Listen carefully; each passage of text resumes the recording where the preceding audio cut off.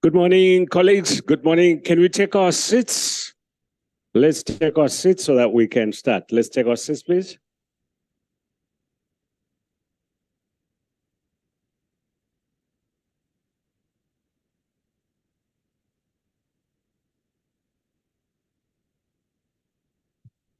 All right, let's take our seats. For those that are still standing, let's take our seats, please, so we can start.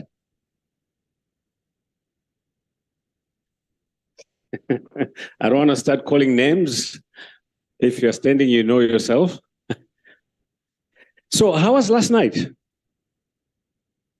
Maybe I should ask the young ones, because they were the ones I saw with a lot of energy. How was last night, guys? It was? Oh, okay. I thought you'd say it was cool. Yeah? It was cool. It was chilled.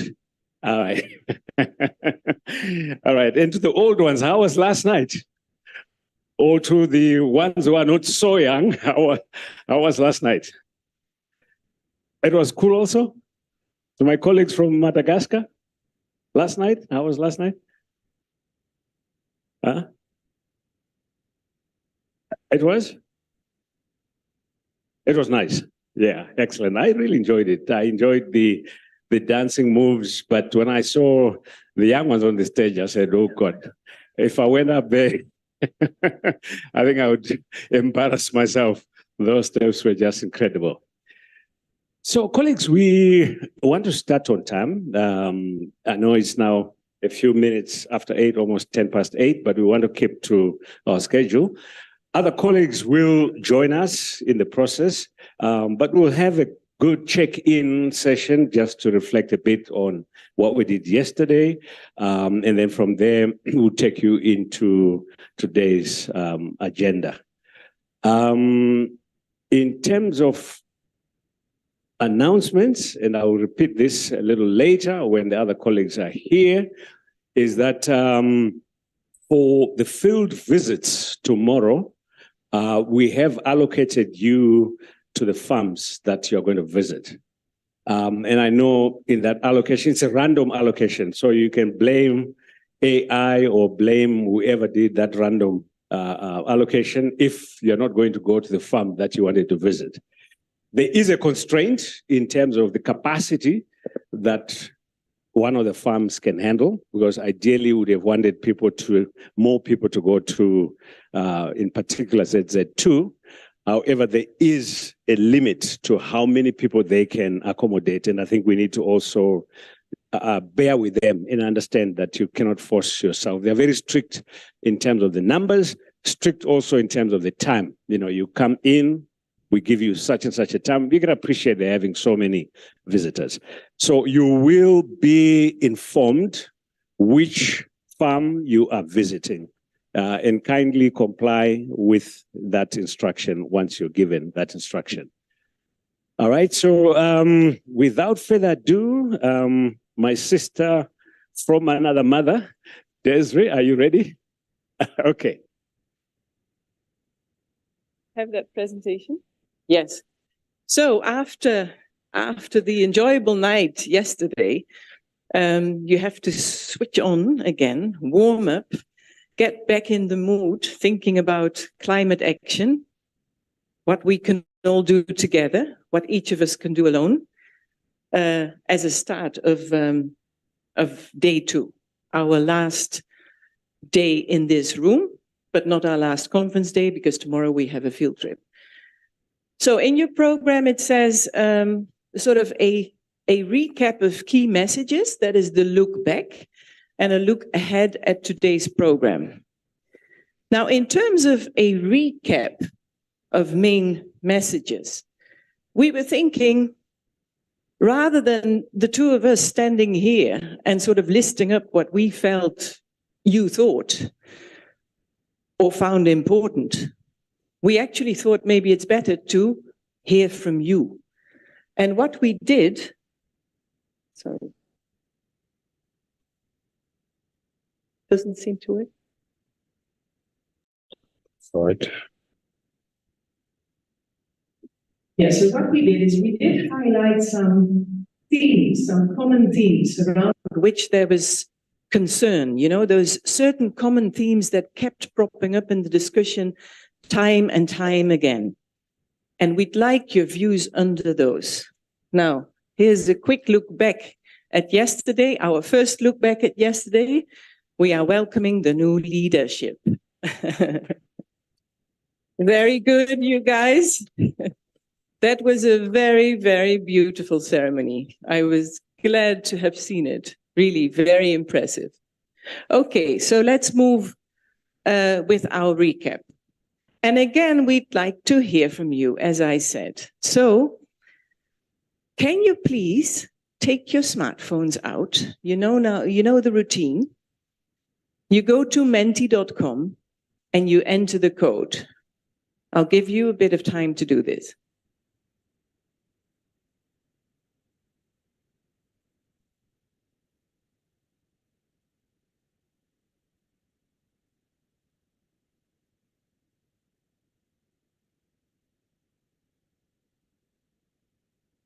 Okay.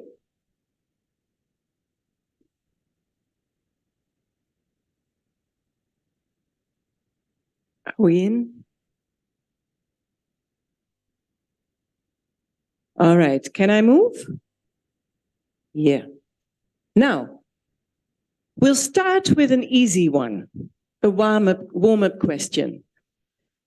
What was your eye-opener from yesterday?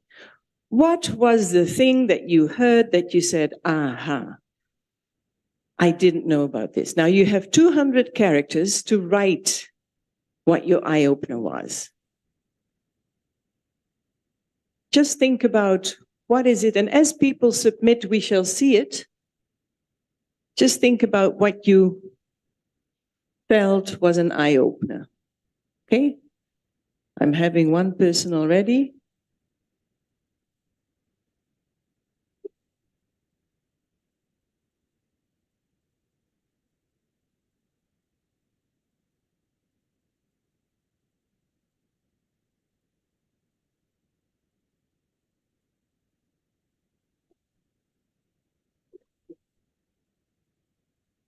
Anything that you felt, where you felt, oh, this is a good takeaway. This is something that I hadn't thought of before. Okay, I've got 10 answers. Maybe I'll start looking what they are. 12. Aha. Agri-financing and how to access it. the responses from the panel. This is a very nice one. There are solutions, and young agripreneurs are taking these up. They're taking up the challenge. Climate smart funding for agriculture is still not clear, so we see that links to the first issue, agri-financing and how to access it. Carbon farming. The climate change in Africa is worse and we are less prepared compared to other countries. Yes, that was an issue. The countries that are emitting the most seem to be the best prepared to protect against the impact of climate change. Youth do not see the importance of farmer organization. Okay, that was do they help farmer organizations? Yes and no, yes and no. I wouldn't maybe say they do not see the importance of it, but they can support these young agripreneurs in their fairly highly technical innovations only to a certain degree. I think the question was about, some of these agripreneur innovations that we saw yesterday were highly, highly technical. And the questioner felt maybe the farm organizations are not sort of keeping up or maybe not able to help at that level. New innovations we saw, good organization. The young or next generation is ready to go. Yes, we've seen that also in the photo before.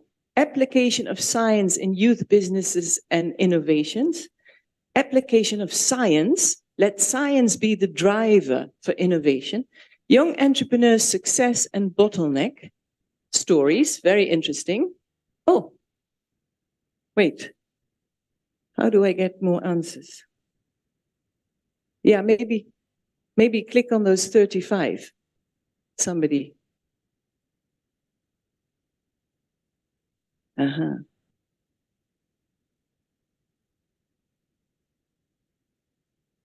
Yeah. That is difficult, yeah. Can somebody click on the 35? Oh, okay, we can scroll. Oh, very good. Yeah. To witness the number of people that would like Africa to develop and the passion in everyone, very good. To be here, to participate in this conference and our graduation. The stringent bank conditions are not entirely their fault. Some of those do not come from the bank itself, but they come from higher up and they are more general conditions. And I remember Ishmael saying maybe we should lobby also at that level. Some of the conditions we cannot lobby for to change at the bank itself because they don't come from the bank itself. The possibility of being innovative and creating cheap but highly effective technology in farming or agriculture, that was a good eye-opener. Harness the power of agripreneurs. To grow agribusiness, we need patience of funding. We need patience and funding to start and grow them sustainably. That was also mentioned, by the way, by Peter Engelbert. He said, right in the early opening presentations, he said, you have to be patient. A solution does not come overnight. You have to be patient. And patience was something that kept reoccurring. The power of youth from their presentations. Banks are constricted by central banks. You see, that links to the eye-opener to the left. I was happy yesterday. Very good. Agriculture is the new normal. Agriculture is the future. Thank you. Climate change mitigation as a common goal for SACAU. Very good. Portable solar coolers and solar-powered cold rooms. That was one of the agribusiness presentations, agripreneur presentations. How the future farmer generation is going to be a younger generation and how they will look at our current agricultural problems. Again, we have an issue around access to finance and the challenges and how to go about them. That is an issue that kept cropping up, so it's true that it is also here mentioned by yourselves multiple times. Yes, maybe move up. The discussion by the youth of their innovation ideas, hydroponics, solar coolers and powered rooms and waste conversion, really interesting and inspiring conversation. We can find opportunities in the climate change dilemma. So there are opportunities there. How the young agripreneurs presented themselves in relation with how they can relate to the climate change with their projects, and of course, how they can contribute to the GDP. And again, hydroponics, the future is young and bright, the future of the old and the young working together, the power of the youth, correlation between young entrepreneurs and climate change migration, that's all around the youth. And now we get up on top on the left. In Africa, we have similar challenges in respect of financing agriculture projects. Again, an issue around financing. The discussion from the 4 panelists, their perspectives, and getting them to interact. The importance of agripreneur financing. Again, we are back to financing and young farmers coming with new ideas. So very, very, very many submissions by yourself, very many feedbacks by yourselves around these young agripreneurs. That must have been a session that was highly inspirational, highly informative, and very enjoyable. So that's really good. And you see how funding crops up. Now, because we realized that was a very important issue yesterday, we thought maybe we should ask you to think more deeply. Now, this is a very difficult question. This is not a warming up question in the way of the eye opener. Now we are going to look at some thematic issues, and we'll start with this one, and I'll hand over to Daniel. Thanks a lot, Desiree. In the interest of time, Desiree, we had about 5 slides, but the way we are going, I think we'll probably do this one and maybe one more. Okay, so the question is being posed to you in terms of what do you think? Are there any creative funding approaches that could be adopted? The issue of funding kept on coming up. It was raised even by the young agripreneurs and also even during our other discussions and the research that had been done. So tell us, what in your view would be the most creative funding approach? How can we break that barrier? And I know some of you have already been deploying certain creative funding approaches. We want to hear, what are these creative funding approaches? And our colleagues from Madagascar, please feel free to write also in French. I think, Desiree, you'll be able to, in between, we can ask somebody from Madagascar to also help us to moderate. All right. So tell us, what are the most creative approach? So just give us one view, something that you think would really break the barrier.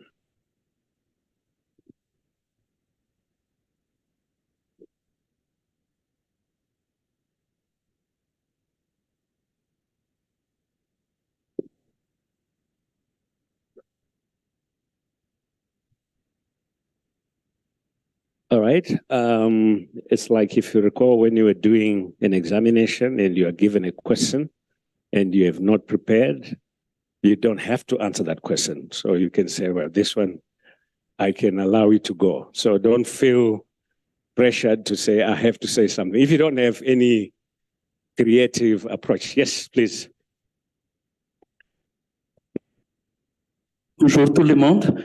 Je suis Parani. Je vais parler en français. Please go ahead. Ok. Je suis directeur de FIFATA. C'est une organisation pour le progrès des paysans à Madagascar. Ça s'appelle comme ça. Nous, on regroupe 6000 organisations à la base, tous organisations régionales, c'est-à-dire que on est présent sur 12 régions, sur les 23 à Madagascar. En termes d'expérience par rapport au financement de projets des jeunes, nous, on a les dispositifs qu'on appelle Fonds de développement agricole. Ces dispositifs, c'est financé par plusieurs bailleurs, l'Union européenne, l'AFD, les FITA et tout ça. On a déjà eu l'occasion de présenter cette expérience pendant le forum paysan à Rome aussi. C'est très important parce que ces dispositifs, fonds de développement agricole, c'est parce que fonds où on met des fonds pour les jeunes, surtout aussi. Donc, il y a une possibilité pour les jeunes de présenter leur dossier par rapport à leur projet. Mais quand même, des temps, il y a une petite exigence de voir aussi, parce que quand on parle, après la présentation d'hier, c'est ce qu'on a vu, c'est que, et aussi nos réflexions, c'est quoi exactement les liens avec les organisations paysannes, parce que si on travaille seul, donc, avec les produits nécessaires à transformer pour constituer l'offre pour les marchés aussi et tout ça. Donc, c'est quand même une chose à réfléchir. Donc, il y a ces fonds de développement agricole qui financent les projets de jeunes. C'est des fonds où on demande quand même une petite contribution de jeunes par rapport à leurs projets respectifs. Ça, c'est un. Et deux, suite au lobbying aussi fait par les organisations paysannes à Madagascar aussi, quand même, certains microfinances mettent en place actuellement des crédits spéciaux pour les jeunes. On comprend très bien que c'est difficile si on démarre un projet avec les taux d'intérêt, avec la manière dont on doit gérer l'exploitation, mais il y a de ces crédits qui est avec accompagnement, crédit, avec éducation, quelque chose comme ça, où on renforce. Donc voilà, c'est ce que j'aimerais partager pour surmonter ces petits problèmes, donc, par rapport à nos expériences à Madagascar. Merci. Excellent. Thank you so much. So microfinance is one approach that is being used in Madagascar, which is targeted to the youth. Okay, so let's see what we have. If you can go back to the slide, please. Let's see what kind of responses we have.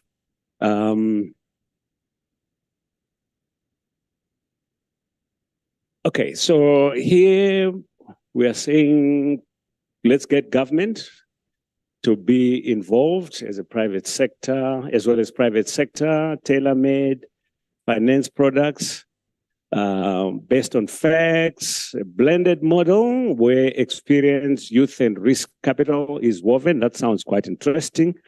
Financial institute policy restructuring, looking at possible youth farmers and then fund them, strategic partnerships, motivate funders. Blended funding is also coming up by yourself first. Accompany young agripreneurs. Funding could be blended, so blended keeps coming up. Differentiated funding products, okay. Collaborating as a young agripreneurs. Okay, so let's start looking at carbon credits, offsets. That sounds quite interesting.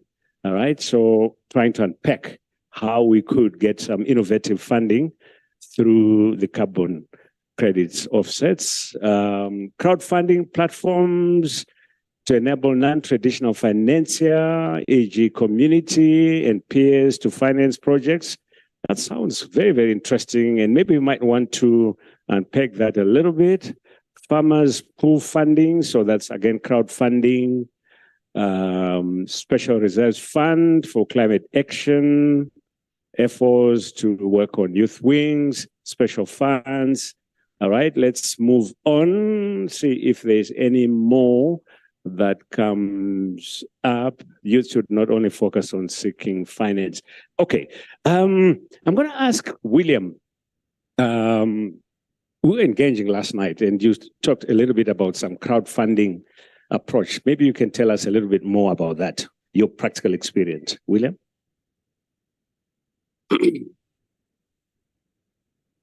Okay, thank you, MC. So with crowdfunding platforms, this is one approach that we have tried to use in our own business in Zimbabwe, where we calculate the return on investment on our project. Could be 2 hectares of potatoes. So for example, we need 16,000 to pull 2 hectares of potatoes. And we cannot access financing because we are not yet very formal and not established.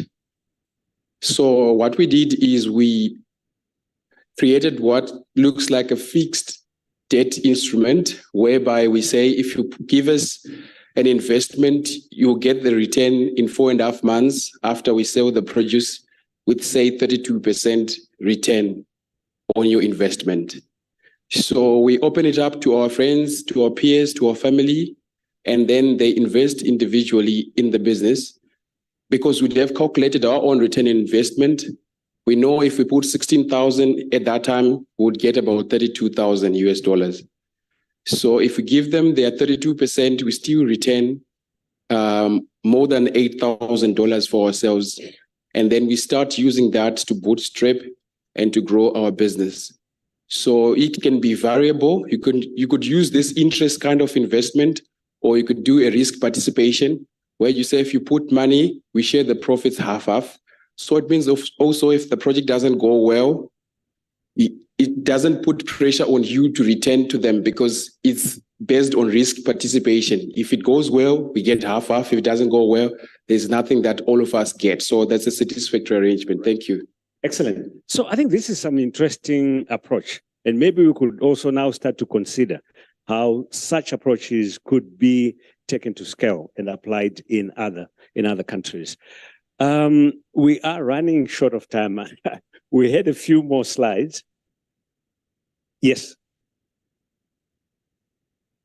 I think let's stop here. Yeah. In the interest of time, we'll stop here. But maybe as we proceed, if we see a gap, we could also throw another slide, just again to reflect on the proceedings of yesterday. The idea behind this is to then build up on what we are deliberating on and try and focus more on solutions rather than identification of the problems, because I think we've done quite well in outlining the problems. Let's now be more forward-looking. So for our next session, I'll let, before we go in, an overview on the program from Desiree. Thanks. Okay, the presentation can come back, and we'll just look at the program. But I have to say, your answers on the funding question, I mean, it is actually quite an effective means, this, to get good ideas together in a short time, didn't you think? I mean, if we look at what you come up with as a group, it's actually a very valuable input for ourselves in terms of way forward. Okay, so we will not do these questions because because they are quite difficult questions and it would take a long time. So let's look at today's sessions. That's the slide you had yesterday. And so I can be very short about it. We have session 5 and 6 in the morning, looking at the status of research in session 5, in the first session, up until tea. Then after tea, we shall look with a panel at to what extent current research is aligning with farmer needs. And then after lunch, we shall have a look at these NDCs, nationally determined contributions, in the region as a whole and in 4 countries, Malawi, Eswatini, Zimbabwe, and Madagascar. So the first session on climate change management research is moderated by Daniel. So I'll give the floor to him.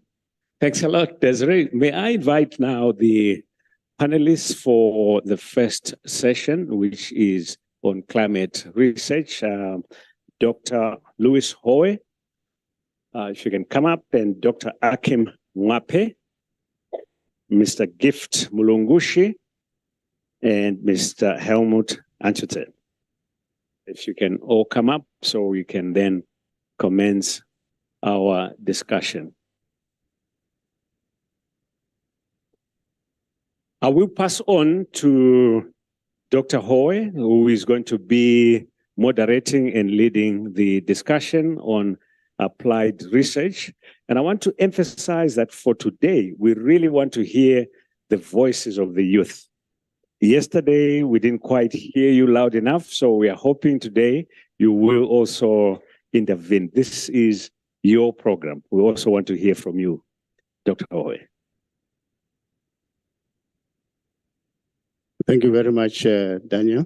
And first, I would like to thank SACAU for inviting FAO to this important meeting. And my name is Louis Howe. I am from the Food and Agriculture Organization of the United Nations, FAO. And we are the organization that is mandated to lead the fight against hunger and poverty in the rural areas, as well as ensure that there's food security globally. The topic is quite interesting. We are talking about research and focusing more on sharing some of the scientific evidence that is existing and that is useful for smallholder farmers, for large-scale farmers, for all the farmers that produce food for the world.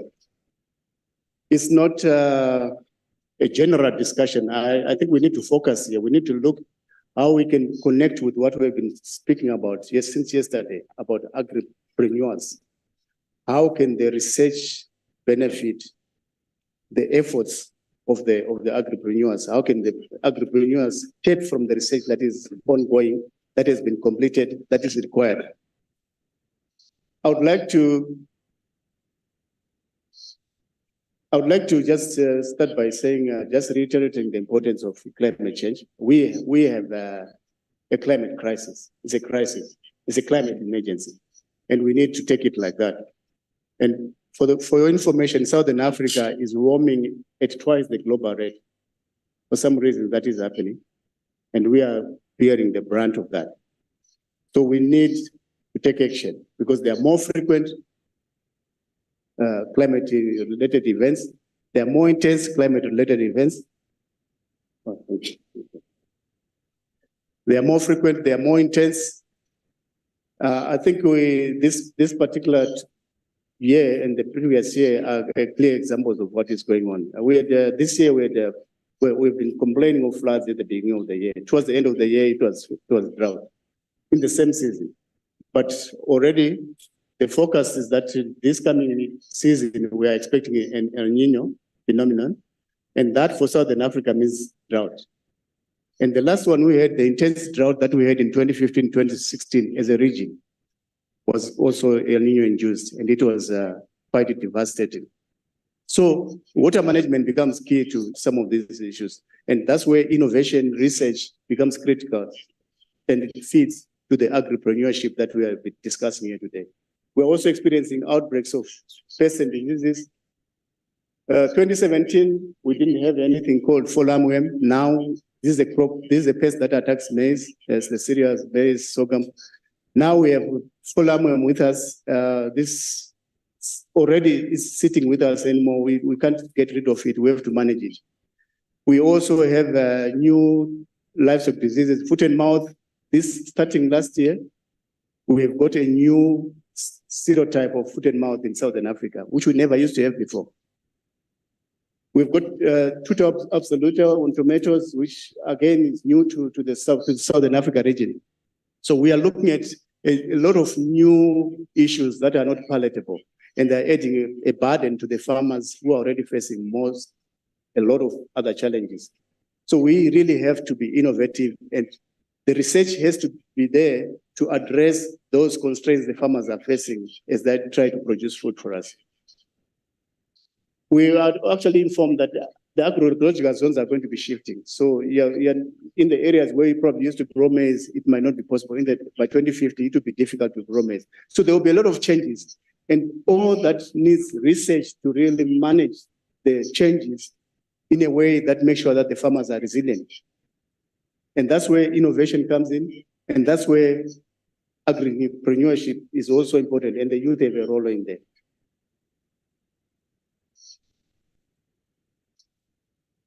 I just wanted to ensure that we are talking about the whole chain. I'm just going to show this slide. This is my last slide. We're talking about the whole chain. We should not just address production. This has been the emphasis all along. And this is something that I think we need to look at differently. We have to look at the link between research, innovation, and agriculture enterprise. They are very much linked. You need the research to start the whole process of innovating, or you can innovate and still. And when you innovate, that is when you produce some technology that is making a difference in people's lives. When you've got that innovation, you can then go to do business. And when you are doing business, you still need to do research. As we heard yesterday, there are still some questions that come up as you are doing your business. You have to answer those questions, and research will assist with that. And that cycle goes on and on and on. And it's important that we understand this, that we cannot do your business without research.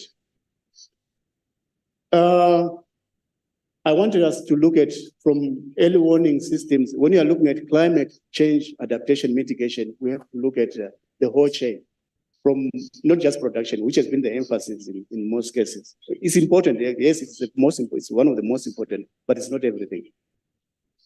But when you are looking at opportunities for agripreneurship, we are looking at the whole chain from early warning to markets. There are early warning systems that need to be developed for farmers in response to climate change. What can the youth do there? We need applications to be able to see when are the floods coming, what can the people do, how can you inform the whole community that the floods are coming, how can you change what the farmers are doing because there's a particular climate-related event that is coming. For pests and diseases as well, there are some pests that you can actually start using applications to try and make sure that you know when they're coming. And then you have a way of communicating and ensuring that everyone is ready to respond to that. FAO has developed what is called e-locust 3M, is for desert locusts and other locusts that are in Southern Africa, like African migratory locusts and the brown locusts. So we need to see how the youth can be, and it's about exposing them to these problems that farmers are facing. And I thank SACAU for that. We need to have the youth being exposed to what the farmers are really facing on the ground, so that they can start thinking about the solutions, the climate smart solutions. We move on to production. I think this is the bulk of the colleagues who are going to be speaking today. They are more focused on the production. What are the climate solutions that are available, that are being implemented now in terms of climate, in terms of production? Post-production, I don't want to call it post-harvest because there's also post-harvest implies crops only, but we're also talking of livestock, we're talking of fisheries. This is agriculture in its totality. That is, in FAO, it's agriculture as crops, livestock, fisheries, trees, forestry.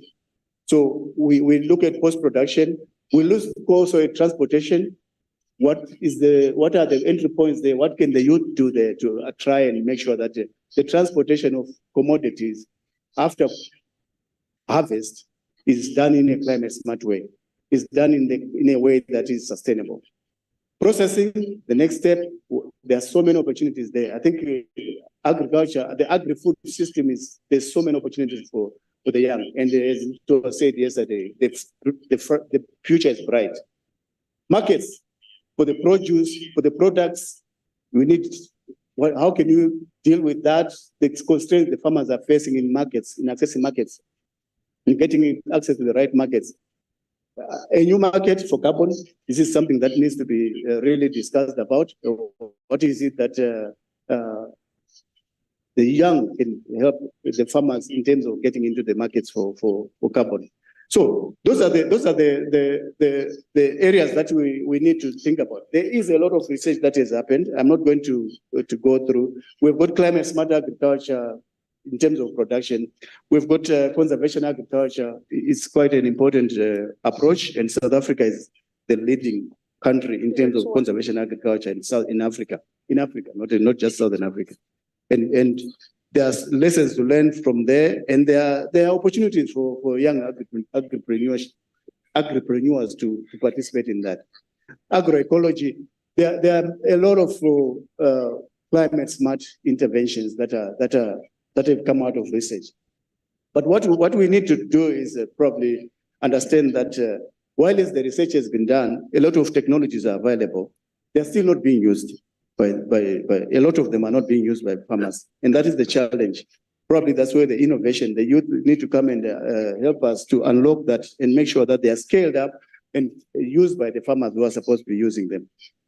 And I want to emphasize the point I made earlier on, that we need platforms like this, where the youth come and meet with farmers or their farmer groups to understand the issues the farmers are facing in terms of what they are doing on the agri-food chain. This way, the youth can actually innovate and see how they can contribute to the changes that are required to make them climate smart. Financing has been talked about a lot, and I will not be there at this point, but I want to say from our experience, the blending approach is quite important, and it's possible. is really possible, where public funds, private funds, the other funds, development funds are brought together to make a difference on how smallholders are supported to produce good quality food that is healthy for all of us. That will be my talk. That is what I have to say. I'll be prepared to take questions later on what FAO, and say a little bit more about what FAO does in this area. But now we move on to the three colleagues. As I said earlier, the three colleagues are going to be sharing some of the exciting research that is happening in the Southern Africa region that is relevant for smallholder farmers, and it's useful in terms of making them adapt and mitigate climate change. So we'll start with Dr. Akim Mape, who is going to give us paint a global picture of some of the technologies that are available that can be used. And I would challenge you, my colleagues who are going to be speaking, to start thinking about the climate smartness, young agripreneurs, and technology. That nexus, can you think what can be done? Can you try to highlight what are some of the opportunities for the young to be able to play in that nexus for the good of the agri-food system? So, Dr. Mape, over to you.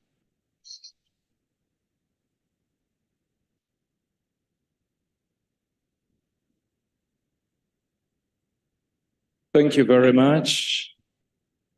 Let me just begin by thanking SACAU for the opportunity to speak to you this morning. Just for introduction purposes, I've been introduced. My name is Akim Mwape. I am a capability building researcher at the New Zealand Agricultural Greenhouse Gas Research Center, where I am responsible for coordinating partnership between institutions with related policy, research and development goals.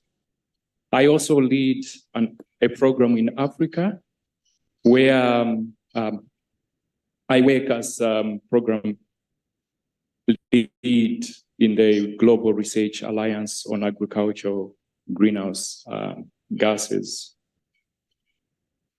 My role in that regard is just to bring a global South perspective to international research, development and collaboration within the agriculture and climate change space. So it is that international perspective that I'm going to share with you today. I was challenged yesterday. Dr. Sinare, president of SACAU, asked a pertinent question that needs to be answered by all of us. What actions can we take to ensure sustainable food systems? It is a very simple question, but it is packed with a lot of stuff there. And some of that is what I want to respond to, Doc. I hope I won't disappoint you because you have made me change my presentation from being scientific to responding to that, because I feel that is the thrust of this conference. And you further on went to say the meeting is about the young tigers, our agro-entrepreneurs. So how does climate change mitigation and adaptation apply to that? Before I talk about that, I will do some marketing, talk about my organization, the Global Research Alliance on Agricultural Greenhouse Gases. This is just a network of governments that is responsible, or not really responsible, but that brings countries together to cooperate in research activities to help reduce emissions and also increase productivity and food security. So it's a globally coordinated agenda addressing strategic research priorities, ensuring high scientific rigor, and also broadcasting possible benefits of that research. So we bring governments together and their associated research institutions with just a goal to increase food security. The GRA has got 67 member countries, and I'm happy to say that South Africa and most of the countries represented in here are members of the alliance. And we work in 4 key research institutions presented in my slide over there. I'm happy to discuss that with you, maybe over coffee. Within Africa, our strategy is very simple. We just working on partnerships, collaborative research, capacity development, and also investment in infrastructure like measurement hubs.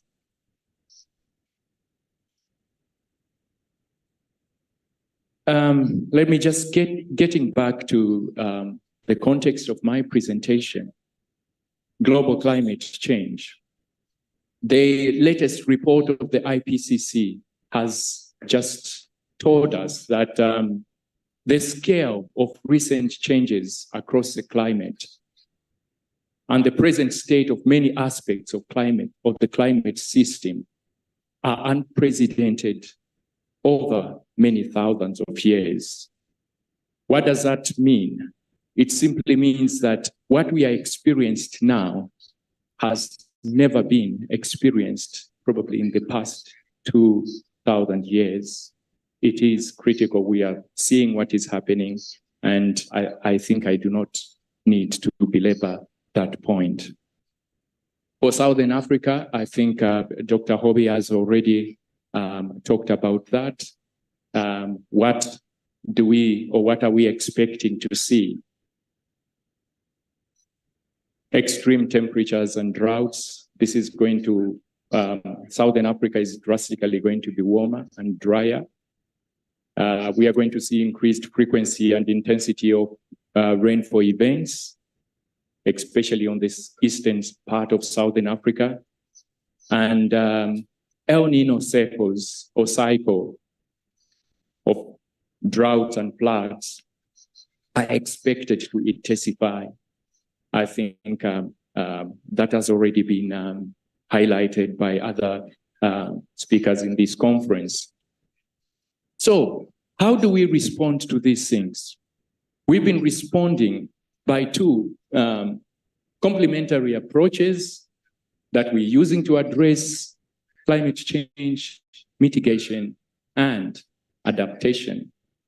When we're talking about adaptation, we're talking about addressing the impacts of climate change, and we are also contributing to increasing the resilience of our agriculture systems. Whereas for mitigation, normally the focus is on the causes of climate change, that is the greenhouse gases. So when we bring in mitigation approaches or innovations, we are focusing on just reducing greenhouse gas emissions. But I want to strongly state that these are like a coin. They go hand in hand, and we need to find that balance between the 2. I think you cannot do adaptation without mitigation, no mitigation without adaptation. That has to be, I think, made clear. Going forward, I think I will not belabor or go through the definitions. Probably this presentation could be shared, and these are definitions that are everywhere on the internet. You can get that. I just want to talk about the role of the farmer in that, because we are a farming organization. My point on this slide is that farmers are at the center of this climate change and mitigation and adaptation within the agricultural sector. Why is that so? Because we, the farmers, are the primary managers of the natural resources. And we, the farmers, are the primary managers of agricultural practices and technologies that contribute to the triple wins of increasing productivity, increasing the resilience of our agricultural systems to climate change, and also reducing greenhouse gas emissions. You cannot do that without the farmer in the agriculture sector. And I want to just state that emissions within the agriculture sector are quite different from emissions from other sectors. If you compare the agriculture sector with other sectors like energy, other sectors like even industry, we are very different. Why is that so? At the global, or maybe globally or internationally, we have over 500 million farms. And most of these farms are less than 2 hectares. And what does that mean? That most of the farmers are either small scale or medium scale farmers. And these produce close to 77% of all the agricultural produce that we have globally. And in terms of emissions, small-scale farmers are also responsible for about 32% of the emissions. So when we are talking about interventions at agriculture or within the agriculture space, the target is our farmers. If we are talking about productivity, feeding the world, the target should be our farmers. And why I say when we're looking at emissions within this space is because for us to make change, change has to start from farm scale. It is different from, say, the automotive or automobile industry, where we've got about over 70% of all the vehicles just being produced by 10 manufacturers. So if you target those 10 manufacturers, then you have the change that you need, not with agriculture. Every farmer counts. So I won't belabor these points. There are a lot of examples of adaptation strategies within the agriculture sector. You can talk about drought tolerant species. You can talk about soft management practices, or you can land use zoning, and maybe runoff management or controls. There are a number of interventions which I can list, but maybe just an assessment of those practices for adaptation. The assessment normally would say that most of them are more expensive technologies and not available for poor subsistence farmers without any financial aid. And some of them are associated with very high energy costs. And genetic modification, of course, like if you're talking about changing the genetic composition of your crops, this is still a subject of debate, and it is increasingly being used also to create other improved strain for maize, rice, soya, and just different crops. I'll go forward and just look at examples of mitigation. There are a lot of examples, and I do not want to spend a lot of my time on them. You know these technologies even better than I do. Zero tillage, polyculture, crop residue, new strains of plants, managing manure. All those are part of mitigation with adaptation benefits. We can talk about better controls of fire bushes, improved management of pastures, agroforestry, organic agriculture, crop rotations, all these are mitigation benefits. We know them.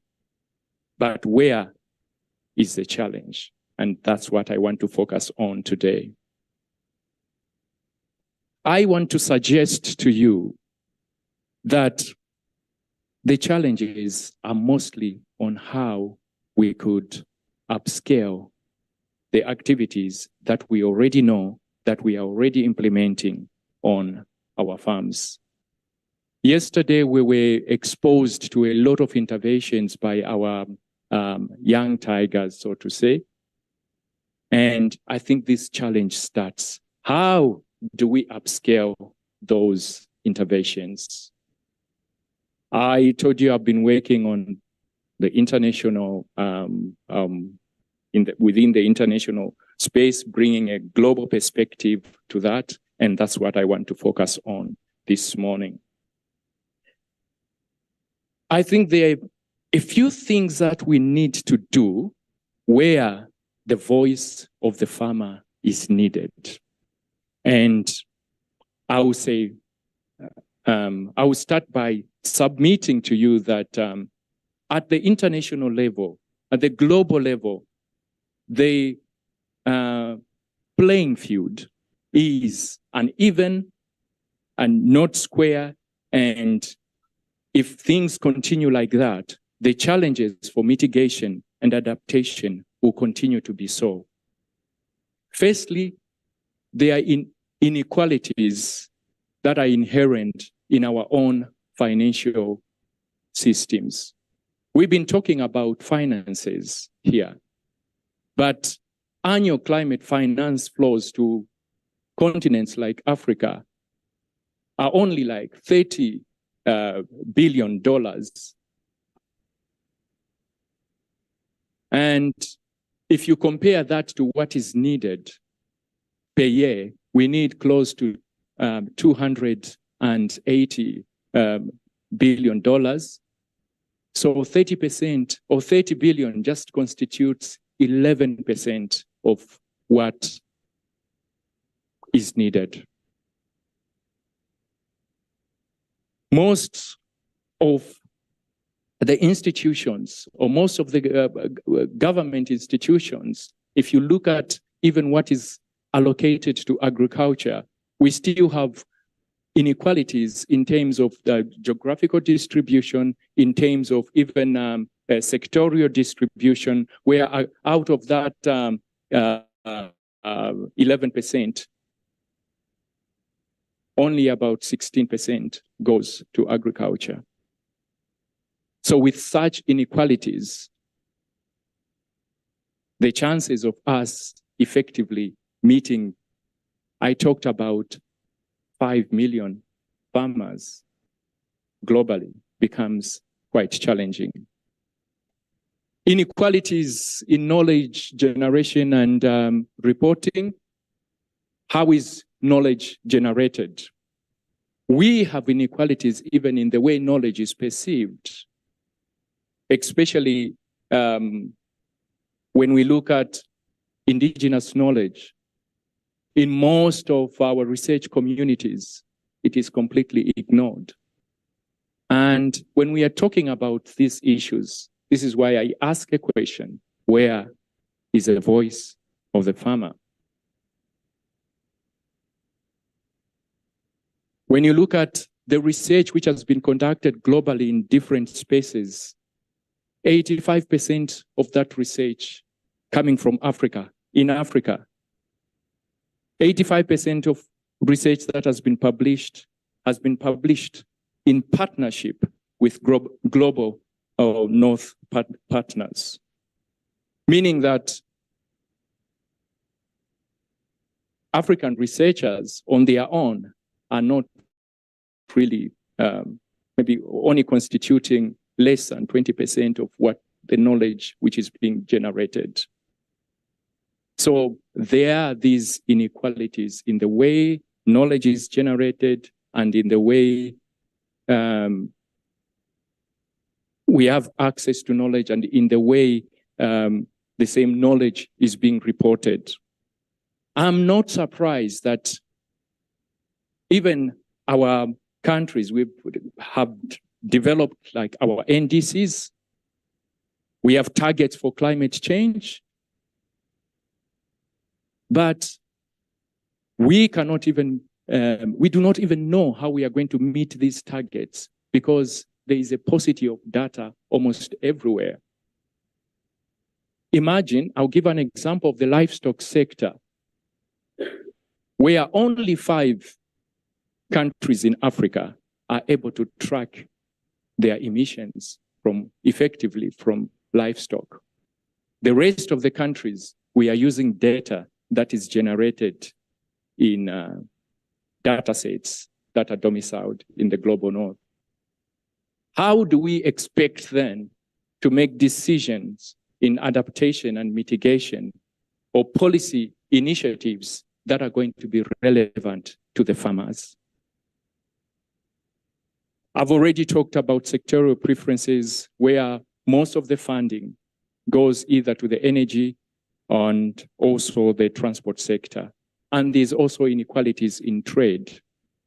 We've been talking about carbon markets. How then are we going to participate in these carbon markets with such inequalities when we cannot even quantify? We don't even know how much emissions we are generating. Doc, you need to wrap just up. To close, I think my time is up. I just want to, going forward or responding to Dr. Sinale's questions, more information in research and investment, including indigenous knowledge. And this research should be located on specific and focused on developed countries, context-specific research. We need to build capacities like what SACAU is doing, especially amongst the youngsters. And then we need to bring the farmer's voice to this global conversation. Thank you, ladies and gentlemen. Thank you very much to Hakim for that very succinct, clear presentation. I'll open it up for any questions of clarity. If there's any items that he has presented that you're not quite sure where we're seeking clarity, later on we'll then have a much broader conversation, comments, and so on. Are there any questions of clarity on what has been presented so far? Okay, Desiree, please go ahead.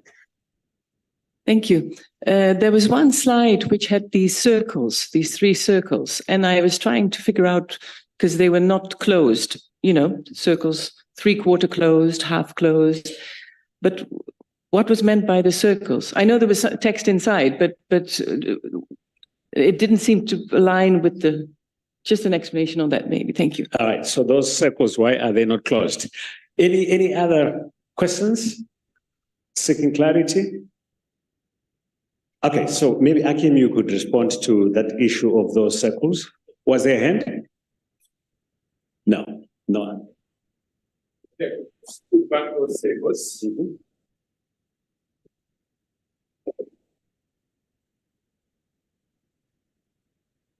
Yeah.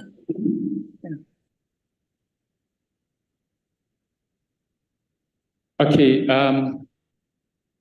what I was just trying to show on these 3 circles, I think the first one is just on the small-scale farmers in at the global level, where I talked about them being within the majority and providing over 70% of the produce that is generated.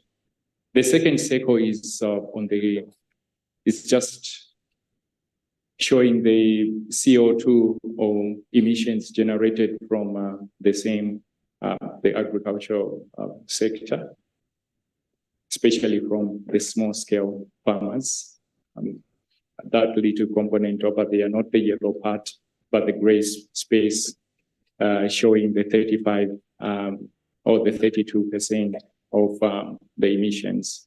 Then the last one, I think it's just showing just how much agriculture still lags the process being made in terms of responding to climate change challenges And then that's just a comparison with other sectors.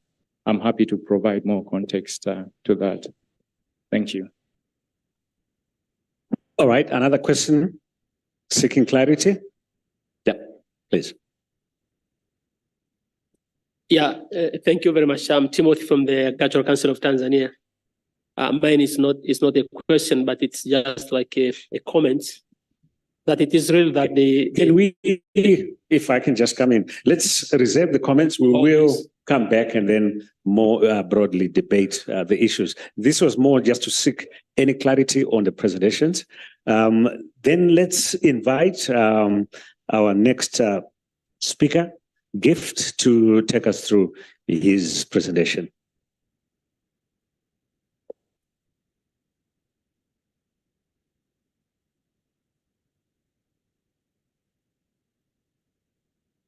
Well, good morning to everyone.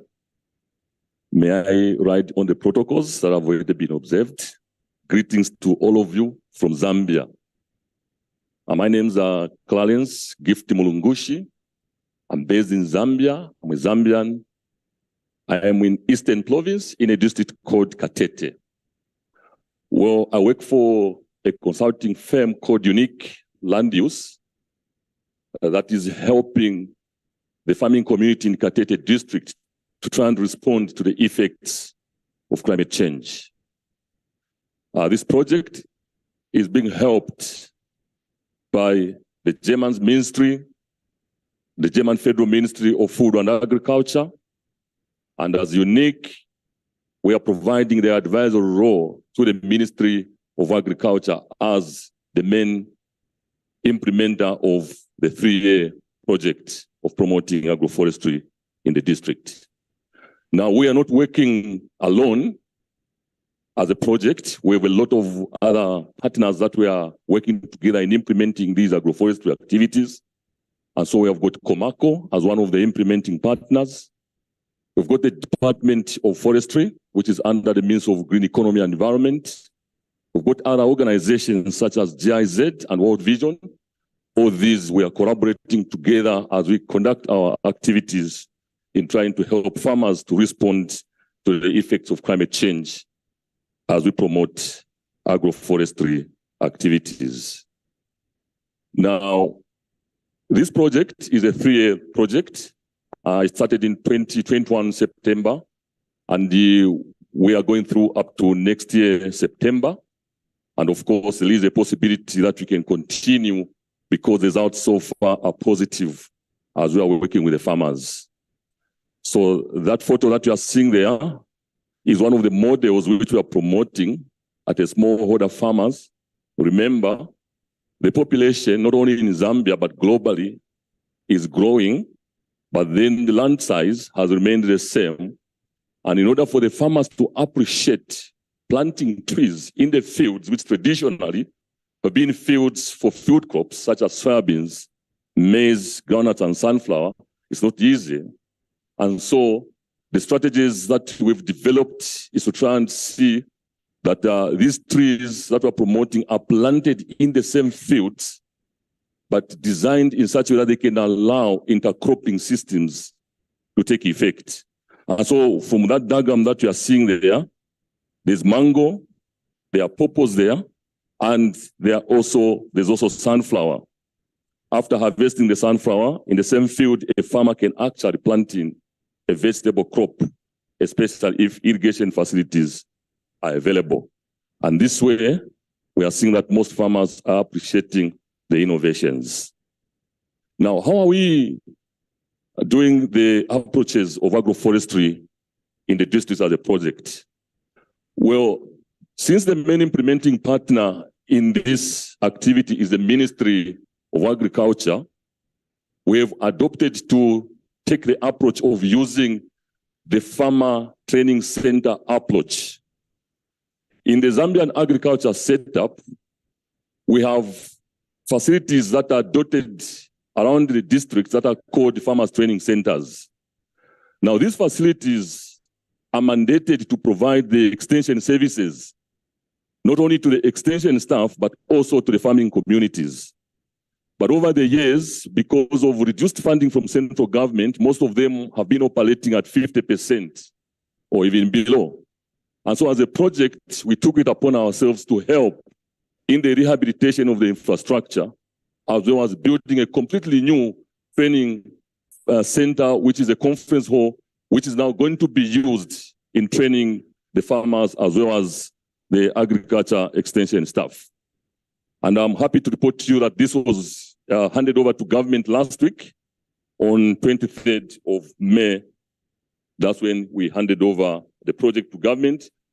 That's the infrastructure, and now it's ready for use to provide the much needed training to the farmers and the farming community at large.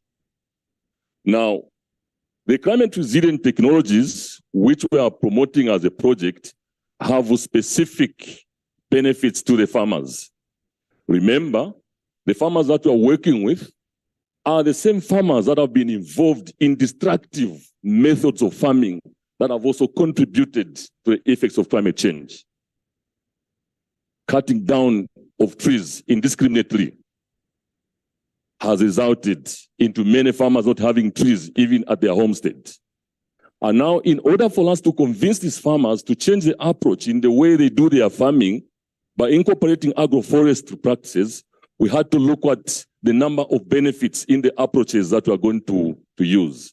And so the first one, as you can see there, we made sure that these approaches that we are going to do must have an element of soil fertility improvement.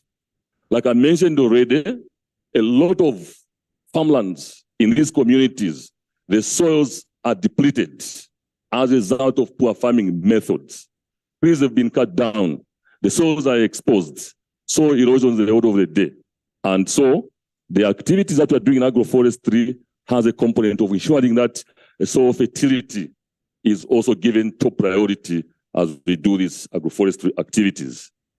The other one, we are making sure that as we work with these farmers to implement these agroforestry activities, the activities that we are doing should have an income element in them. Pest management, food and nutrition. Yes, there is also an element of integrating livestock production within the agroforestry activities. And lastly, but not the least, land regeneration is also part of the activities that we are looking at as we are helping our farmers to implement these climate resilient agro activities in the district. Now, let's tackle the first one, and I'm going to spend a little more time on this one because this is the major issue of soil fertility. Remember, even when we talk about agroforestry, getting a seedling that is already malnourished and taking it to a planting station whose soil is depleted, you are not going to get any benefit out of that. Zambia, as a country, just like many other countries in the SADC region and beyond, governments are spending billions of dollars, billions of euros, billions of kwacha and rands in trying to procure chemical fertilizers to help the small-scale farmers. If you look at our budget in the country, more than 70% of the budget in the agriculture sector under the means of agriculture is spent on subsidizing fertilizers with the small-scale farmers. Now, this is not sustainable.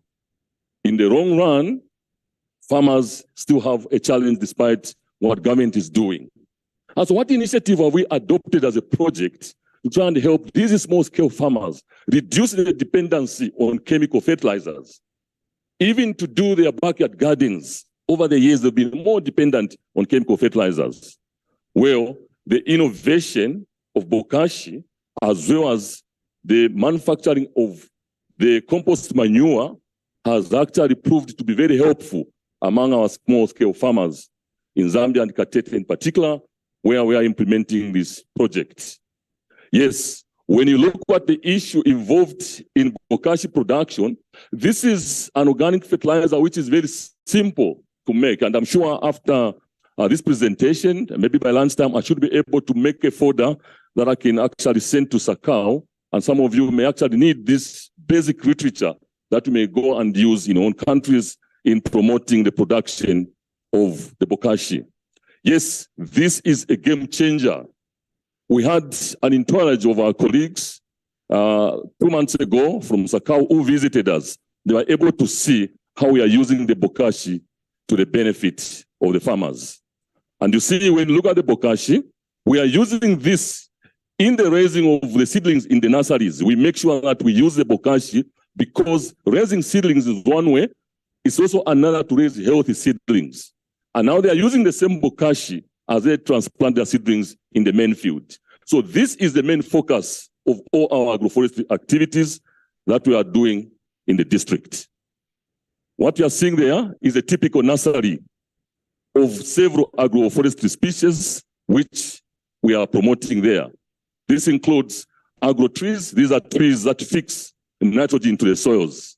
Some of the trees are used actually as pest repellents into our main fields, while some are fruit trees, like the mangoes, like the pawpaws, like the oranges, which we're promoting amongst our small-scale farmers. So that's a typical of a nursery. And as you can see, that nursery was planted basically at the same time, the same day, but because of different species that are being promoted, hence the difference in germination.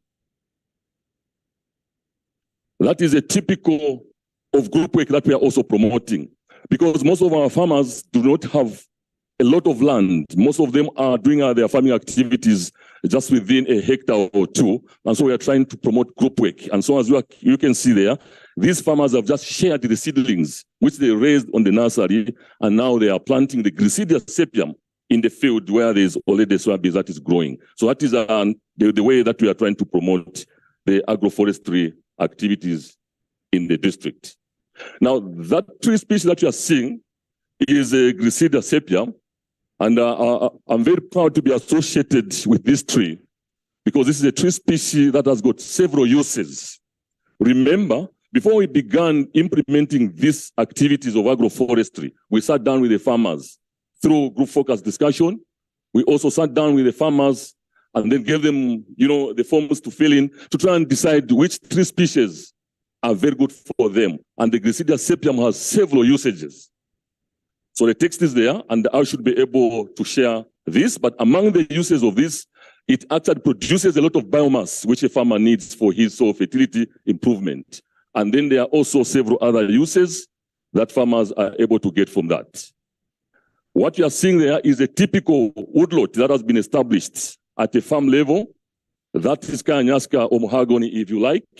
That is a tree species which is able to grow within 5-6 years. A farmer is able to have nice poles that can be cut and used for construction.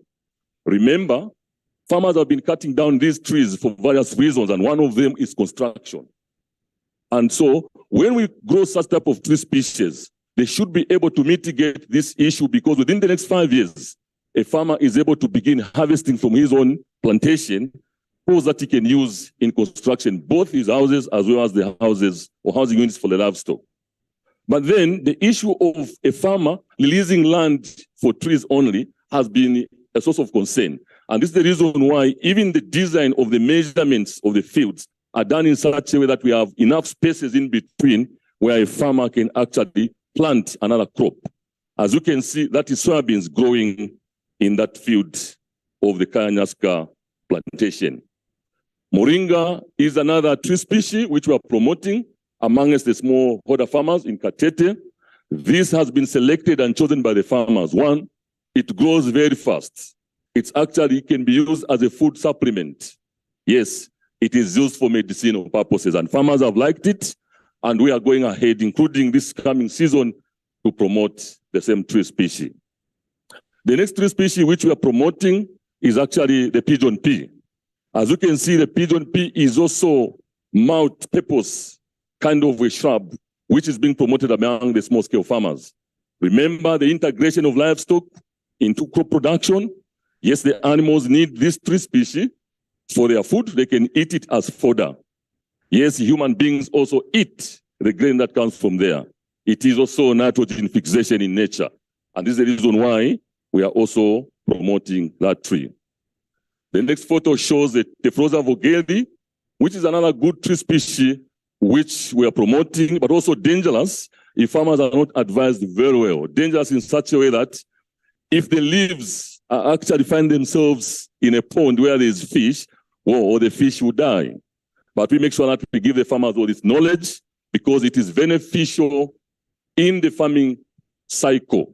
It adds nitrogen to the soils, but it can also use as a repellent of the pests. So many farmers, they like it because they're able to plant it around their farms and it repels a number of pests from entering the fields. In that way, farmers are getting the benefit out of it and they are happy about it. Now, the next strides after this one, which is the mango, we've got the pawpaw, we've got the oranges. This is a new innovation. Earlier, when this agroforestry program was designed, we did not have the fruit trees. But then because of the demand and the desire of the farmers to also get involved in fruit production, we decided to incorporate the trees such as mangoes, the oranges, as well as the pawpaws. Yes, in addition to helping in the mitigation of climate change, a farmer will get food from this, but it is also a source of income. We have a factory just within the district yet to be commissioned, and farmers are eager to begin harvesting and selling to the same factory. Now, all of these are hybrids. The oranges, the mangoes, as well as the pawpaws. For the pawpaw, within 24 months, a farmer begins to harvest his first fruits. While the mangoes and the lemon and the oranges, they stay for another 12 months because there's an element of budding and grafting, which takes a little bit of time. But within the next 36 months, a farmer begins to harvest, begins to have a source of food, as well as a source of income. These are the tree species which we are incorporating in the promotion of agroforestry. Down there is a typical example of a farmer who we are working with, who has integrated very well agroforestry activities with livestock production. Now, in these communities where we are living, there is a challenge. Like I mentioned already, the population is on an increase. Every year, the population is increasing, not only of people, but also of livestock, such as cattle. But the land has remained static. So now there have been a lot of challenges of animals where to find grazing space. And so how did we decide to integrate this? Is to make sure that farmers, those with sufficient land, can leave a certain portion of land where a number of fodder trees, as well as grasses and pastures, can actually be planted, so that a farmer can manage his livestock within his homestead or his farm. He doesn't need to let these animals to go and begin to wander around in other farms because it is destroying the same trees which you are trying to plant.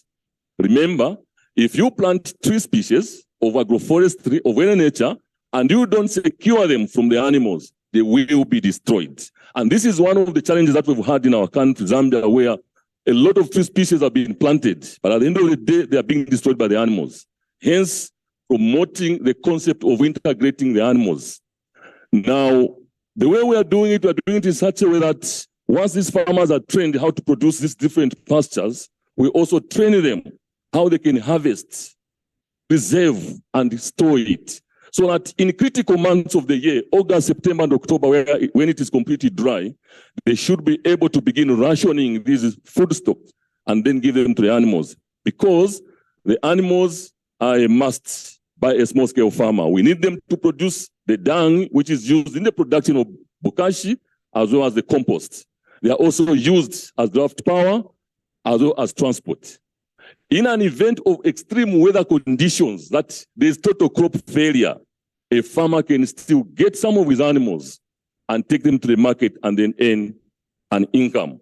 Hence, the decision to integrate livestock in the promotion of agroforestry in fighting the effects of climate change.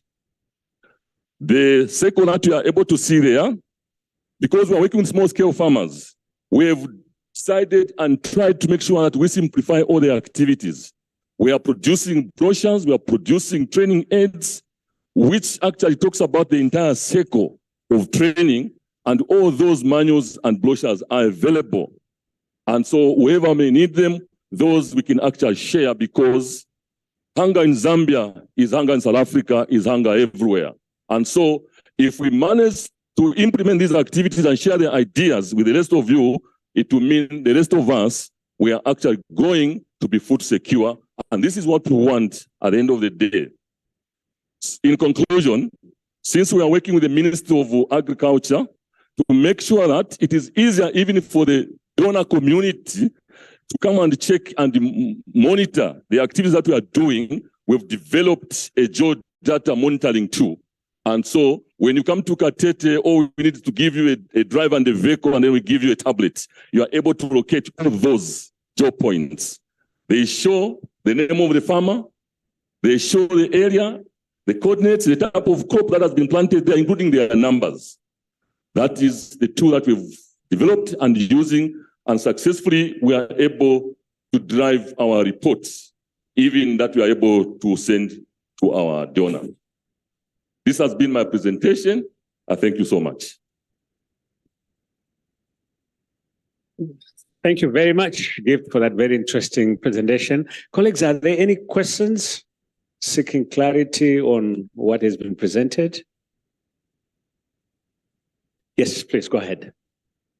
Yeah, thank you for very interesting kind of presentations. It's very exciting. Just one question that, of course, about the agroforest, you have been talking about integrating the trees and the crops. Most of them are the leguminous trees, which also fix the nitrogen in the soil and increase the fertilities. But my question is about the mangoes and oranges. I doubt if they can. Are they not going to compete with the crops in terms of the fertilities, because the mangoes are heavy feeders and the oranges in terms of also in light and water? What is your experience? All right, Dr. Sinare. Yeah, Gift, thank you very much for a very insightful presentation. My question is on the tool that you have developed.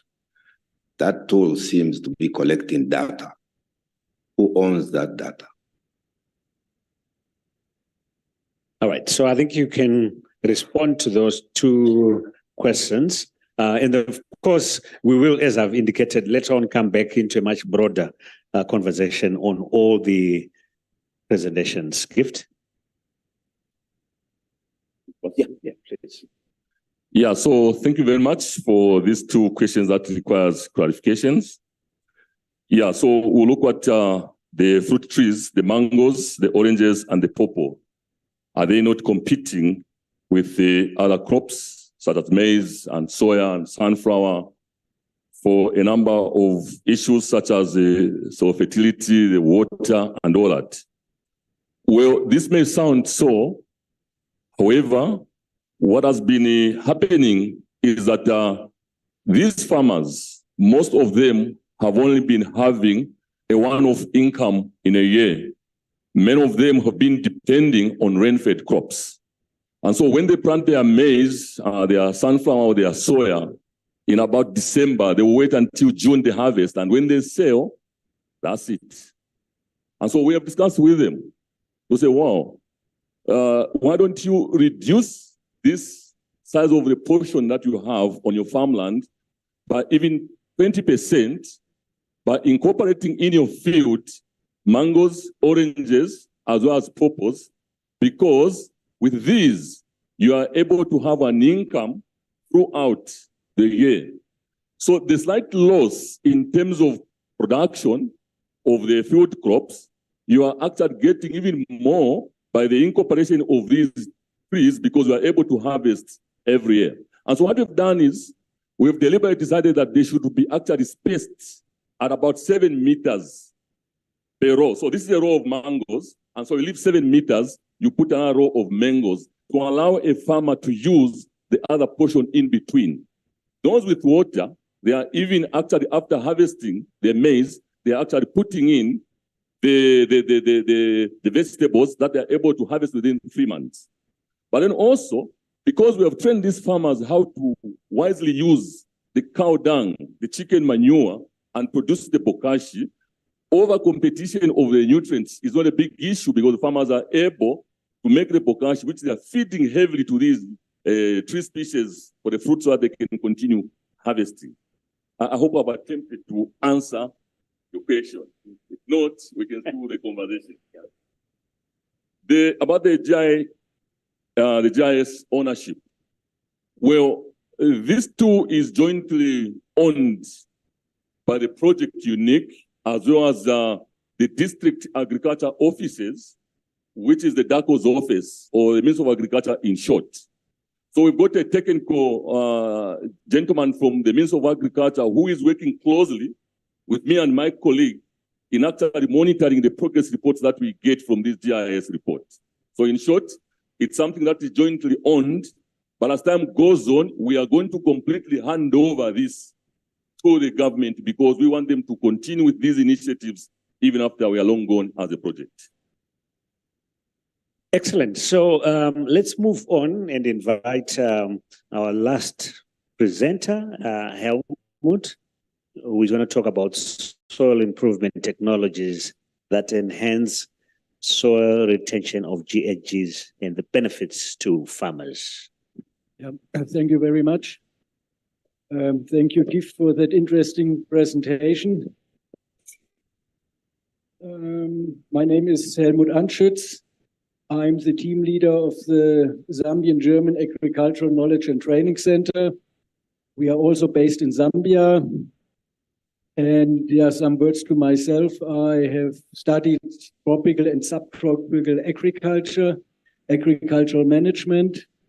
And I started in 1988 as an assistant farm manager in Kenya. So that's 35 years ago. All in all, I'm now 25 years working in Africa as a farm manager in Kenya, in Tanzania, and as a GIZ advisor for the Zimbabwe Farmers Union in Zimbabwe. And in 2014, I crossed the Zambezi into Zambia to establish the AKTC. My topic today is soil improvement technologies to enhance soil retention of greenhouse gases and their benefits to farmers. That's a very technical header for my presentation. You will see during the presentation, it's a synonym for conservation agriculture or climate smart agriculture, however you want to call it. AKTC is also part of the bilateral cooperation program of the German Federal Ministry of Food and Agriculture. It's a bilateral cooperation project between the Ministry of Agriculture Germany and the Ministry of Agriculture in Zambia. We started in 2014. At present, we are in our third phase, and we will be around for a couple of more years. We are a working farm, a working commercial farm, the Golden Valley Agricultural Research Trust, which is 65 kilometers north of the Zambian capital, Lusaka. The Gachaloshi farm, which is bordering the GARD Research Farm, has 1,400 hectares of land. And GARD provided us with 2 pivot irrigations. You see that on top, the 62 hectare pivot, and below the AKTC sign where our offices are, you see a 10 hectare pivot. So these are under irrigation. There we grow in winter, we grow potatoes and wheat, and in summer during the rainy season, we grow soya.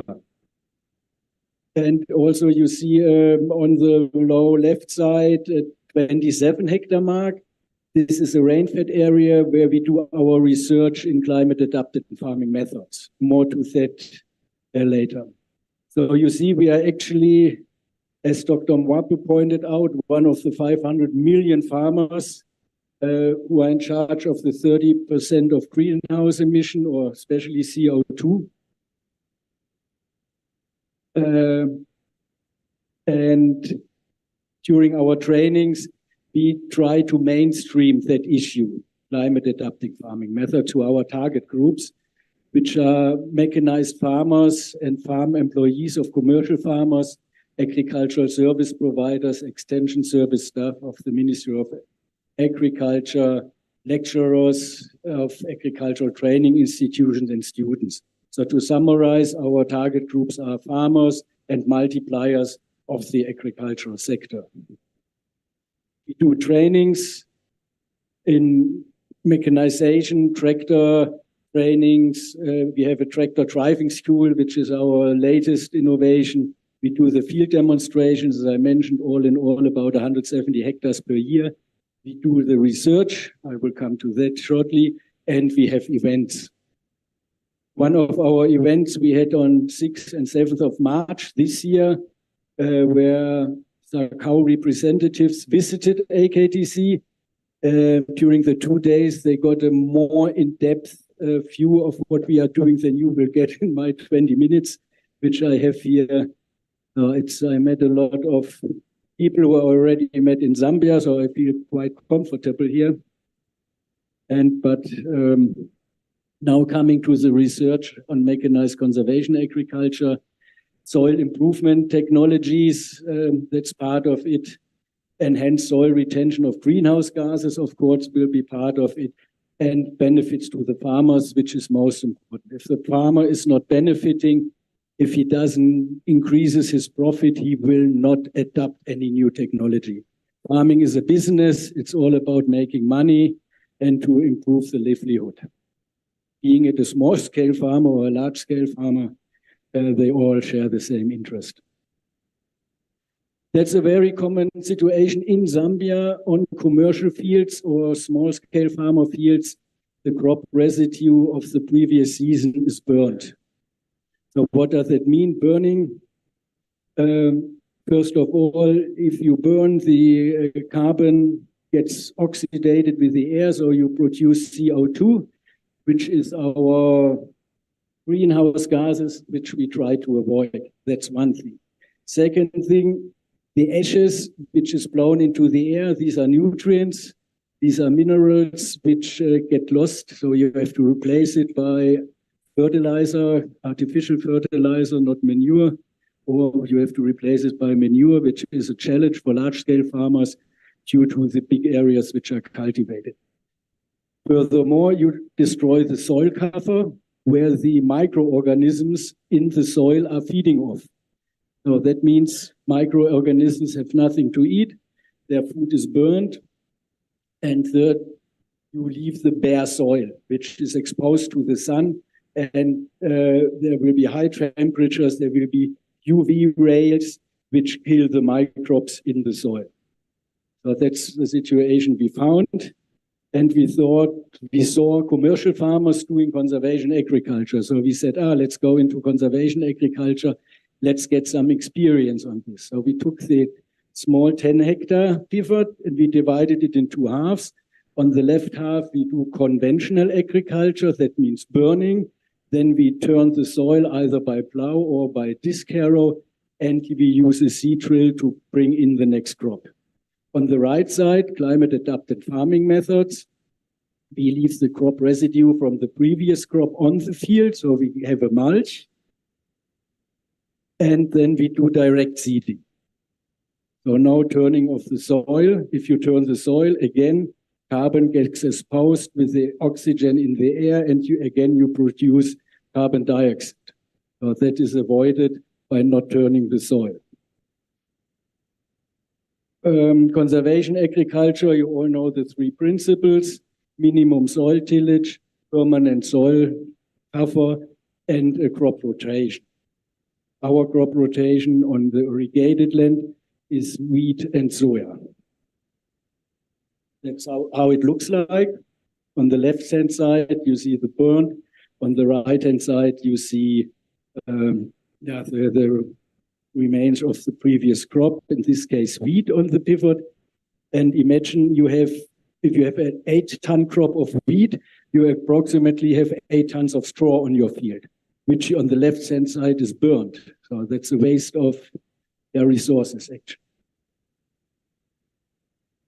For the conventional tillage methods, we use a disc harrow, which needs about 120 horsepower, working width of 3 meters. We use a seed drill. You already see what happens if you use this technology. You already, while putting the crop in, you produce soil erosion, wind erosion. So that is not smoke, it's soil which is blown away. And that is also avoided by applying conservation agriculture. On the conservation side, we use smaller equipment, which makes it also interesting for smaller farmers to invest in this technology. You don't need 120 horsepower, you just need 60 horsepower. So already your investment costs are down. We use a ripper, and we did some modifications. Use the trash wheels where we clean, or row cleaners where we clean the rows to plant the soya in. And we use a two-row planter for the soya. With the wheat, it's a different story. I don't go deeper into that. We just use a fertilizer spreader instead of a seed drill. So these are the results of our first steps in the direction of conventional conservation agriculture. You see the first year, conventional 3.2 tons of soya, in conservation agriculture 3.1. At that stage, we didn't know the technology. We got a two-row seeder, they called it a direct seeder. That technology was not working as it came out of the shop. So we also had to put trash wheels and we had to do modifications. That's part of conservation tillage. You have to learn about the soil, how heavy it is, will the machinery work? If not, you have to adjust it. And the coming years, you see in soya, we always had a higher yield in soya, except in high rainfall years. That will be also a result of our research.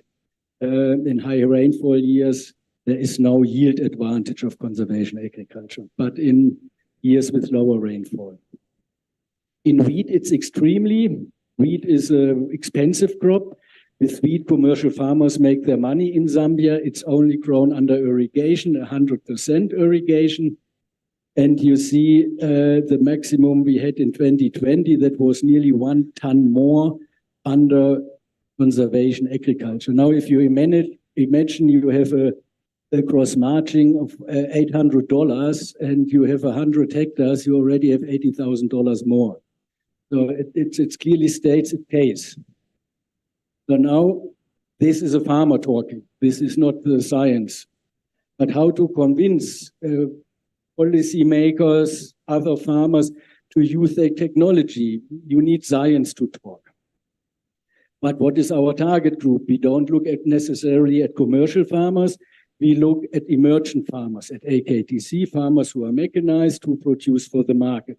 How can we convince them? We can convince them by growing soya and maize in crop rotation, applying the mulching principle, and minimum soil disturbance. So that's where we ask God to get 27 hectares of dry land, so we can showcase real life conditions to the Zambian smaller mechanized farmers. This is the aerial view on the far right. We do our on-farm trials where we do experiments as farmers, and if it works out positive, we move them onto the left-hand side where we have the scientific trials. But at AKTC, we are a team of 4 long-term experts. We have an andragogy expert taking care of our curriculum. We have an agricultural machinery, expert Martin Sikanika, he is here. We have Leslie de Jager, he is a crop production manager, and we are busy with training. Since we started, we did 17,000 training man days. We do the 2 crops a year as field demonstrations, so we don't have the time for the nitty-gritties of research. So we ventured into a cooperation with the University of Hohenheim in Germany and the University of Zambia in Zambia. And Hohenheim sent us a PhD student who did his PhD the past 3 years, collecting the data, measuring, supervising what we are doing on these research fields you see here. And just last week, he defended his thesis and he is now a doctor. So we are very proud of that we produced a doctor at AKTC. So this is the same layout. I just flipped it to the side, so it has the same view like this one. You see soya fields and maize fields, each has 4 repetitions. We had conventional agriculture and we compared it with strip till and with direct seeding. Strip till and direct seeding as conservation agriculture comparing to conventional agriculture I explained before. That gives an impression. On the left-hand side, you see soya grown into mulch, and on the right-hand side, it's conventional, and you see the conservation side is still much greener. So that means that soya does photosynthesis. It's still producing a crop. The seeds are still growing. It was about 10 days longer than on the left-hand side where it already died off. So it had 10 days more time to produce, to gain weight under conservation agriculture. Same on this picture, same planting date, all the applications, plant protection, fertilizer, it's all the same for all methods. It's just the tillage method we changed. That's also a visible difference between the two technologies. In a nutshell, the findings in years with good rainfall, you have similar yields as conventional tillage, but you still have less investment costs, you have less fuel consumption. If you do direct seeding, you only have one pass across the field, you have less labor costs. So there's still an economical advantage of conservation agriculture. In dry years, you have better yields as conventional tillage. So you have, on top of the advantages, you have a higher yield with higher income. And it's better as conventional, as I mentioned, less fuel, less labor, lower investment costs, and less greenhouse gas emissions. So if you use less fuel, you have less greenhouse gas, obviously less greenhouse gas emissions, and you don't burn the fields that's coming on top. So reduced greenhouse gas emissions is also an advantage. Now I see I still have some minutes left. The ones of you who are very much interested in the science behind it, so I don't want to bore you with all statistics, t-tests, f-tests, variances, and you name it. It's published in the Soil and Tillage Research paper. There you find all the statistics, and it's an open source, so you can get it through Google Scholar or from our website, aktczambia.com, for the ones who are interested. Since we still have some time, I would like to point out on the right column, you see, especially for maize, the national average for the Zambian farmer. So he harvests about 2.1 tons, 1.8 tons of maize in average per year. We do at AKTC under conservation agriculture between, let's say, 8 and 10 tons. So that's 4 times what the national average in Zambia is. This also shows if you do 4 hectares of maize, you could do the same quantity, the farmer could do the same quantity on 1 hectare. So that would be, again, less work, less fuel, and so this is also a way that the farmer needs to invest to produce more per hectareage.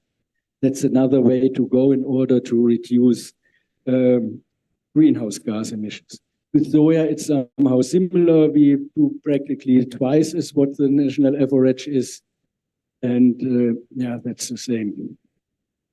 The fuel use, obviously, as I mentioned, is lower. The green bar is the direct seeding. The blue one is ripping tillage, and discarrowing is the yellow one. So these are the statistics for the fuel use and, of course, less labor. The profitability Now let me skip that one. It's another one which is more clear. The gross margins per hectare. That's the lower one. You see disc harrowing 881 for maize, rib till or strip till 872, and direct seeding 838. Gross margin or no, 1015 gross margin for direct seeding. Though these are the economical data which are convincing. And with this data, we can easily convince farmers when they are going to mechanize to go directly into conservation agriculture, or farmers who need to buy new equipment to change now to conservation agriculture. On the right-hand side, ZCR, you see the cover crop. That's what I mentioned we do as a farm trial. We had very good experience with the cover crop, and the economical data show that. So you have a rotation cover crop, maize and soya. It's a more diverse rotation. And now we are moving, since that old research is done, we are now introducing the cover crop into the official research to see what the costs impacts are to a farmer if you set aside 1/3 of your land, because the cover crop doesn't give you an income. So that will be our research in the future. Yeah, 20 minutes on the spot. Thank you very much. Thank you very much, Helmut, for that insightful presentation. I think we can just open it up in terms of if there are any specific questions that you have for Helmut, just to clarify, and also a broader conversation as far as the presentations that we have just gone through. So starting from Louis, Louis painted the broader picture and again was reinforcing the message that the situation is dire. Climate change is an issue, so we really need to act and act very quickly. And you also flagged a question, are we using the research? And I guess this is something that we can continue deliberating when we go into the other session. But again, the question is to farmers and anyone who's involved in farming. Are we really using the research? And Akim gave us a broad picture in as far as the global stage is concerned, and also reiterated the same issue, the same trend that we see, that within Southern Africa, we are going to be experiencing more severe weather patterns, more disease occurrences of diseases, various diseases, pestilences, and the need as well to act very, very quickly. And in his presentation, he also touched on the issue of amplifying the voices of the farmer. How can the farmer be assisted such that the farmer can ensure that they are engaging in the policy dialogue? Issues of funding, issues of capacities, all those are very, very important, and linking that to the research which is being undertaken. And then in gifts, I call this a Zambian mafia. I don't know if you've recognized it. They're all from Zambia. It's quite some coincidence. So in gift, he was indicating examples of how they are using certain innovative methods for improved production and also improved income to the farmers. And lastly, we just have had a presentation where Helmut was illustrating how they're using research to generate empirical data, empirical evidence that is then used to demonstrate the advantages of CA, conservation agriculture. Very interesting perspectives that have been painted by our presenters in as far as linking the research to agriculture and also to climate change. And I guess the other missing link is how do we bring the young agripreneurs into the mix? So maybe I'll start by just saying to Gift, when you presented to us those innovative approaches, I didn't quite hear you highlight how you are using research in as far as collecting the data.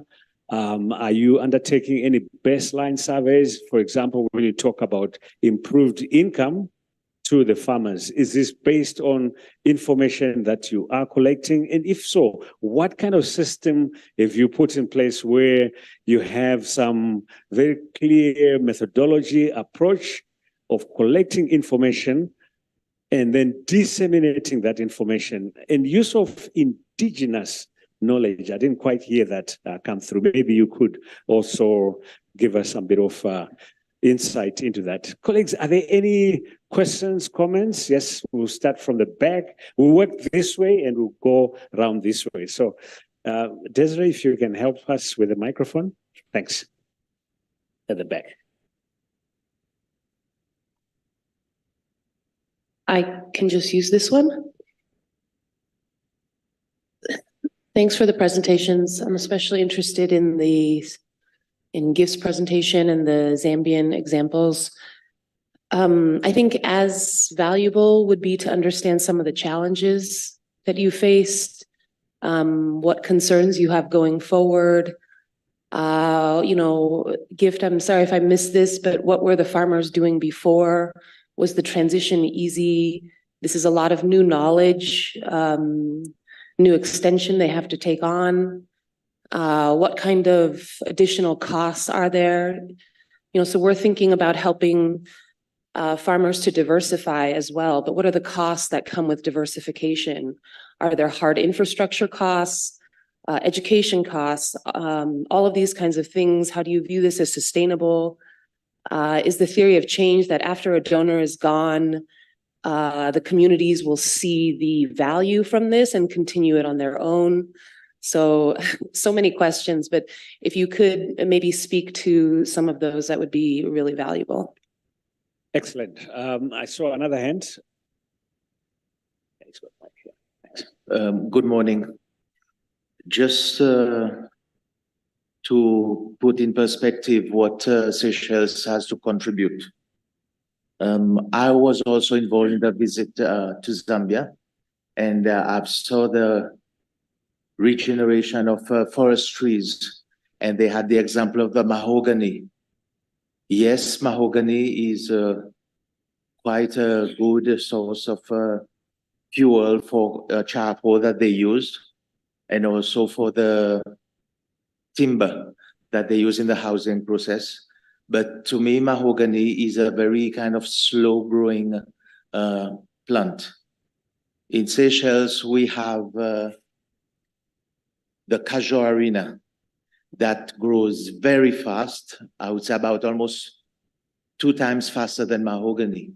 And it is a hardwood that we use it a lot to turn into charcoal as well. And it spreads very rapidly by wind dissemination.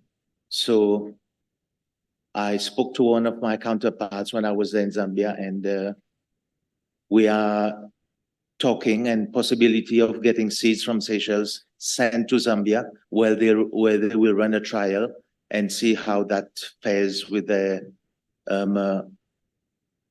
tree plantation. Secondly, if you have a field which is basically grass for grazing for cattle or goats, Lucina and Gloricidia, which can be used as feed for livestock, they come as big trees, and not necessarily because of their height, not necessarily the animals cannot reach with the heights.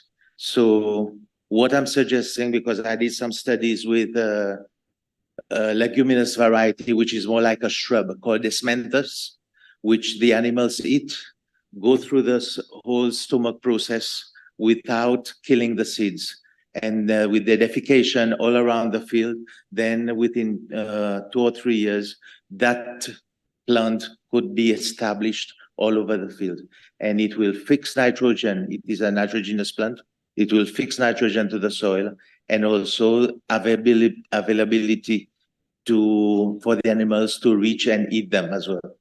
So that's a second point. And what I want to bring up lastly is in Seychelles, we have about 6 months of the year. We have a lot of, because we're island country, we have a lot of seaweeds washing up on the shore. And those seaweed has been collected and sent to Australia and tested. And there's a business right now going on. The seaweed is washed to remove the salt from there. And then it's compressed, and the nutrients from the seaweed is extracted, and it is very high in NPK. So with a high increase in chemical fertilizer, that's our bio fertilizer now with the seaweed. It is exported a lot to UAE and such places. So being organic as well, this brings some revenue to the economy. And the end product of the seaweed remaining is then decomposed and used to add organic matter to the soil.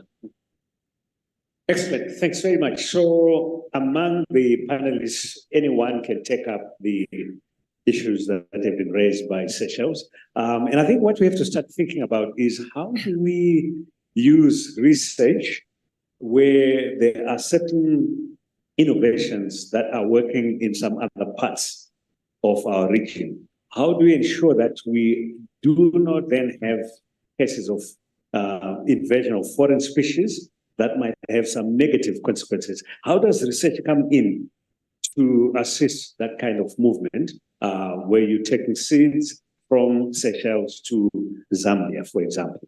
All right. I saw two more hands on this side. If we can be very brief so that we allow others, we only have another 30 minutes for our interaction.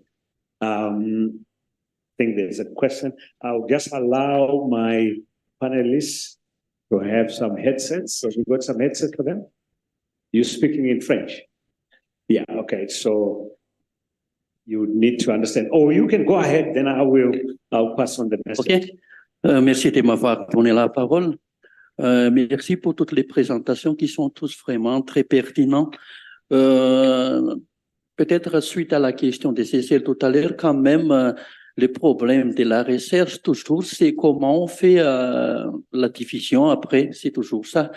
Donc, par rapport à ça, la présentation des KTT, là, tout à l'heure, c'est très intéressant pour nous. Et j'aimerais poser la question sur comment ils sont diffusés. Toutes les pratiques, par exemple, il y a la fabrication des bocassis, il y a les plantes qui sont très, très importantes pour faire l'agroforesterie et tout ça. Et comment ils ont fait pour diffuser tout ça? Parce qu'il y a tout d'abord les problèmes de jeunes plantes au niveau des producteurs, comment ils vont trouver ça et quel dispositif le centre utilise pour pouvoir diffuser toutes les pratiques. À titre d'exemple, brièvement, pour nous, il y a un centre de formation. On forme des pépiniéristes villageois qui diffusent auprès de villageois, auprès du groupement des paysans. Et on forme aussi des paysans relais que nous appelons paysans relais agroécologiques pour diffuser la fabrication des composts, on appelle comme ça chez nous. Et j'aimerais juste poser la question par rapport à sur le comment on diffuse toutes ces pratiques et tout ça, les recherches et tout ça. Merci.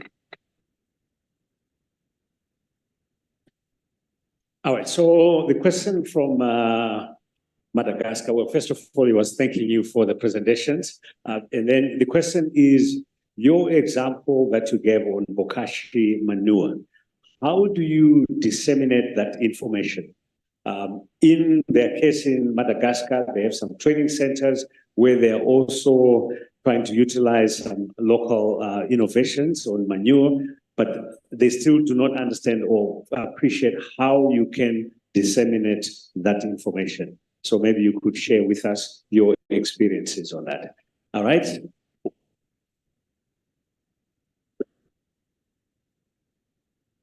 Thank you for the presentations. My question is to Dr. Mape.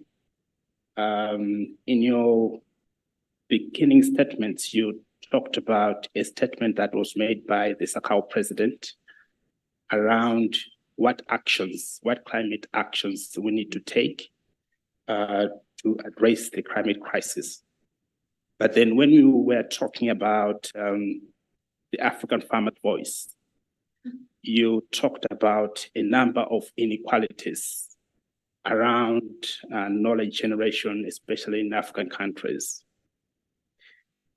but also sectoral preferences in terms of climate financing. Would you say that in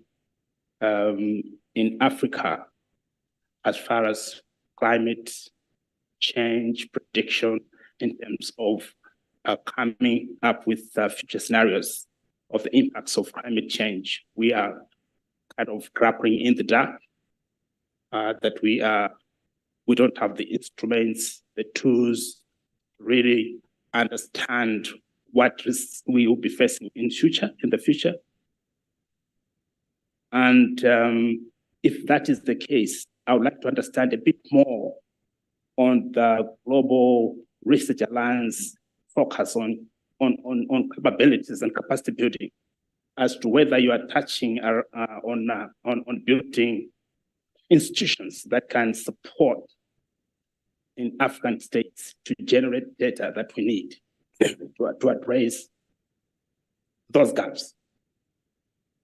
I think that's my question. Thank you. Excellent. Let me allow the panelists an opportunity to respond to those questions and comments. I guess we'll start with you, Gift, because a lot of them were being directed at you.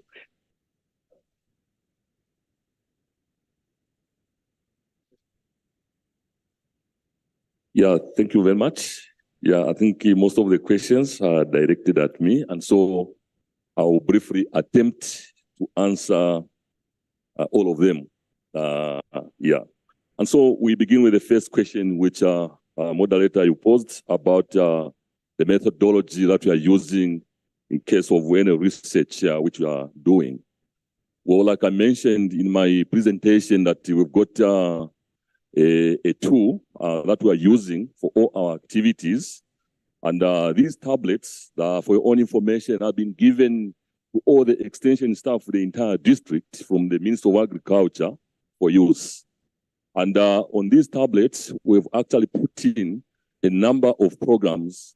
The first one is the reporting tool. And so this reporting tool, it's used by all extension officers on a monthly basis to report on the progress of agroforestry activities that are happening in the field. But the first tool that was installed, or software that was installed on the same tablet, was actually a baseline survey that was installed. And this baseline survey was installed in order to help the extension staff to conduct an early research from the farmers to try and understand, first of all, the size of their fields, to understand their past history in terms of crop production, the size of the families, their levels of income. And so this was done. And after using this tool, the reports that came up on the central server were able to now begin using the same information now in the implementation of activities. Because the information which we got from this baseline survey that was conducted using this tool is the information that now helped us to begin rolling the ball. Of course, we also had other methodologies such as the group focus discussion, where we discussed with the farmers vis-a-vis to try and understand exactly what they needed in the concept of agroforestry. We also had questionnaires which they filled. So these were the tools and the methodologies that we used in order to get the information from the farmers. I'll answer part of the question as I answer the other questions. I just wanted to let you know about that. Now, I want to talk about the challenges.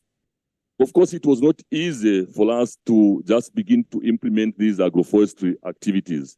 Like I mentioned earlier, a lot of farmers have been involved in destroying their own land by way of cutting trees for charcoal production. Because of using wrong methods of farming on their farmlands, they've been abandoning other farmlands to go and open up new farmland, thereby cutting more trees. And now to try and begin to reason with them, there was, of course, a lot of resistance. First of all, how do they give away the limited land for trees to be planted there? How do they give away land to plant grasses for the animals? And so through discussions with them, to try and reason with them on the benefits of incorporating trees with livestock and crops, well, we're getting there. And the one cardinal thing that helped us so much to make these farmers moving along with us was that we gave them a platform. We engaged them to make a decision after discussing about all these tree species and their benefits. And so they were part and parcel of the selection criteria of the trees that we are using. And because of that, the challenges were somehow overcame. Over the costs, about infrastructure as well as the production. Well, courtesy to the German government, the infrastructure, yes, at the Farmers Training Center was very expensive. In Zambia and Kwacha, it costed well over 8.5 million. And this is a gigantic sum of money. But was this cost or expenditure worth it? Yes, of course it was. Remember, I'd mentioned that this Farmers Training Center were created by government to offer extension services to the farmers. But because of the dilapidated state in which most of them are, they are not able to live up to their mandate. And so renovating them at such a huge cost is actually a plus to the government because they are now able to generate an income from the activities that will be going on, and the money which they're going to receive from these activities will be channeled into extension. Government now will not need to depend for central government sending the money, but they can use the available resources which they are generating from the activities there to support the extension services. On the production costs, yes, like I mentioned earlier, when we are interviewing these farmers using various methods, using the tablets, using the questionnaire, it is true that in Zambia, the cost of production, especially for maize, the highest cost goes to fertilizer, because one bag of fertilizer is costing well around 1,000 kwacha, which means 4,000 kwacha for you to do a hectare.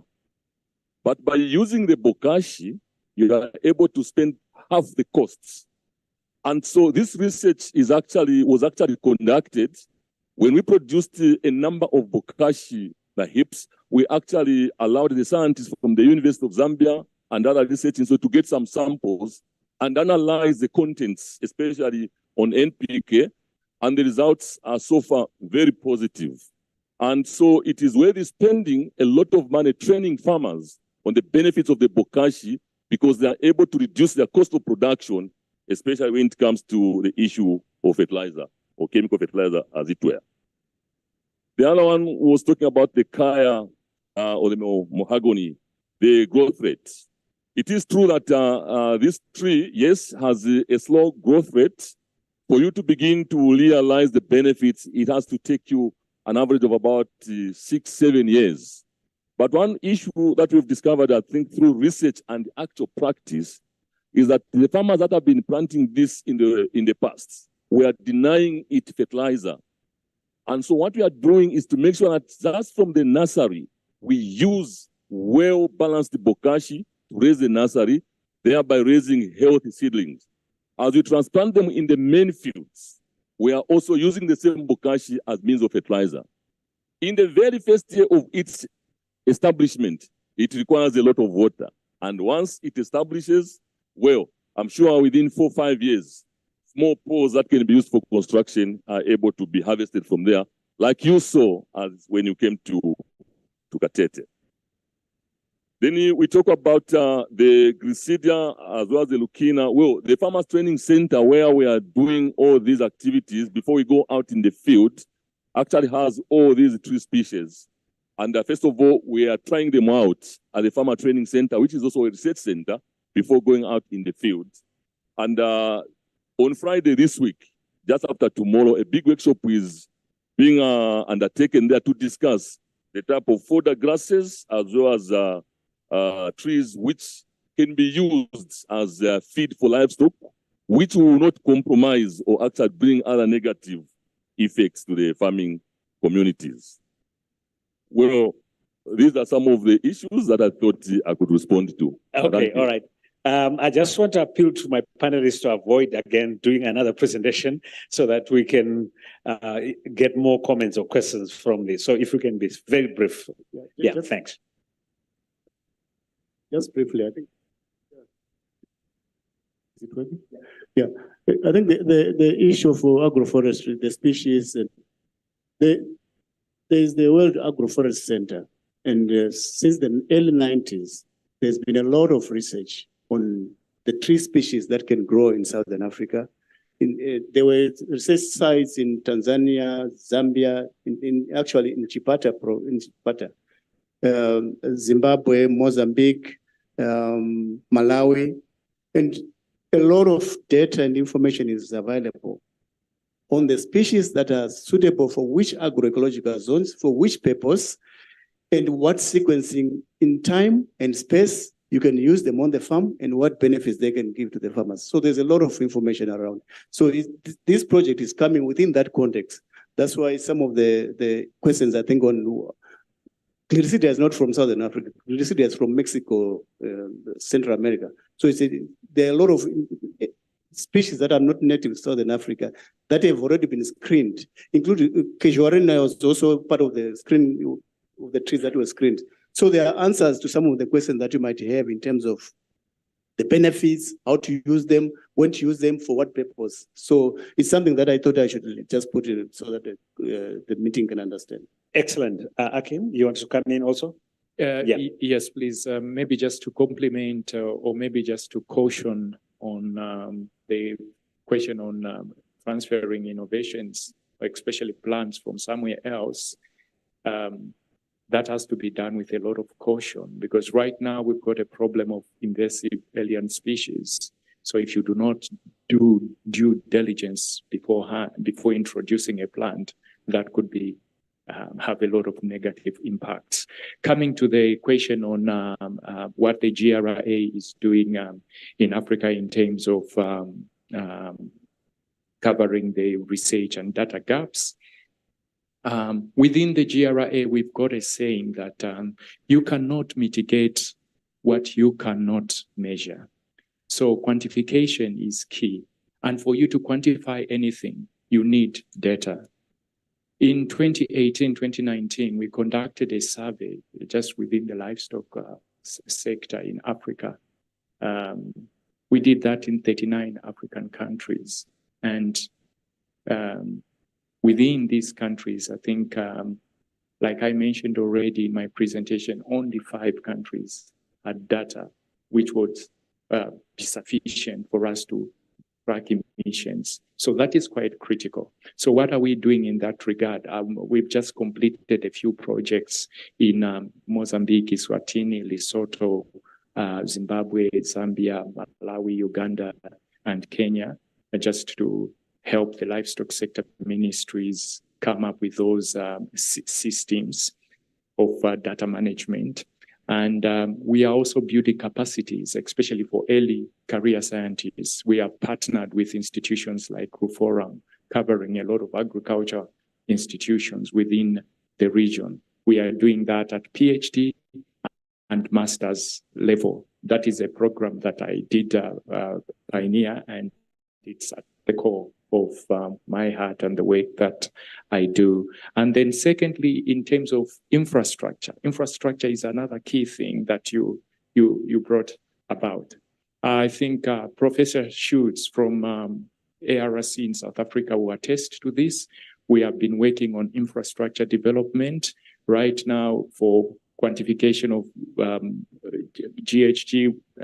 We are working with University of Pretoria, procured some equipment. We are also doing the same with Makerere University in Uganda. Thank you. Okay, good.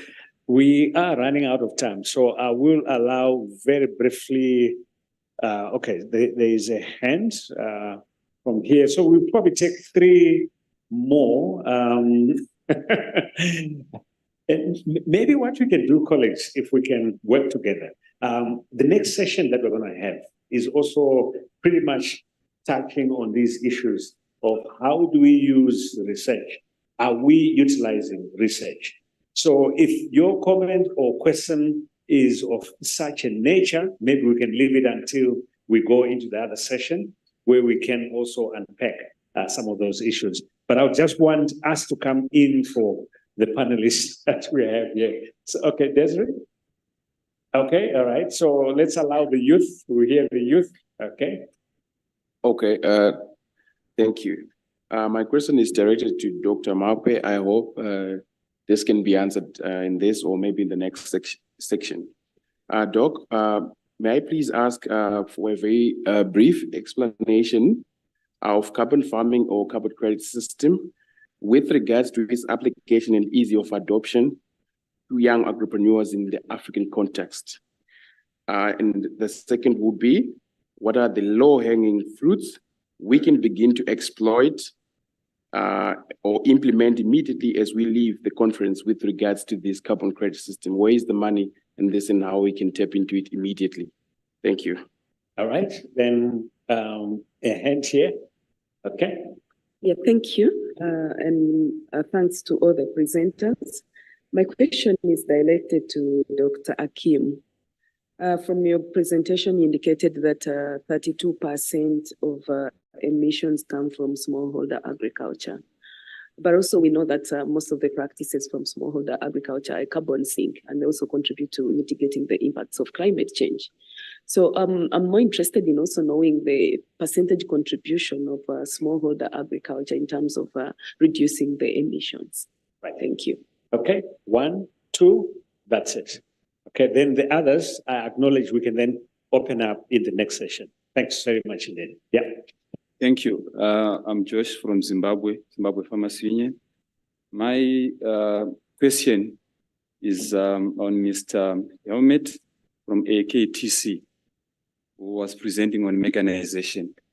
I didn't quite see well the MF 360 60 horsepower tractor. Is it a direct seeder? And how do you then measure the permeability of the ground before you reap, considering that other heavy feeders crops, they need quite space on a permeability. And also, do you have specific researches on mechanization? Because mechanization, if it's done properly, it's key to carbon sequestration, and which is very helpful in climate change. Then my second question, in short, is on the other gentleman, Mr. Gift from Zambia.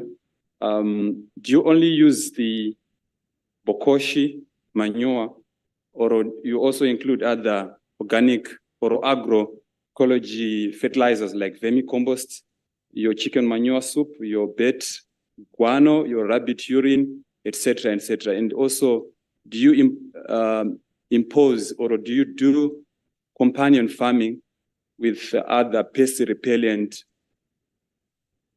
plants like, say, marigold, etc., etc.? Thank you. All right, last question, and then I'll hand over to the panelists.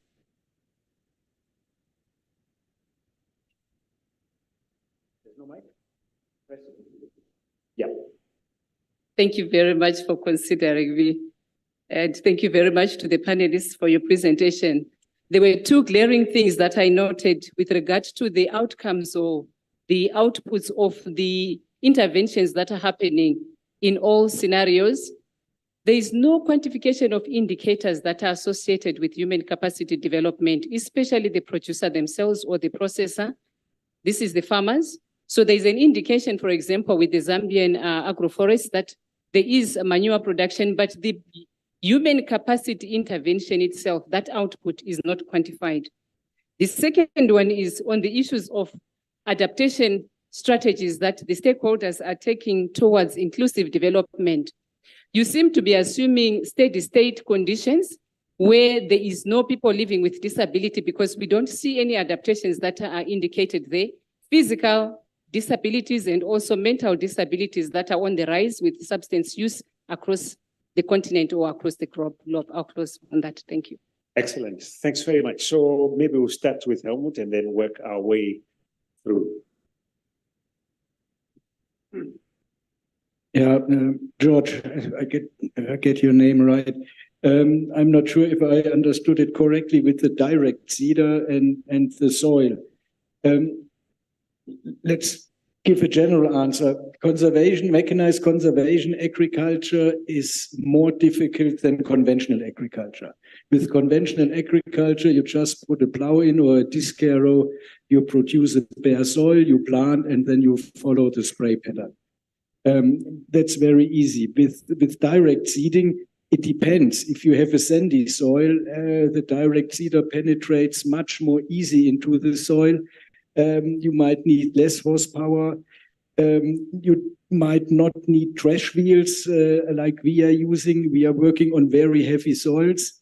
We did for FAO, they sent us 5 different direct seeders from different countries, from Brazil, from Italy, from China, from America, and they asked us to test which direct seeder can be used or can be given as food and agricultural organization to our farmers. And we came up with a result on our soil. What you brought to us is not a direct seeder because it was not working on our heavy soils. And then FAO said that can't be. The shops or the company said they are direct seeders. Then they sent a specialist from CIMMYT, from Zimbabwe, and he came to the same results. So each farmer has to adjust the direct seeders to his soil. Does he need trash wheels? Does he need to limit the penetration depth of the soil? What according to his needs? The row spacing. Which row spacing do I apply for soya or maize? That's also the decision of the farmer. How many, which wheels, or how do you call it, where the seeds are dropping?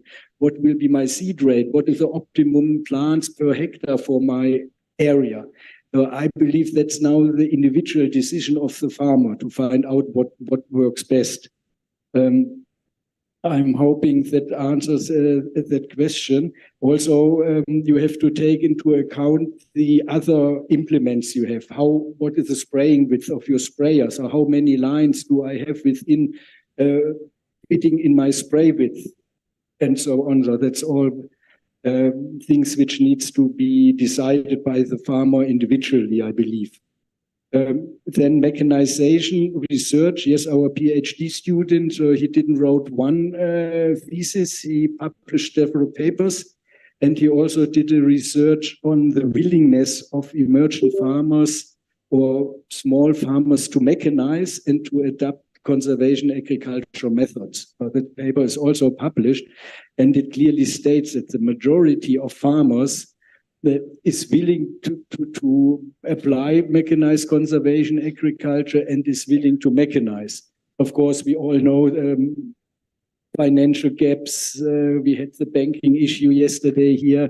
All this plays into or plays against the willingness to mechanize. And also the prices of the crops is a big thing. The majority crop or the maize staple crop in Zambia and other African countries is maize.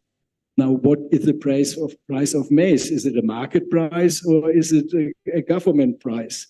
And if the gross margin of maize is not big enough to pay for a tractor after a couple of years, that's also hindering mechanization. So the farmer himself, herself is willing to do that. That's what that research said. I hope this answering your questions. Okay, thank you very much. I will try to be as brief as advised. Yeah, so the first one is over the bokashi. We are not strictly telling farmers that they should only use the bokashi. However, the bokashi is only the emphasis. The farmers are using other means of organic manures, the chicken manure, the rabbit, the urine, and all that, including the tea manure in the management of their crops. However, why the emphasis is on the bokashi, it's because the materials used in the production of bokashi are quantified.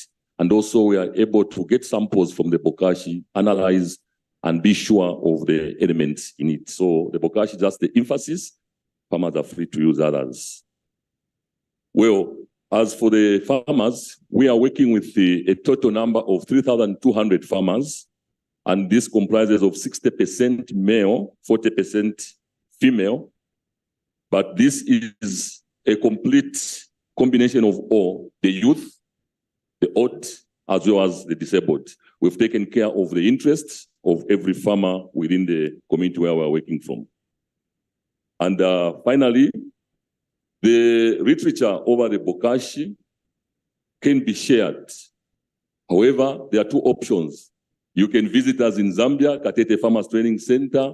We can actually do a practical with you on how to make the bokashi. Then you can go and replicate in your country.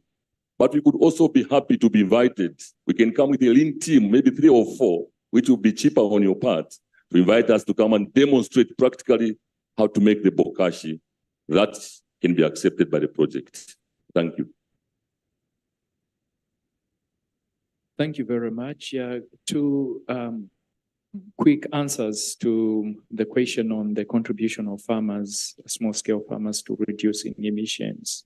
It is, I can say with certainty that small-scale farmers are contributing massively to reducing emissions. In terms of figures, I can only depend on some modeling which was done in some farms in Africa and also Latin America. I think the challenge that we do have is that we do not have on-farm monitoring systems that are going to give us like a clear picture of what it is. So just from these models, which are also project-based, so receive these numbers with caution. The potential was estimated to over 85% mitigation potential from small-scale farmers. The other question was on carbon credit. I think implementation of this takes me back to my cry on data. Without that, we cannot effectively participate in these markets. Low-hanging fruits, start collecting data on all the activities that you are doing. Develop a data culture or collection culture where everything is recorded, so that if you need that information at some stage, you're just able to retrieve it. How we are going to do that and how to progress that effectively, I already talked in my presentation that we need to redress the historically rooted, multi-layered power imbalances in global North, global South relationships in terms of finances, in terms of data generation and research and collaboration. Thank you.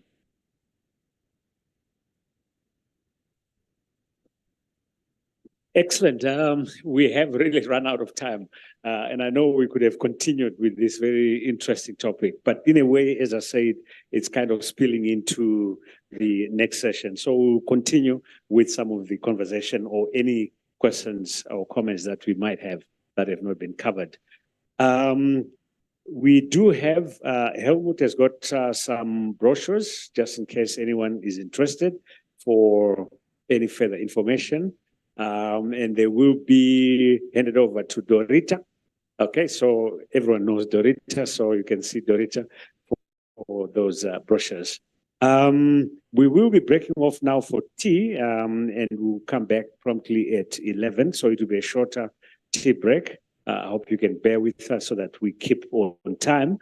And I just want to appeal to the next set of panelists, Dr. Florence Nerera Chokuda, and then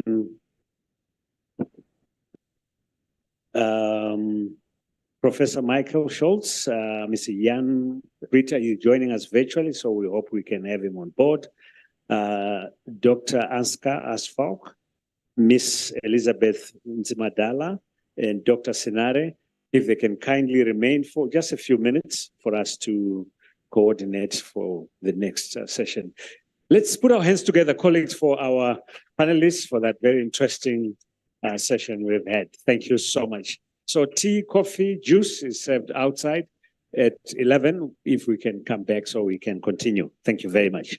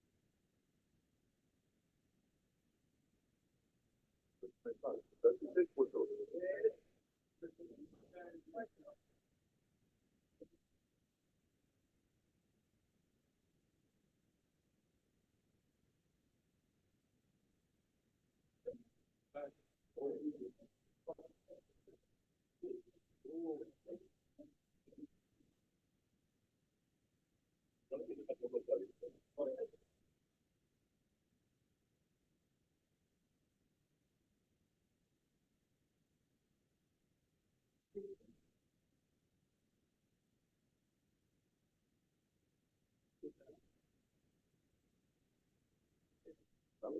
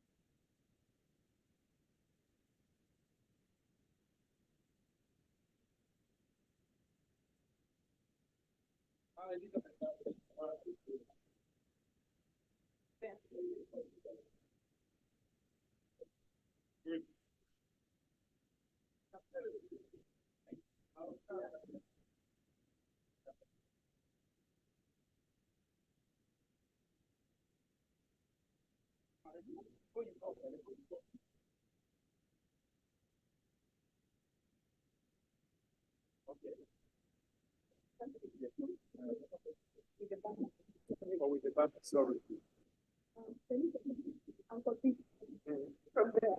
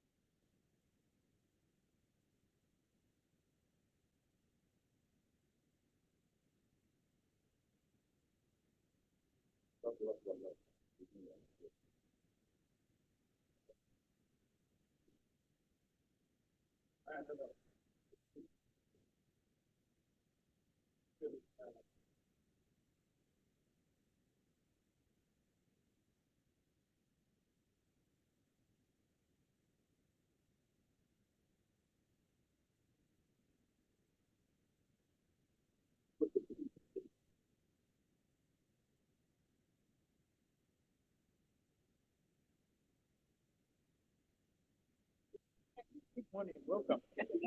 Thank you. Welcome. So, how have you been? Excellent. Yeah, I do. Yeah, so I'm here only today.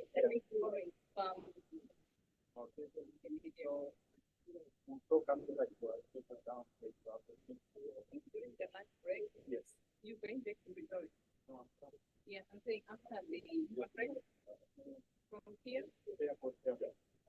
Straight to the airport.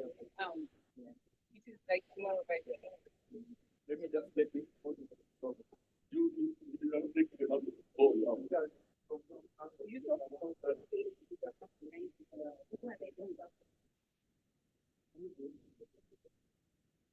Yes,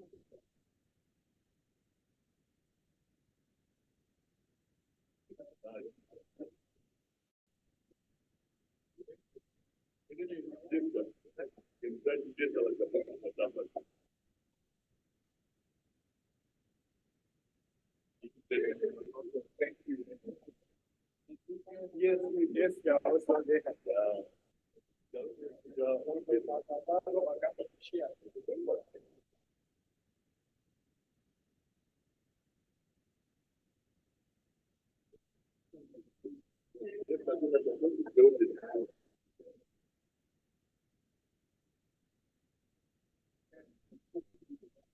Okay, right now,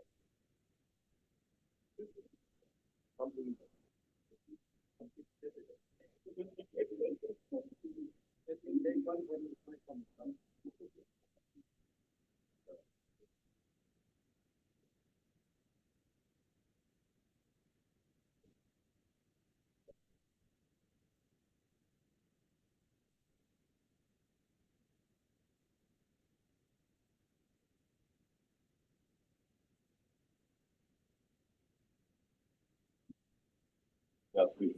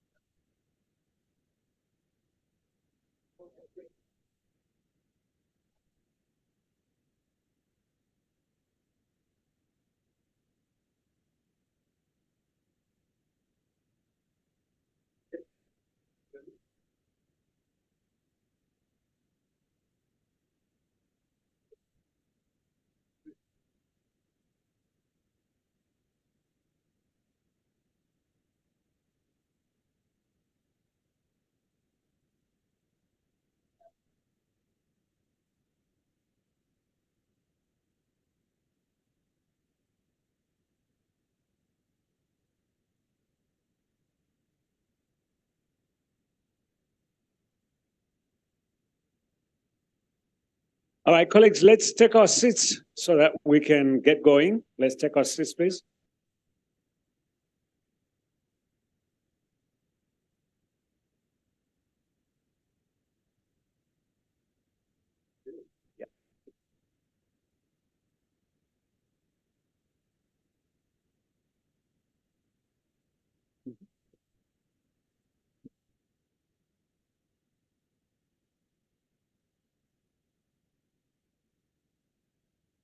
We'll see.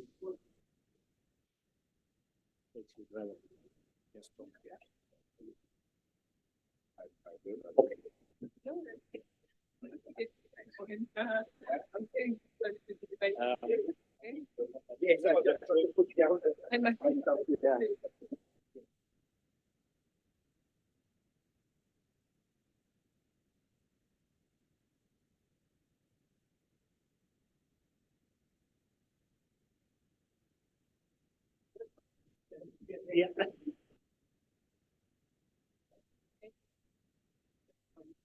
Can you manage? Yes, I just want to. Yeah. Okay. Yeah.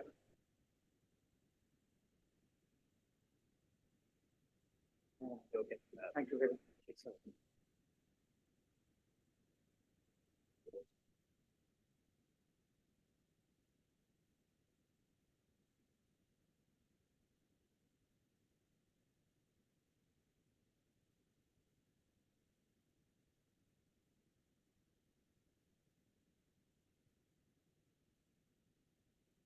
Now we're in the what?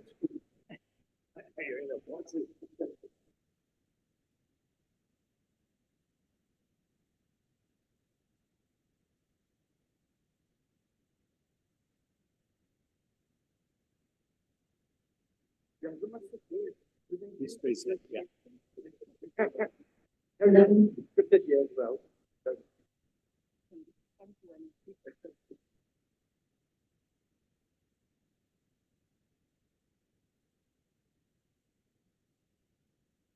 All right, we will start our session. So earlier on in the morning, we listened to presentations from researchers who were sharing with us some innovations, how research is coming in to assist farmers. Now, for this session, we are spinning the subject around and trying to reflect on whether this research which is being done is addressing the needs of farmers. And I'm excited to introduce and welcome our eminent personalities that are up with us, who will be taking us through this discussion. The way we're going to do the discussion, it will be a fireside chat. We have one presentation that will also lay some context, but the rest will be a conversation that will hopefully stimulate some debate. So as soon as whoever is intervening has intervened, we will be opening it up to the rest of the participants to chip in. Let's engage in a robust debate like they always say in South Africa. So hopefully out of which we can then generate some solutions. But let me then introduce our moderator, who will be then taking us through this particular segment and facilitating the rest of the proceedings. Florence, over to you. Thank you very much. Now that I'm holding on the microphone, I have the opportunity to ask all the questions by myself. And good morning, greetings to all the stakeholders that are here from the youth, civic organizations, research, presume government, and also from the producer and agro-processing stakeholders. I hope they are represented here. I will be facilitating this session, and together with me here, we have experts that are sitting from 4 different angles. We may have the research Angle represented here by Dr. Professor Mahilskos, who is next to me from the Agriculture Research Council. We don't have Mr. Jan Rita, who was going to be on the virtual platform. And then we've got Dr. Ansgar, sit forward. And this must be, he will introduce himself correctly. Thank you. And then we have Miss Elizabeth as well. I'm going to ask the panelists here to give a very brief introduction of themselves. Let me introduce myself again. I'm Florence. I'm normally referred to as Dr. Florence. I work with the red meat industry. I'm a champion for livestock development within this zone, also within the region, and looking at our context as the Southern African development SADC context. I want to say red meat value chains. Thank you very much. And Mahil? Thank you very much. Yeah, this is the stage when I run out of hands, but I'm sure I'll manage. I have, as Florence said, a short presentation. You can put it up while I introduce myself. I'm Michiel Scholes. I worked for the Agricultural Research Council since 1977. I retired in 2018, but they couldn't get me out of my office, so I'm still there. And I'm also an extraordinary professor at the University of the Free State in animal science. Why is animal science important? In South Africa, and I'm sure in many other of the countries represented here, livestock farming uses more than 70% of the agricultural land. You cannot do anything else with it except livestock farming. So climate change is going to have a huge effect on ruminant farming. I just want to introduce my co-workers, Frans Jordan. He is doing research on the effect of climate on the weaning weight of beef calves. Georgette Bayous is looking at the resilience of different beef cattle genotypes. How quickly do they recover after an extreme event like heat stress? Then Muchabi Chadiwa is busy with a very important project. She is developing a training manual for climate smart beef production that we want to distribute to all our extension officers. Because we've realized extension officers are clueless when it comes to climate smart beef production. The next one is Maggie Weppener. She's working on the effect of climate change on the distribution of hot water. And it's not going to only to affect South Africa. Botswana and Namibia must also be aware of that. Harold Weppener is from the Soil, Climate and Water. He supplies the weather information.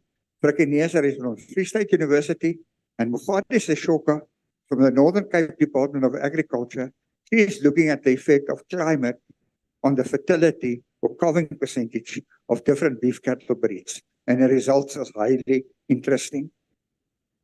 We all know that climate change is a reality, and it's been indicated it's going to affect temperature. We're going to get extreme events like droughts, floods, and all those things. But outside, there's still the debate. Is climate change caused by humans, or is it a natural occurrence? Let's forget about arguing about that. It's a reality. What are we going to do that? Let's forget for the short term what causes climate change. But what's going to happen in ruminants? We're going to get a decrease in production, and that's both milk production and growth is going to be decreased. We're going to get a lower reproduction. And the interesting thing is, heat stress damages the semen of unadapted bulls. So after a period of heat stress, for up to 6 to 8 weeks, an unadapted bull may be infertile.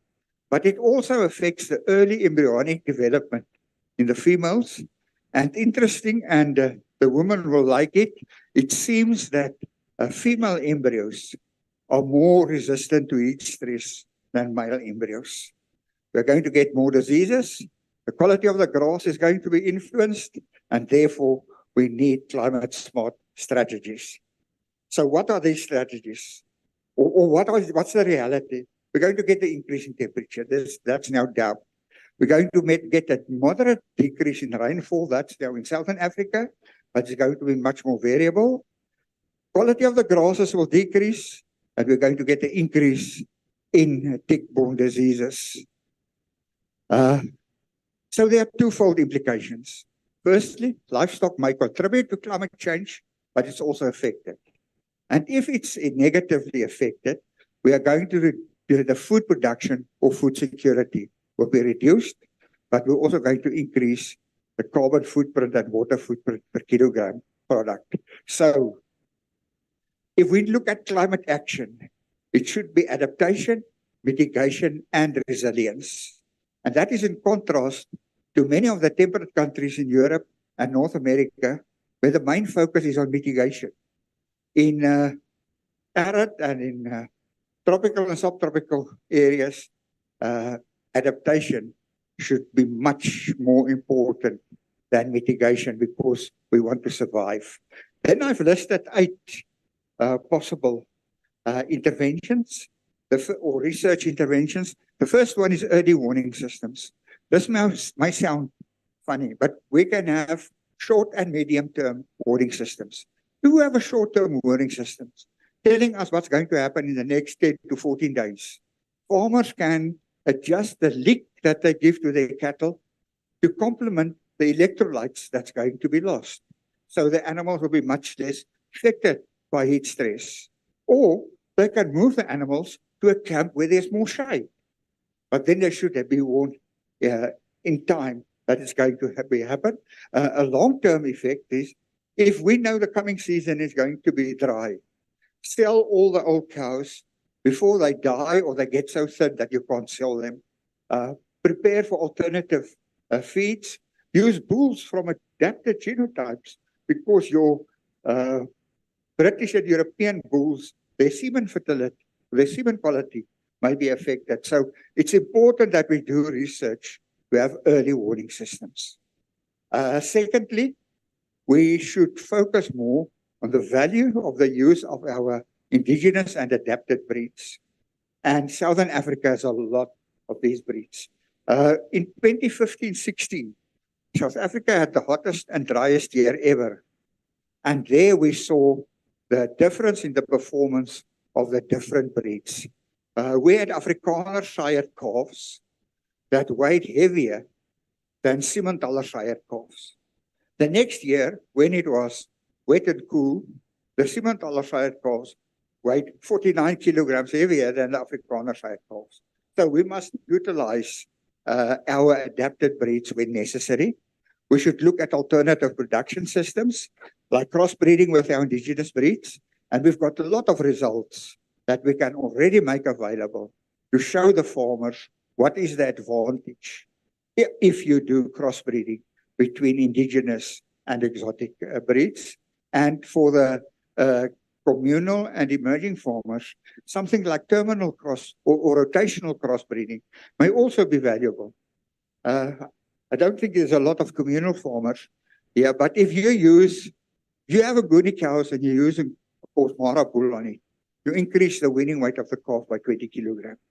And you do a rotation by using Goonie bulls and Afrikaner bulls. So that is another thing, is the alternative production systems. Alternative breeding objectives, we should stop to select for improved production.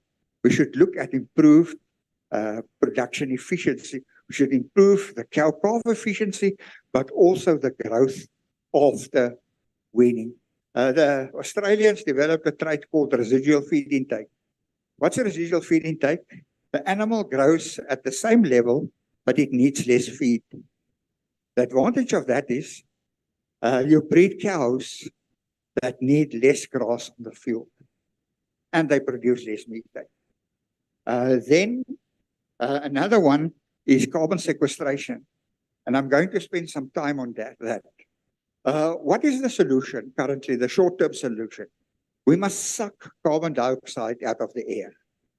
Only agriculture can suck carbon dioxide out of the air. So agriculture is the short-term solution, not any of the other industries, and I think governments should notice that. An example, cotton and potatoes have got a carbon negative footprint. So if you plant cotton or potatoes, you actually remove carbon from the air. If we plan grazing properly, the regrowth of the natural grazing can absorb carbon dioxide from the air in its regrowth. But it's a very tricky situation. If you graze the grass too short, there's no leaves to absorb the carbon dioxide from the air. So what does the plant do? It draws the carbon dioxide from the soil and put it back in the air. So it can be a positive or a negative effect. Actually grazing should be planned much better. Then we should also look at the use of, we can add stuff to diets that can reduce the methane production. We should look at alternative pastures like tannin and legumes, also the algae and the seaweed that was mentioned this morning. But there are also indigenous plants that reduce the methane production in the rumen. And outside, that's the next presentation, and it's also my second last slide. We can also manipulate the rumen if we understand the organisms in the rumen. Research done at the Free State University found that the cows that weaned heavier calves had a different rumen microbiome than those that weaned lighter calves. So we should also look at what's going on in the rumen. And outside, there's a stall of microzoa. That's where you can add the good rumen microbes in the water. So if the cattle drink the water, they actually get the good rumen microbes in their stomach. And the last one is management. If we improve management, we can increase outputs. That's better herd health, less antibiotics, and we can also reduce the carbon footprint. So what was discussed the whole day, or the whole yesterday and today, it's important, whatever decision is taken, should be based on evidence, not on hearsay and somebody that grabbed something from the air. Therefore, research becomes a fundamental part of the development of any climate smart production system. The decision should be based on facts. I can mention, I suppose, Akim, that between the ARC and the Department of Agriculture and the University of Pretoria, we are busy creating a climate smart center of excellence, where everything is going to be drawn together in one climate smart center of excellence, which will stop us working in silos. Yesterday, I was surprised that when the list of stakeholders was put on the screen, the science councils and the universities were not part of your stakeholders. I think they should be included as stakeholders. And I just want to thank the funders, Red Meat Research and Development, National Research Foundation, the Northern Cape Department of Agriculture, and then, of course, the University of the Free State. Thank you very much.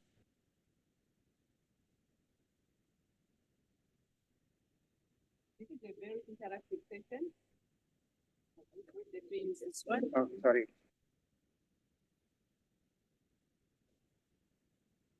This is an interactive session. So if there are any responses from the audience, please interact with Makhil. You can put up your hand, and also from the panelists themselves. Makhil has just given us a synthesis of things that took him 50 years to understand, and he's proposing that the farmers look at those 8 contexts and other stakeholders in a period of 6 months. Please have responses from the audience. Yes, sir. Panelists, you're also requested to respond to the presentation. Actually, this is not a response, but an appreciation of 50 years of learning. You know, when I heard the word research initially, I found it to be a very lion word. What is research? What is research? Actually, research is investigation of a problem, and he has presented the results there. do we need research as farmers? We definitely need research. Is research only being done now? No. Research was even done by our forefathers. It's only the way we do the research now that is different. The farming community cannot live without research. And we have challenges in the research that we are doing now. The challenges that we have are, one, for example, funding of research, especially when we're talking about farmers in Africa. Most of the funding that goes to agricultural research in Africa actually does not come from the farmers themselves. They come from somewhere. And definitely the person who is funding the research usually has a motive behind. You don't just fund research for the sake of funding research. We don't do that nowadays. Maybe before we used to do that. And now we have a very big challenge in terms of priority. Yeah, and right now, as my professor has clearly shown, we are facing very serious climate change challenges that need research. So to me, I'm still not very clear. Maybe you'll assist me. How do we now go about funding our research, finding a research that will make sense to the challenges that we're facing here, climate change and the other challenges that we're facing here? I don't have an answer. So I would like you as our, I don't know how to call you, as our listeners. You call them listeners. Participants, yes, because we are engaging. This is a stakeholder engagement. To come up with answers, also my colleagues here, if we can come up with an answer, how do we now fund our research? Thank you very much. Stakeholders, were you going to respond to that question? No, I was going to respond to his presentation. Go ahead. Just a quick one regarding, quite often we hear that we need to look at things in their entirety from production up to, or pre-production up to the consumer. But as we speak, in general, we tend to talk about production. And we don't talk about climate smart value chains. We talk about climate smart production. And yet we are saying we need a food systems and entire approach. And the dangers of focusing on production, climate smart production, is that you are going to be talking about the farmer, and the farmer becomes the problem on their own. And yet the problem might be shareable by all the actors in the value chain. And I just really wanted to remind ourselves that maybe we need to keep on drumming up that the narrative should not be about production. It is the sharing of all that climate risk along the chain. And if you focus on carbon mitigation, climate mitigation adaptation at the primary stage, but the other stages are actually emitting much more than we are trying to deal with, then the whole system is not necessarily delivering to the expectations that we are aspiring to. Thanks. Thank you very much. That's a very nerve-stimulating response there. It shows that from the stakeholders, we are not like in a church where we are saying, yeah, yes, yes, and clapping. We don't need to be sitting with the same platitude. As you're saying, we are focusing now on just one component, which is the producer. We are not even thinking about the agro-processors, which is what I noted on our program, that it talks to producers, not even the agro-processors and the marketers to be part of the stakeholder system here. Let me not hog the stage. Any responses from the panelists? Just, Madam, to also advise you that Jan Richter is online. So Thank you maybe somebody can monitor Jan just to see if Jan has got any questions or comments when he wants to come in. Thank you. Thank you for that correction and omission. Yeah, thank you very much, Florence. Maybe I start with the introductions. My name is Elizabeth Nsimadala. I'm a young agripreneur and smallholder farmer from Uganda. I'm also the president of the Eastern Africa Farmers Federation. And at continental level, Dr. Sinali mentioned we have a Pan-Africa Farmers Platform where I'm also in charge of the women's docket. And also I represent African farmers in the board of the World Farmers Organization. So I come in this discussion with a wide range of experience, especially from the African continent, having interacted with farmers from most of the African countries. But listening from the discussion since yesterday, I actually, when I went back in my room last night, I looked at the panel and I was like, what am I supposed to talk about tomorrow? And also listening from the morning panel session, I was like, do I have something to contribute in this panel? Because it looks like we know everything. From the researchers, from the farmers, from government, we know what to do. But what is the missing needle? What is not connecting? I think we really need to see how to connect the dots. And we cannot connect the dots unless we take responsibility.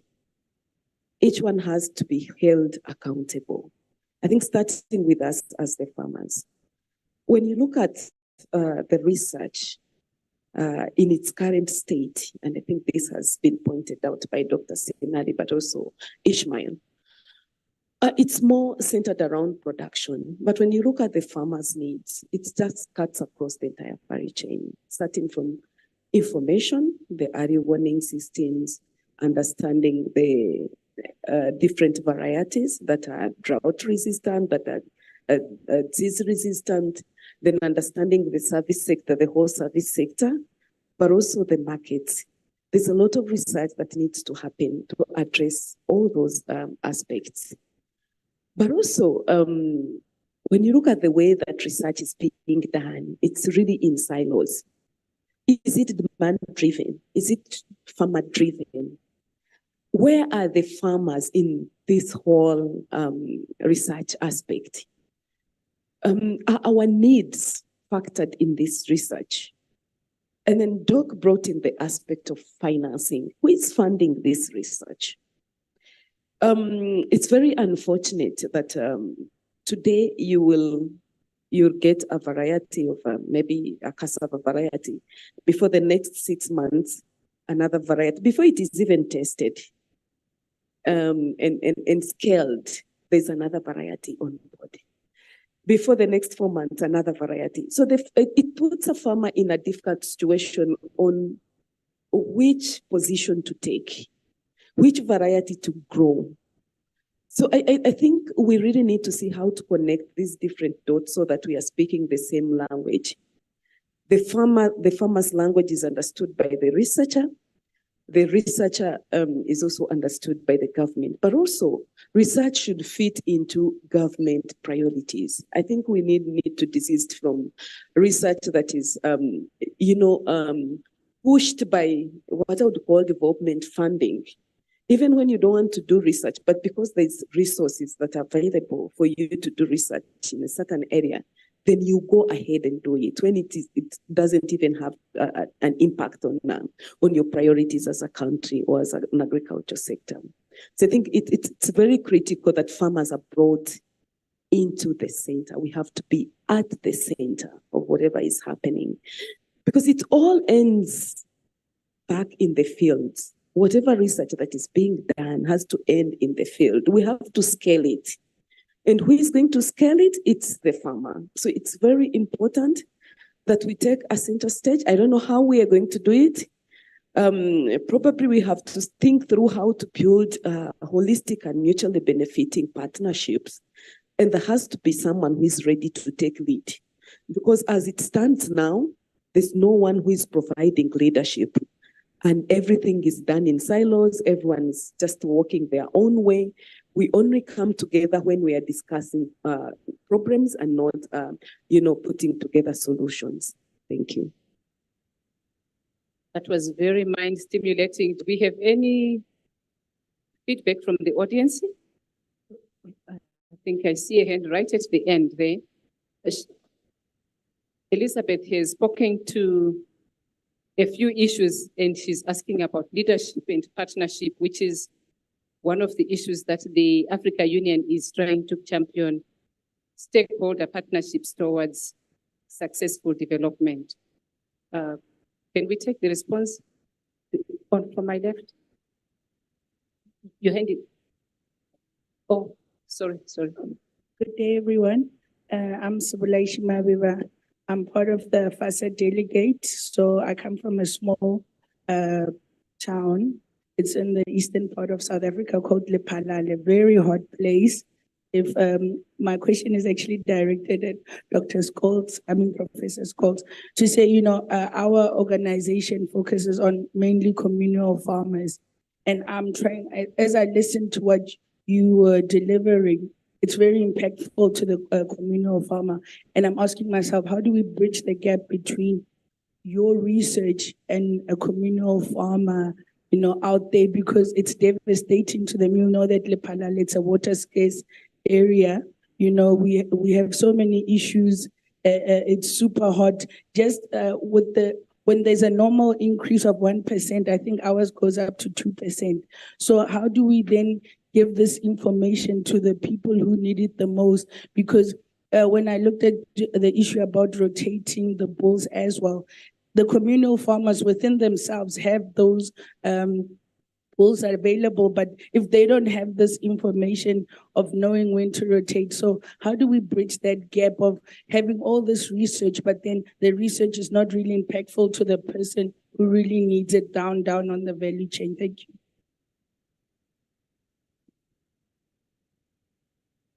Okay, we'll take answer before responding to you, but we'll hold your question. Thank you very much for giving me the floor.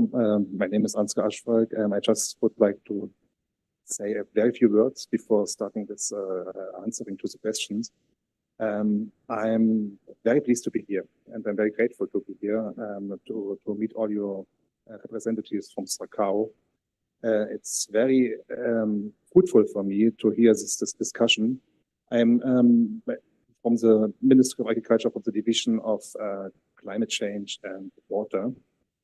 Before that, I was working for many, many years in the International Department of Ministry of Agriculture.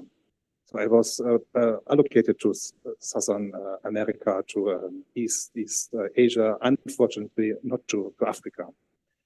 But I hope that in future I will have more opportunities to participate in events like that.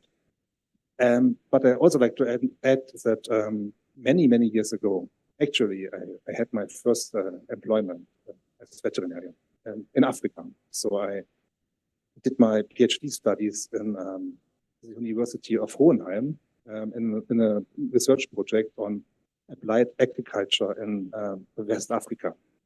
It was on small ruminant production. And so remembering my years in West Africa and Cotonou, Benin, we had partners at regional level. We have cooperating with the Ministry of Agriculture of Benin. We had an international partner. It was the International Institute of Tropical Agriculture. But we were also involving farmers.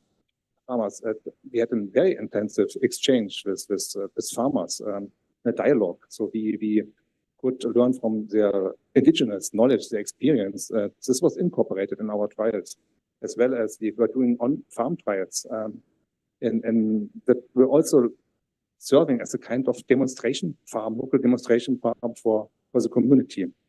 And going back to my job at ministry, I would like to tell you a little bit about the experience that we are doing in Germany within the agricultural community to align research with the needs, the demands of the farmers, the petitioners, farmers associations. We have I'm sitting now on the other end. It's the ministry who decides about research. The ministry decides on policies. The ministry gives the money, the funds to do research. So we are sitting on the better end, saying like this. But nevertheless, we are trying the most actually to involve everybody. So it's not only, it's all stakeholders that are involved in this process. If it's, for example, an overall policy, a strategy, such as climate change mitigation. So in Europe, we have a huge strategy. It's called the European Green Deal. And that wants to make Europe climate neutral until the businesses until the middle of the century. And there are lots of legislations and strategies below that. And to draft this legislation, we try to keep everybody on board because it has lots of impacts on everybody, on the whole society, not only on farmers, but on everybody actually. And for doing this alignment, you know, in Germany is a federal republic, it's part of the European Union. So we do not have only to align with farmers, but we have to start the alignment with the European Union. There are 27 member states. We have to get more or less the same position. Then we have federal states. That means we have not only one minister of agriculture in Germany, we have 16 in the regions plus one at federal level. So we have to align all these opinions with these 17 within the 17 ministers. And then we have to align within, it's the same everywhere. We have to align our position with the position of the Ministry of Environmental Protection. There are a lot of overlappings. And then it comes to the discussion with the farmers association, or with the public, the society. And here we are using 3 tools actually to involve farmers associations. The most important one, actually it's a very, very simple one.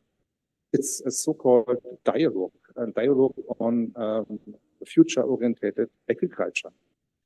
And here we have a selection of 50 practitioners from all different areas of Germany, all different orientations of work, like crop production, animal production, and so on, like more ecological farming, more traditional farming. And there were applications, about 350 applications, and we selected 50. And we meet, it's like an institutionalized dialogue, high-level dialogue. It's farmers, and it's from our side, they are met by the vice minister from the federal level. And we are talking and we are establishing working groups, and these farmers, these practitioners, they get the chance to develop positions on very important topics that are of interest for them because they're impacted. And then this is discussed with representatives from the Ministry of Agriculture, as well as from the Ministry of Environmental Protection. And they are also involved many representatives from the departmental research institutes. So there is the direct dialogue between farmers representing 250,000 holdings in Germany with the government actually. And normally there are all these administrative levels. It's federal level, and we have district, we have municipalities, we have regions, and this is the possibility to have this exchange directly from farmers to federal level. And that's very well working, and it's very, very positively seen from the farmers as well, because they are they find it very positive to get an exchange with us, of course, and that they are also welcomed by the vice minister. And these findings, they elaborate some papers about their positions that enter then in the discussion in the work of the ministry and are considered as far as possible when strategies are drafted by us. And that's very easily, and this is only on the federal level. So we have all these 16 regions, they have similar instruments. So they cost almost nothing, and it's very, very effective. Thank you. Thank you for sharing the structured system that looks at also recognizing the grassroots as key stakeholders. That's the German structure. I think we still have, right, Mr. Baketsi?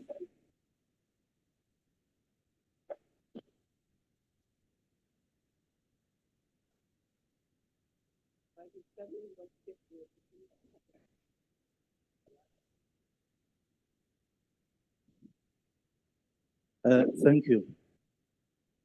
I was very much concerned that it would seem we have got a league that is receiving attention on the other side, and this side, I don't know what to call this side.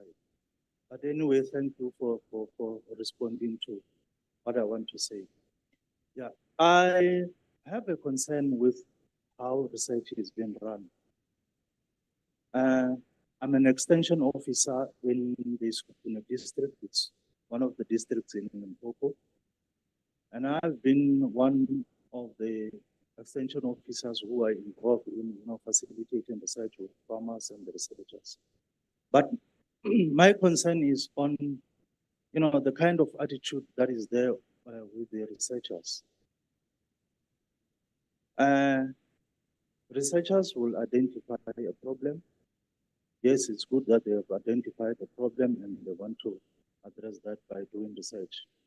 But then the farmer who is affected by that particular problem at the ground level is somewhat neglected. There is no opinion that is taken from the farmer, especially where you find that the research institution, and especially with the universities where a PhD or master's student is attached to that particular research project, then you've got a problem. There will be, some planning of the project that is done behind closed doors without, getting an opinion from the person who is affected by that particular problem. And you come up with, some research plans that should be done, but you do not have a proper understanding of the situation at the ground. The systems that the farmers are using, why are they using that? Because these farmers do not have static knowledge. Their knowledge evolves as well, because they change and adapt their systems as and when there are changes in their own environment. So as an extension officer who's in the middle, you are also not part of the planning process. You are just given the way things should be done, and you must then interpret to the farmer what should be done. And that becomes very difficult. And you start fighting with the farmers because you must be able to implement what should be implemented. And that creates a problem. You'll find that you come up with solutions that cannot be implemented by the farmer. And that is an attitude that I feel must be changed. I will give you an example. I've got 2 research projects. One has already failed because of that kind of attitude. And I see this one that I'm implementing now going to fail because of that kind of attitude. You tell a researcher that in this area, you cannot establish this kind of plans or trials at this time because this is how things are run. Some are cultural, some are climatic, but because they've got money that must be used. And some of this research, I will tell you, they come because a certain institution was given money to address issues. In South Africa, I'll give you an example of, like the Water Research Commission. It's given money to do a particular research, but they are running around time because they must access that money into their pockets. Then they will just run that. And I've fought with many professors in various institutions because of that attitude. And I remember I dropped my research project for one was for masters because of that attitude, because some will feel that they know what should be done, and because you are at the ground level, you do not know anything. And that has to change if we are going to make an impact in the research that we're doing. Thank you. Thank you very much. Wow, it feels like you were speaking for everybody, the clapping. I didn't hear that after I introduced myself. Thank you very much, sir. I'm sure there are similar sentiments I recognize you. I'll come to you just now. Yes. So it is critical that we take in this contribution from yourself to say there are issues of lack of engagement and irresponsibility. I understand Elizabeth has already alluded to that. She alluded to everybody taking responsibility, which means implementers, those that are involved in the production, and any other intermediaries. Everybody takes responsibility and not being irresponsible to look at their own circumstances. This is a community-oriented issue that we are dealing with. It's not an individual issue. Yes, sir, you can come through. Okay, thank you. I just want to know from Prof. how the organized national agricultural unions are involved in the issue of the research projects. Why I'm asking that is that I know that the research institutions need to work with the organized agricultural unions, because the research is not an issue of only the research institutions only, but the people who are affected are the farmers, as you can hear the farmers talking behind me. Can you just emphasize the fact as to how your institutions involve our organized structures? Because within our organized structures, there are commodity-specific organizations who are also affiliating to the organized structures, whom they must take the information back to the different commodity structures. And the different commodity structures have got the, their own research committees, in as far as I know, in South Africa. And within the research committees within the commodity groupings, there are study groups that involving the farmers in whereby they disseminate information to the farmers on the ground. That is how I know it. Can you help me to elaborate on that in order to maybe to meet the concerns of the farmers here? Answer that one question. Yes. Well, I think, yes, let me start with the previous person. There is concern about how research is being conducted and how does it get to the ground level. But remember, in South Africa, we have 9 provinces. Every province has its own MEC for agriculture and its own Department of Agriculture. Some provinces just don't want to come to the table. I mean, if Limpopo is not interested in collaborative research, how do you force them? I have the example from the Northern Cape, where there's a memorandum of agreement signed between the Northern Cape Department of Agriculture and the ARC to do collaborative research. For example, from the livestock side, we having a training day, actually 2 days, every year for extension officers on climate smart livestock production. And it's going to be expanded to the crops as well. So we have that initiative. In the Northern Cape, the Northern Cape is very extensive, so they mainly farm with livestock.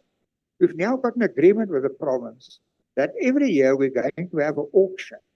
We're going to sell bulls that only emerging farmers can buy, not commercial farmers, because the problem at normal auctions, the commercial farmers buy all the good bulls and there's nothing left for the emerging farmers. They can't afford it.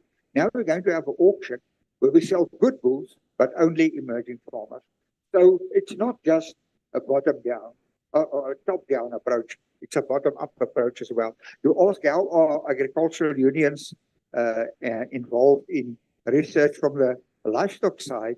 We've got red meat research and development, where the RPO, NARPO, the Feedlot Association, the Abattoir Association, the meat importers and exporters, all of them sit on red meat research and development. They decide which research is going to be funded. And where do they get the fund? There's a statutory levy. For every kilogram of meat, or for every carcass or live animal that's been sold, a certain amount of money is collected. Part of that is used for research. That is administered by the RMRD, which consists of all the agricultural unions. Should I carry on with the other? Maybe we can allow Jan Ritter, he's raised his hand. Jan, if you can hear us, please come in as well. Jan? Yes, hello everybody. Can you hear me? Yes, we can. Nice to be with you, even though I'm just virtually or by sound with you. I'm from Germany as well. I'm sitting here now in Germany. I'm from a private company. We're still in a startup phase, so we have now 20 employees, and we are developing and producing inputs, especially bio-based seed coatings. So maybe I can bring a perspective from the commercial or private sector about research, and I want to mention one example from the European Union. We have European Innovation Program, and there's a special part for agriculture. And if you apply for research grants, you have to bring to the table a research institute, a private company like ours, and at least one farmer. And I think that could be a good approach to, already when starting a research topic involving farmers directly. And after the successful research program, you have to put the results open source. So, you have to bring the results to the public. You have to show all the steps and the solution. And so wisdom or new results are available for everybody along the value chain. At the same time, I think also somehow, at least a bit, farmers have to get together in corporations or however, and try to exchange, or try to share wisdom and new techniques and so on, under themselves. You know what I mean? They should, organize themselves somehow to get to new knowledge and share it. So far, that's the input from my side. Thank you very much, Jan. He's talking about engagement, I think, with their company. That's what I could hear, engagement, right, to the grassroots with a farmer involved. Yes, sir. Yeah, I think listening to the conversation, very interesting. Well, we also want to encourage the researchers who are in the house to intervene as well. It appears to me one way of connecting the dots between the demand side and the supply side is perhaps to have a structured approach. And Prof had already made an allusion to that. For SACAU to come up with a research agenda where you say these are the pillars that we want to engage in terms of getting some research done. And within those pillars, you can then have specific topics. We had during the conversation yesterday challenges regarding funding that were being raised by the young agripreneurs. So maybe that could be in itself a research topic. So you have a 3-year research agenda and then identify partners, because you can't do it. And SACAU probably does not have the skills to undertake research. So identify partners, universities, other entities that you can work with, and also development cooperating partners who can come in to support and to fund that research. And maybe you can also have an annual research colloquium where you bring the researchers to present their findings. What is it that they're picking up, and how can those findings now be taken into practice by the farmers? So it's just a suggestion that I thought maybe I could throw in. I just want to come back to the initial question, and that is, how do you fund research? I think the biggest problem we have in South Africa, we work in silos. Now we have the Department of Agriculture, the ARC, and the University of Pretoria undertaking to establish a Center of Excellence on Climate Smart Agriculture. Why did we need Akim from New Zealand to initiate that? Why couldn't we work it out ourselves?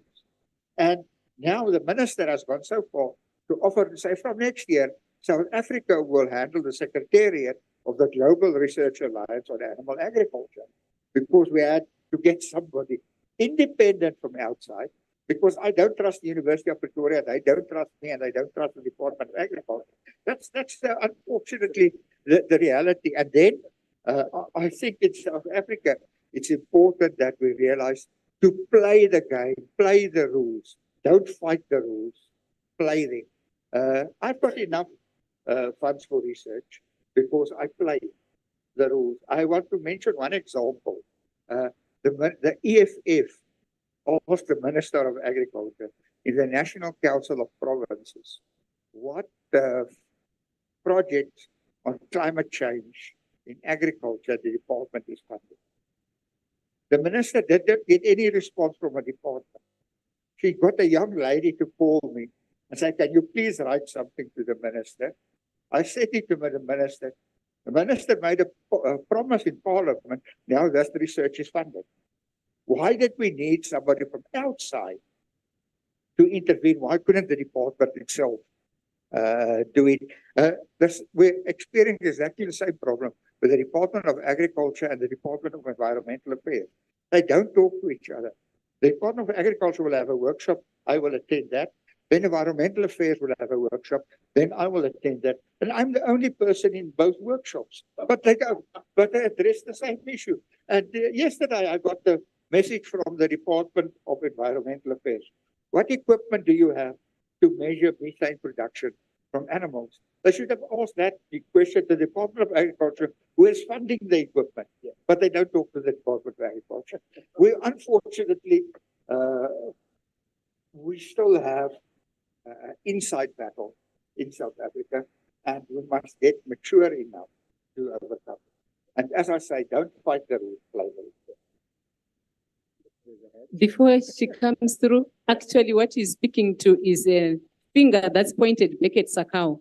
This is a union that's supposed to be speaking into unifying departments that have the same mandate, almost similar mandate. So SACAU maybe is the one that's sleeping. So what are you unionizing towards?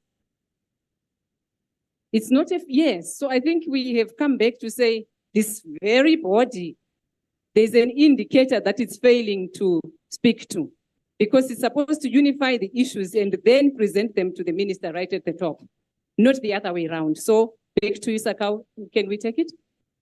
Is it okay? Thank you so much. I would like to take a look at this a little bit different, a different approach. Not all of us are farmers here today. Some of us are in policy positions and we are able to influence policy. And I think we should really look at how we can capitalize on research and influence policy. Now, I just have a few policy suggestions, and I wanted to come in the previous panel discussion. So I'm going to try to do this now together. So I think it's a fact.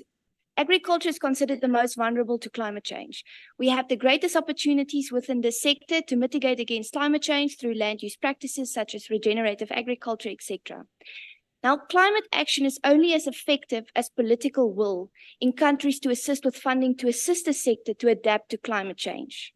Now, we should not operate in silos. And I think this was the first, when we started this morning at 8 o'clock, this was the first thing that I wrote down. And now we're talking about not moving into silos.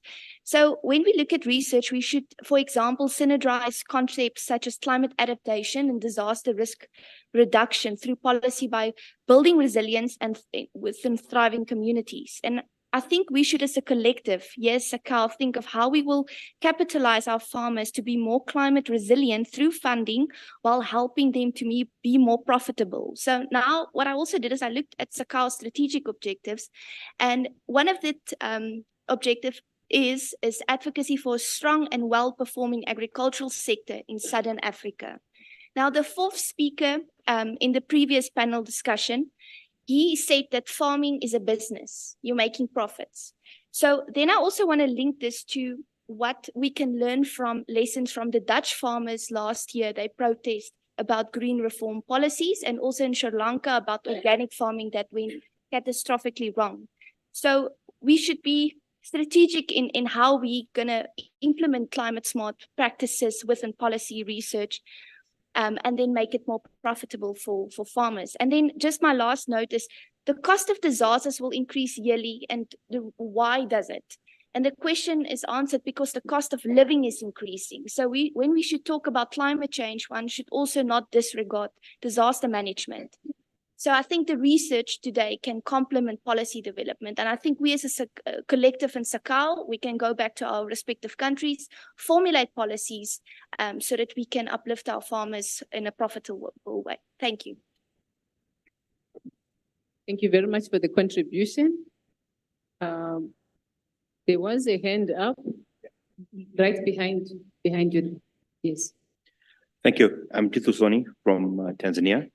I would like to commend all the panelists on the first panel that we had and this, on the great contributions they've made.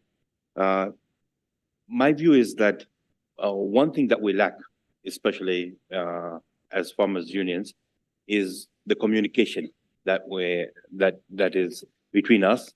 A lot of that has been said in the first panel and even now.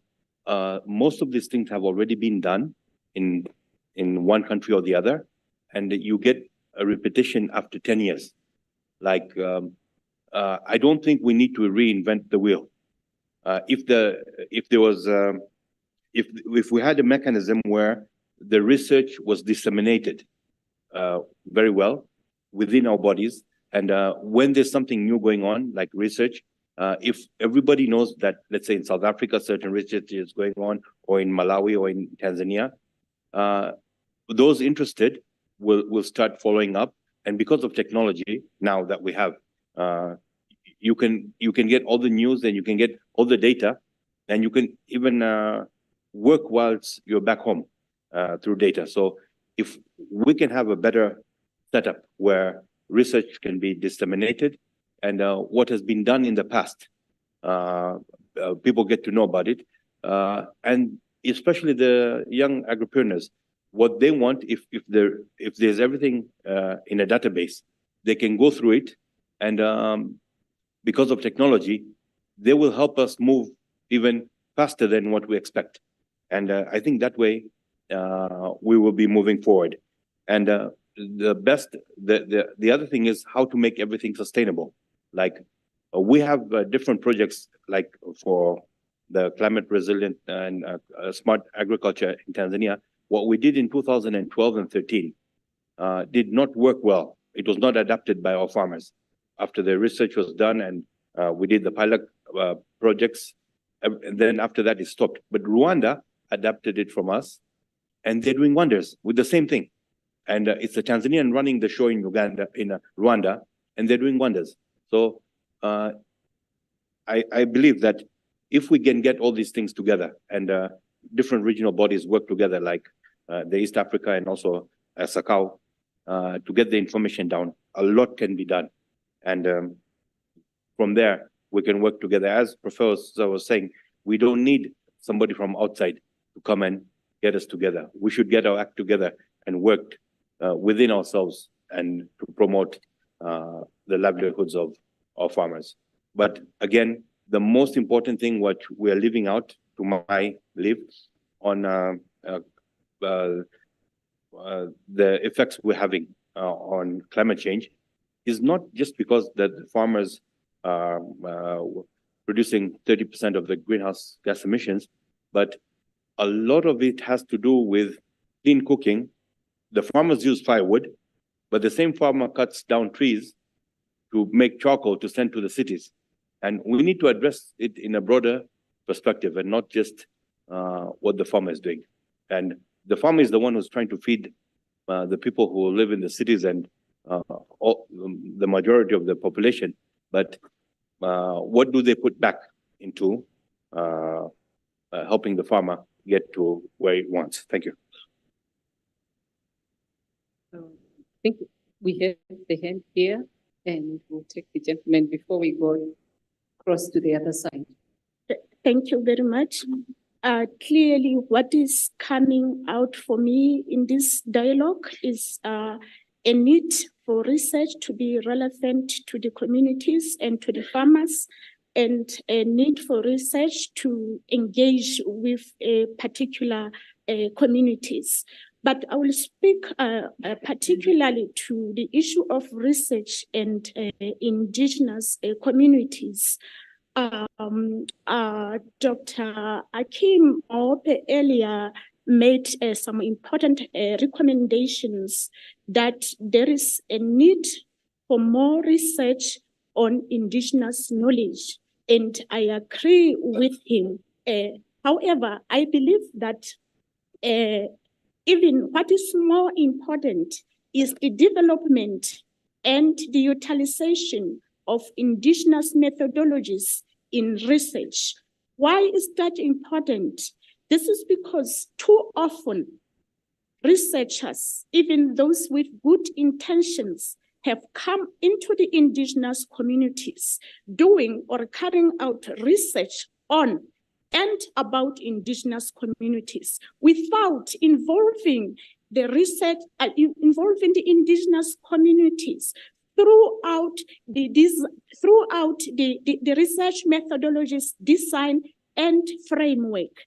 I believe that it is the indigenous methodologies should be designed to ensure that the intellectual property rights of the indigenous people are observed. Earlier on, Dr. Sinare asked an important question to Mr. Gift about who owns the innovation, who owns the technology. If the researchers can develop indigenous methodologies that are respectful of indigenous knowledge, indigenous communities, the cultural protocol, then we will not be asking the question of who owns the innovation, who owns the technologies, because such indigenous methodologies will be designed to ensure that the intellectual property of indigenous people are observed. It will also ensure that the indigenous knowledge is protected from being misused. Also, the indigenous stories of indigenous people will come up if we use the indigenous methodologies. But also the importance of developing indigenous methodologies is that it will give credit to the custodians of indigenous knowledge, who are the elders.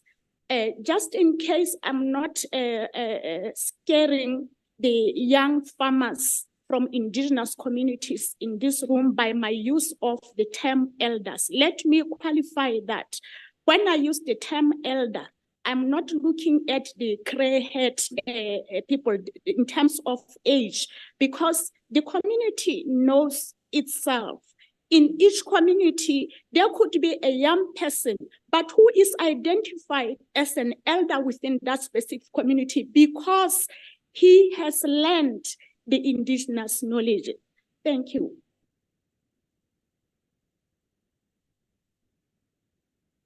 Thank you so much for the contribution. Yes, sir. You can proceed. Yeah, Ralph from Germany. Yeah, I'm picking up bits and pieces from other contributions already. I think we must face that problems are developing with a dynamic. And so I'm a bit commenting on Daniel's proposal, I think it's not enough to prepare one list and then find finance and allocate the tasks.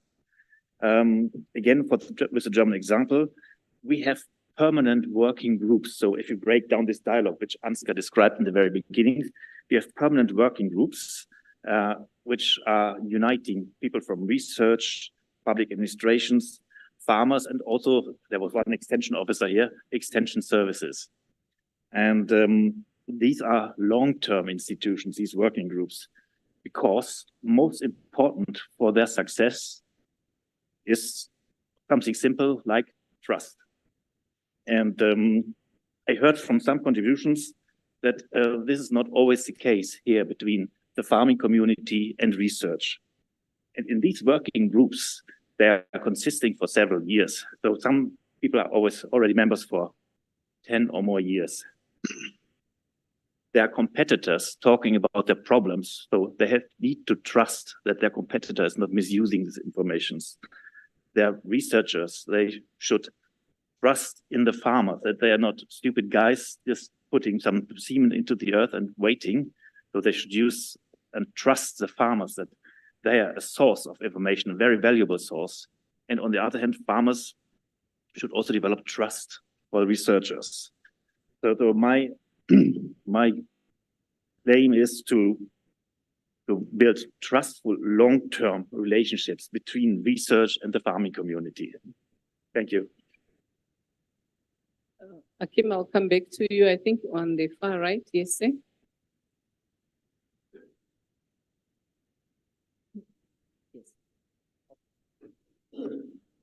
Oui. Je m'appelle Daniel, je viens de Madagascar. Je travaille au sein de l'ACPM en tant que responsable des suivis et évaluations. Depuis hier jusqu'à aujourd'hui, nous avons parlé beaucoup de recherche. Cela signifie que le développement de l'agriculture est indéniablement inséparable avec le développement de la recherche. C'est ça ce que je résume ici. Donc, il est grand temps maintenant pour nous, ici présents, de mettre en place un système de diffusion des recherches. Parce que les recherches sont là, les chercheurs sont là, mais la diffusion est souvent difficile. Donc, c'est ma participation, c'est une proposition. Il faut mettre en place un système de diffusion au sein de notre organisation. C'est ça. Merci.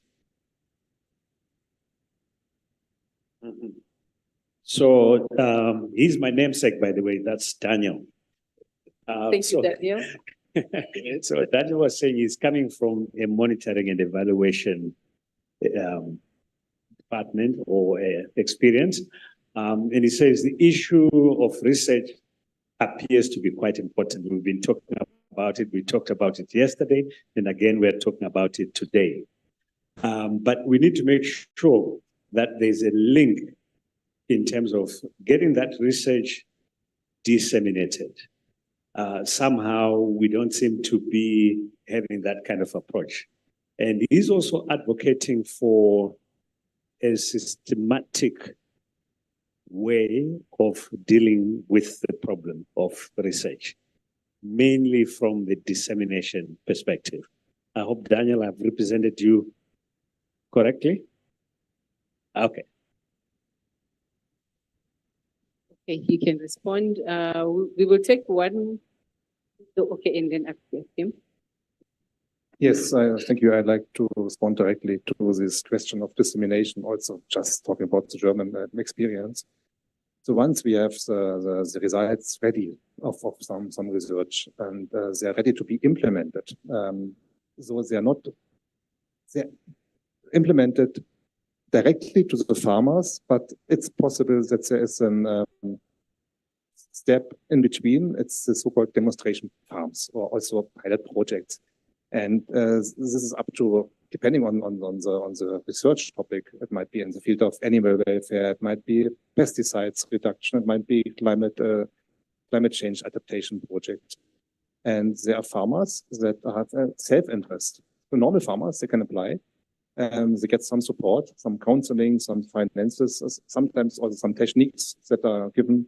But they only give this support if they have some self-interest and if it's interesting for them to continue with these new techniques, new methodologies, even after the support from ministry is ending. That's the first approach, the first step into the practice, and it's also closing this gap between research and the practice. Quite a lot of experience there that's being shared. I think let's go to Dr. Mwape and the gentleman. Yes. Yeah, mine is just a short appeal, and just to mention that I think the wheels are already spinning or turning in terms of putting up a coordinated approach within the SADC region for research. Work has, or just initial scoping work has started, and right now we are at a stage where we're looking for partners to come on board so that this is done. I think there have been ideas like what has already been floated here, like constituting long-term permanent multidisciplinary institutes that could also assist in defining the research agenda in different agricultural themes within Southern Africa. Thank you. Thank you. Yes, sir. Proceed. Yes.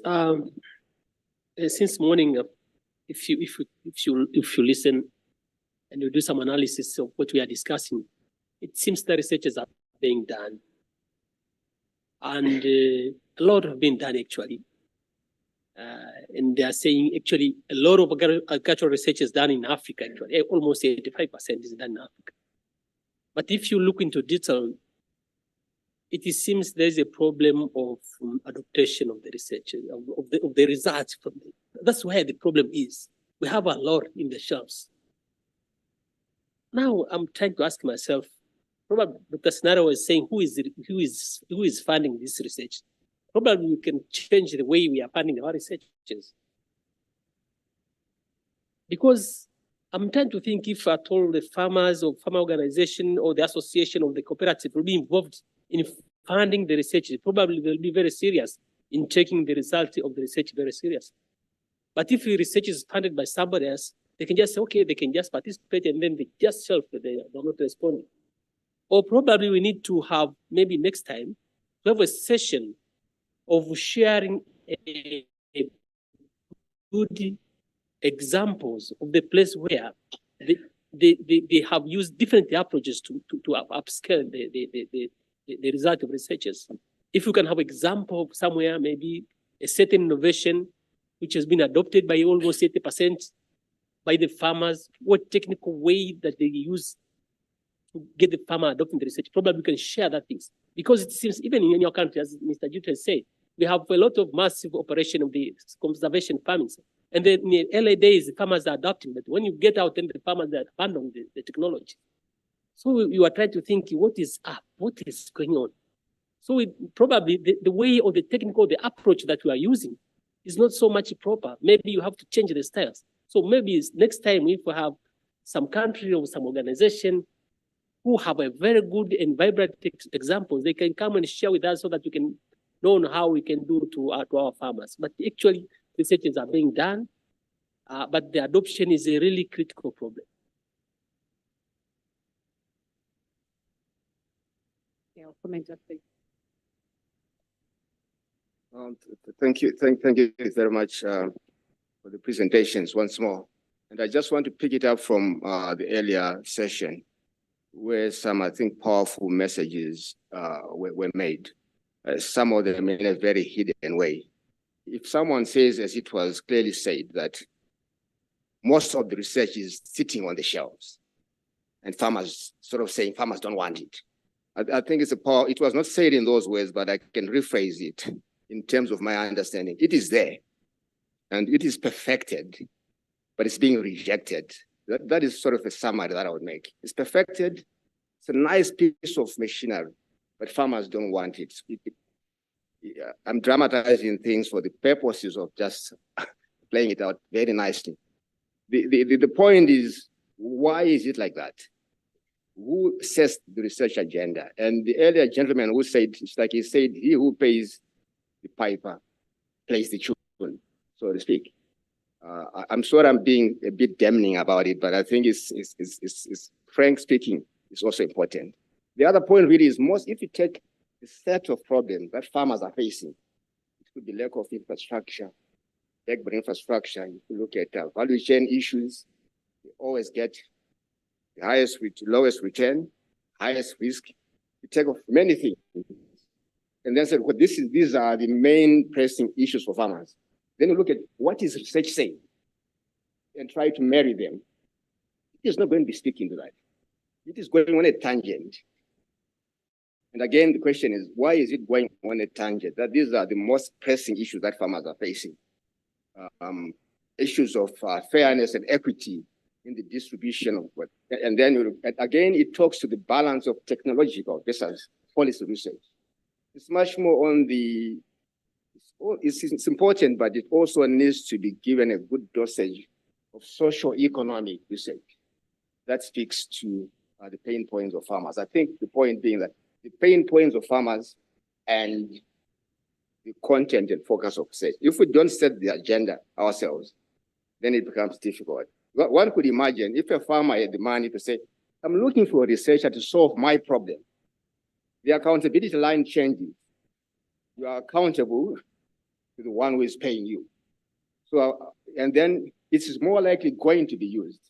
So I'm trying to suggest that we put the thing upside down in terms of funding, or at least balance it, that part of it also goes to farmers' organization to commission research that is more sensitive to the constituencies that they represent. Strong words that are coming from him. I think that's from Ishmael. Yes, from SACAU. It's speaking to a theory of change for, I think those are the sentiments that are bubbling here from all the stakeholders. We need a theory of change and a logic model. It seems like the instruments that we're using or the logical framework that has been there, it's got gaps in it. And those are the gaps that keep coming. We are not communicating. Who is owning? We are not responsible. Who is accountable? And who is funding? I think for most farmers, the realization is that they're actually funding research, but they are not aware of it. In the institutions that are within where there is formalized trading or through the value chain, for livestock, in South Africa, you pay 13 rands for every animal that you sell. And that money comes around to the red meat industry. Same with the cropping systems, there is a levy that you are paying, and that levy is then sifted into research. But that communication is missing, so the farmer is not aware that they've paid for research. They've contributed. So it's sort of putting into plain sight that you already doing some funding into this context. So you may need to have a say. Let me not hog the ground. I think there was a hand up there. Yes, thank you.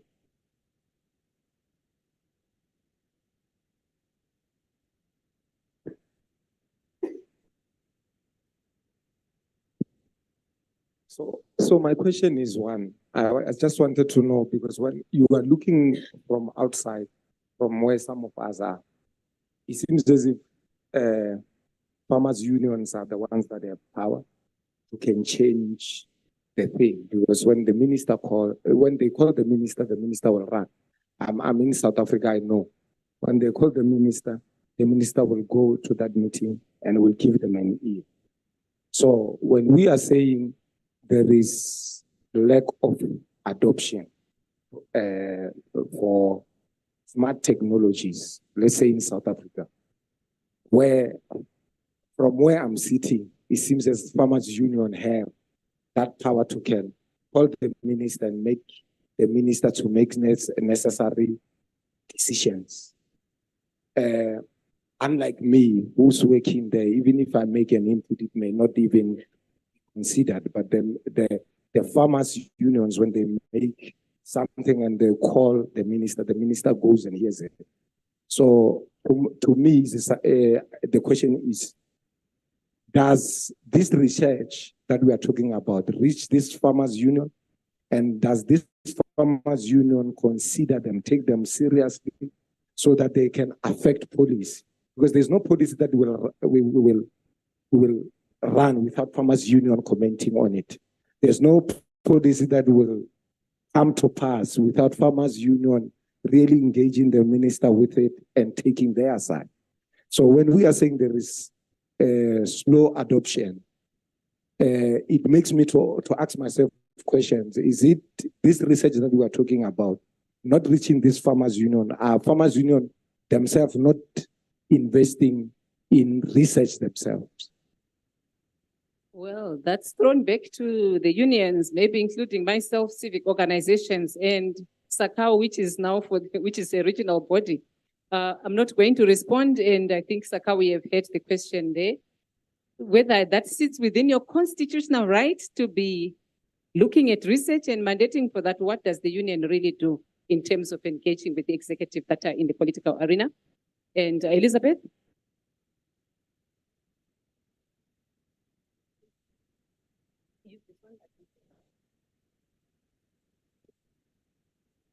Yeah, thank you. I want to highlight two issues that came out of the submission from the gentleman from Extension in South Africa. And I think for me, he really gave a honest submission, which is a clear representation of the research situation in most of our countries. And he spoke about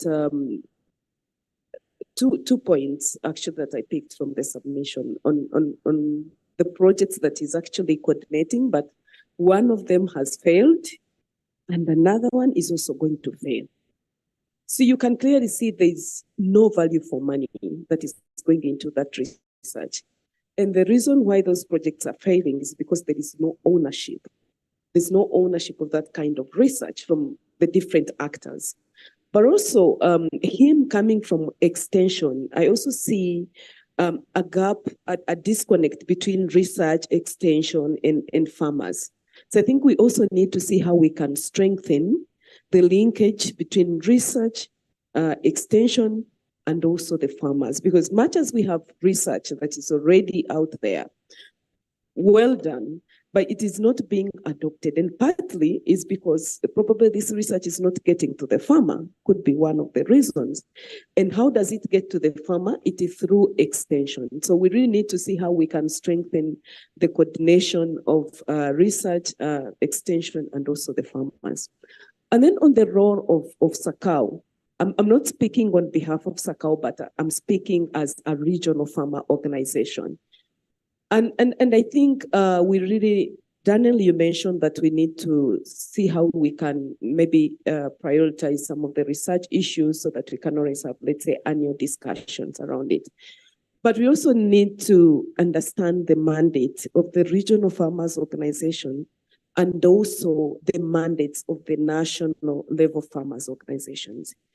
And as regional farmers organizations, we also have respect for subsidiarity principle, whereby we only take on issues that are of regional nature, and those that are national in nature, we push them to the national farmers organizations.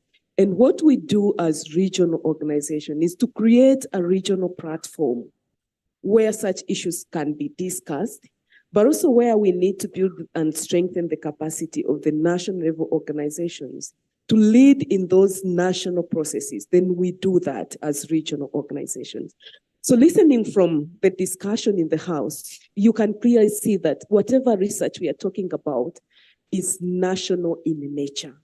And the national organizations have a very key role to play in leading on the discussion on national research.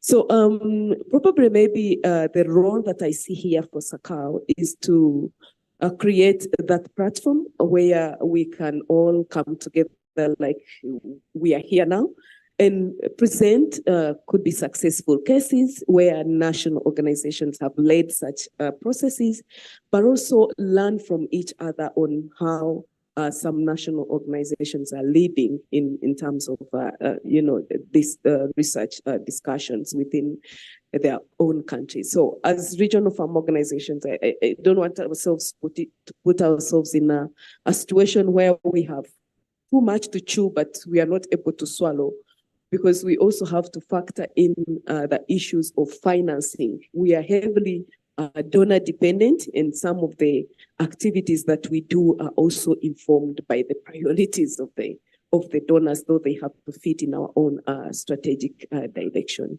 Thank you.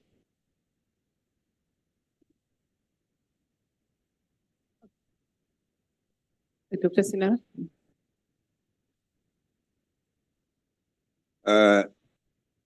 There was this statement that regional farmer organizations, SACAU, were not close to where the decisions on research are made. Dissemination of research results nowadays, before, Prof will agree with me, you do a research, you publish the research, and it can rot in the shelves, okay? Because technology was not advanced enough for you to just throw it there. But right now, dissemination of research results is a very easy thing. One example that I can give you is I'm very much interested in avocados. And I've joined online avocado researchers, avocado groups, and I'm getting top line avocado research. So it's very easy to disseminate research findings now. And that's why that young man who was talking about the role of SACAU in disseminating this research findings, the role of national farm organizations, I think we have a role to play there. And we're not doing it. I think we have to sit down as SACAU, as a regional body, talk to our members who are national farm organizations, because although these researches are done in country, as we saw today, most of these are cross-cutting. For example, when I'm talking about mitigation of climate change, a research done in Zambia, I was looking at the Zambian friend of mine was presenting. It is the same solution that we can apply in Tanzania, we can apply in Malawi. So if SACAU, for example, we give ourselves the strength to look at, and here I'm talking about specific types of research, things that are affecting the whole region, things like climate change mitigation, adaptation, okay? And I can tell you this will work throughout the region. I think we have a role to play there. And I promise we'll try to see how we can do that. Maybe we can have one last one, Madam Chair. Yes. Respect to SACAU. Okay. I think there are many roles that a regional entity can play, because it's an entire value chain. Research is an entire value chain in its own right, and there are certain points that we can influence. For instance, if it's funded by international organizations, we interface with international organizations. There are also aggregated research institutions like CGIAR. Those we can interface with. There could also be CADESA as an example at the regional level. So there are intersection points that we can influence both the funding mechanisms as well as the agenda setting. So there is advocacy with respect to that. And also just questioning the value of it and having seminars and workshops with our members and researchers, drumming up the issues we're drumming up right now is actually one of the functions. But most importantly, research problems are many. There are so many. And it's a very large pool, which is a problem in its own right. If you don't select that which is strategic, you probably might be hopping on a narrow thing that might be very interesting, but it's not going to give you the bang that you want. So the prioritization of research is so fundamental and important. Maybe at the regional level, it's what should we be pushing out as key priorities from a regional perspective? And it has to be matters that are cross-cutting. Could be climate change, could be trade issues, could be many other issues that we can really, in a structured way, decide that this is the agenda for the region, although the national specificities will play themselves out at the national level. So yes, I think we need to be a bit more structured in tackling it forward. right at the back. You can come through, say, and we will give opportunity to the gentleman on my left side. Good afternoon. My name is Chilizima Tidi. I'm a potato farmer. So I hear people are talking about access to information, which is research to farmers in communities. So according to how I see things, or as a farmer, I think sometimes we don't have to just look at one option on how can we access that information, maybe from the department or so forth. Because besides an organization, let's just say AFASA, as a potato farmer, I can be part of Potato South Africa because I deal with potatoes. And Potato South Africa can assist me with getting information regarding the problems that I experience with potatoes.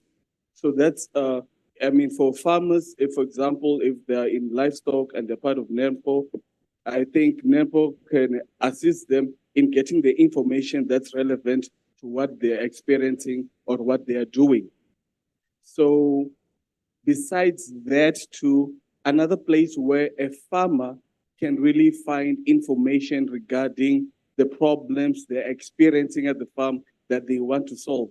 It's also getting other experienced farmers to assist them, because as a farmer, you cannot work alone. And it's always said that at times to get the right assistance or to get the right help, it's a farmer who can make things much easier. So instead of looking for information elsewhere, you can get farmers who are experienced in your area even further from that. Because as a farmer, I might know other farmers because I attend a lot of conferences, a lot of workshops, and it's very important that when you attend such things, you must network, because the more you network, the more your knowledge increases in certain things that you don't know. Because the times where you need assistance, that's where you'll think of farmers that you have met in another workshop, farmers that you have networked maybe in this conference, which can be the solution to the problem that you're experiencing. And you wouldn't have to just wait for the Research Council to bring information on the field, because that might take years, but the problem will be too much. At the end of the day, as a farmer, because you know farming becomes stressful when things are not working well. So you can imagine, as a young farmer, if you experience years of not getting information that you're looking for, you might end up not being a farmer. You might tell yourself, I'll rather just go and get a job. And that will be the opposite of what SACAU wants, because as we saw yesterday, everyone was mentioning about how important it is for also youth to be part of farming, because without us in the next 30 years, there won't be farming. So at least we must also, as youth, also take initiative of finding other ways of getting information quicker and faster, so that we must solve the problems. But as I'm saying, if you're a tomato farmer, try get an organization that deals with potatoes. That's when you get information. Try get more experienced farmers. It doesn't matter the color of your skin, but as long as if the person has the experience and the knowledge, you'll be assisted. I'm saying that from experience, and it does help a lot. Thank you. Thank you so much. There is Elizabeth sentiments coming back. Take responsibility to invest in yourself. Okay. So take responsibility to invest in yourself, because the resources are all around us, not putting it back to institutions or organizations. I'll come back to Jan. Can we give the young men here, and then Jan will be on. You go come through.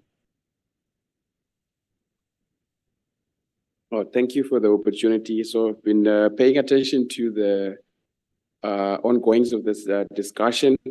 And one thing that was raised that I think we also need to maybe inquire or think about is around the issue of political will. So we are also talking about all those things. And in my head, I'm wondering, so where are the politicians here? Because we know that when it comes to moving the needle, and decisions and implementations, it's faster with politicians than it is with just the researchers here and the farmers here. We need to also have platforms in which they are heavily involved and they listen to us and we also listen to them. Because ultimately they decide where to put the money. If that's you're talking about research funds that are always deducted on ourselves to the government, at the end of the day, if they are not hearing our views, they will direct the money to where it is not needed the most. So political will is important. We spoke even in our vision last night at our graduation that one of our vision as young people within SACAU is to have a SACAU youth wing. And following that, we also need our offices where SADC is, because we realize that if we keep talking by ourselves, no one listens. This is happening even in Europe. Last year, our court actually went to European Union, and right where the European Union offices are, the headquarters in Belgium, there is SACAU, which is the youth wing of EU.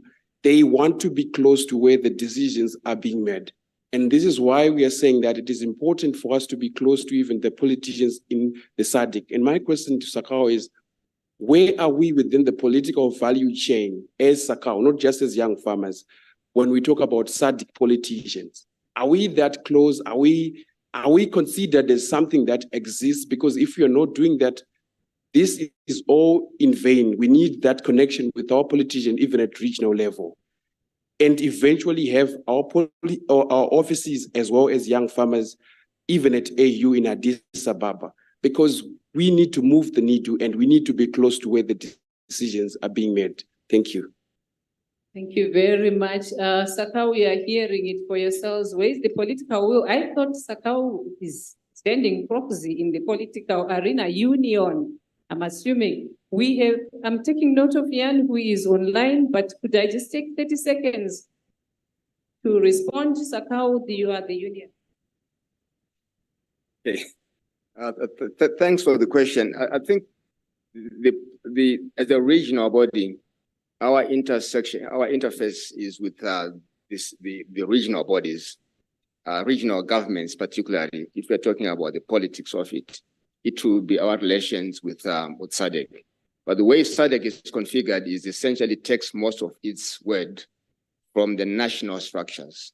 So at the end of the day, I think it is developing a strategy at the regional level for the national structures to bring their issues through the different structures at the national level so that they are captured to go to SADC through their national pathways. Because that is where, that is only the influencing pipeline. Talking to them as SACAU, which and as then it is not very, it is just going to top up, but the real voices are going to come from the national structures. That's how things are configured, because those are the negotiating parties. That's the first point. The second point really is we need to be also careful at the national level, because it is not necessarily, the MPs are important, and the MPs are elected by the farmers themselves. And a lot of the farmers may actually be in the political structures of those. So I'm just wondering whether, because it's about politics, sometimes it's not about government or executive powers. It is now more the power that the farmers hold in the context of the political constituencies that they reside in. So perhaps if one looks at it that way, one could also say it starts with those lower levels before it goes to the national executive structures. Yes, sir. I just want to put more weight onto what Ishmael saying. You know, SADC is not EU, because at Brussels, when they make decisions, those decisions are going to be implemented by all EU governments. But just as my colleague said, SADC depends on decisions to be made by the member countries. Yeah, that's why we have a lot of disparity, for example. For example, right now, when you look at the agricultural budgets and priorities, they're different in the different SADC countries. So at SACAU, we depend on national farmer organizations. Yeah. For example, Swatini, for example, my friend from Namibia, we depend on national farmer organizations. What we do at SACAU is, one, to identify the issues that are regional, to identify the issues that are continental, to identify the issues that are global. And then we sensitize our members at national level. That's why we have some programs to strengthen, like, for example, the FO for ACP. It is a program to strengthen the national farmer organizations so that they have strength in lobby and advocacy. We want to give them the power to lobby their governments. So it's very, very important what you're saying, but given the structure of SADC, we depend a lot on the strength of the national farm organization. Okay. Elizabeth, 30 seconds so that we still have a hold on somebody that's on the online, yes. Yeah, just to add on something small on the submission by Ishmael and the president, because I know the president of the youth, his concern was on having the voice of the youth at different, represented at different levels, including at continental level. But just to give you comfort is that I think you've heard from the president and the secretariat that SACAU is also a member of the Pan-Africa Farmers Organization. And like mentioned, SACAU pitches at regional level, at SADC, at COMESA. I know they represent your voices at, for example, at CADESA level, at ACTESA, COMESA. I sit with the president on the board of COMESA. But also, we sit on the board of PAFO, myself and your president. He actually represents youth interests in the board of PAFO. And that's why SACAU is leading when it comes to issues of the youth. And the reason is that all these issues that are in regional in nature that needs to be uplifted to the level of the continent, then can be channeled through PAFO. Because PAFO sits on so many committees of the African Union, of the Africa Development Bank Civil Society Committee, and also at global level, we interact with the European Union. For example, I sit on the Committee for AU-EU Cooperation in Agriculture, where I represent the interests of the continent. But also at the continent, all the continental organizations have given us space, including, for example, FARA, Forum for Agricultural Research in Africa, where I sit on that board representing the views of the farmers of Africa. So I want to assure you that at least SACAU has made sure that it joins organizations that give a platform where voices of farmers can be listened to. Thank you. Okay, I think we have attended to the political will issue, and maybe the youth are not actually feeling the warmth of it and not sufficiently informed, and hence the question, they're still saying we are dancing outside. Can we also see the light? Can I just... We have Jan online, so he's been waiting. So maybe let's allow Jan to come in. Yeah, as we now wrap up. Hi again. I can't contribute or comment on the political side, but I think from all the discussions and speakers, it's quite clear it's about access to knowledge. It's about setting up networks, innovation networks, and so on. But when I think about my experience in South Africa, in Uganda, in Ghana, and when I think about emerging and small-scale farmers, I think at the end of the day, to give also a positive picture from my side, the whole continent and all your countries, that they have a great opportunity to step over some mistakes we did, for example, in Europe. You know, also looking at your communication systems, at the end of the day, many African countries, they stepped over landlines. They went directly to a good mobile network. And the same could happen with, or looking at agriculture. I mean, looking at small-scale farmers, the most limiting factor is funds, money. So, and then also getting to the point of one speaker looking at the indigenous knowledge, I think that's a great chance and a huge treasure even for impacting agriculture globally. Looking at the African continent, at your plants, there's a treasure for new bio-based pesticides, for example. When I worked in KZN in South Africa, near Durban, I looked up in literature and found out that many indigenous plants can be easily used as a plant extract, as an insecticide, as a fungicide. So I think also looking at young agripreneurs or entrepreneurs, it offers big chances, really. Huge opportunities to set up startups who do the extractions or even on community farmer level. I mean, you just need a old barrel or water tank. You put in the right plants. You do a water-based extract, and here we go. You have a amazing insecticide which is not really harmful to the environment and so on. That's just what I want to give into the discussion, to not only look at the challenges. I think they are huge, but challenges are often a good thing because you need to get to solutions.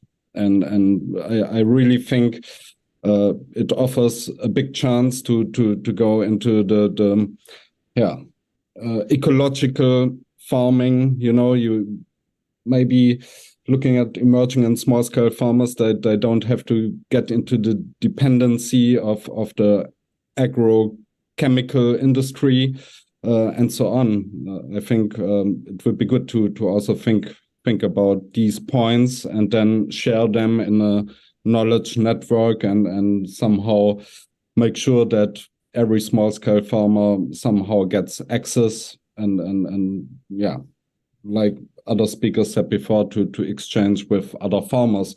Looking to Germany regarding regenerative agriculture, there is no real support from our government for sharing the knowledge. It's farmers talking to farmers, you know, and every farm is different. If you grow potatoes here and you go 100 km further, it will be totally different. You have a different soil, etc. You have different inputs.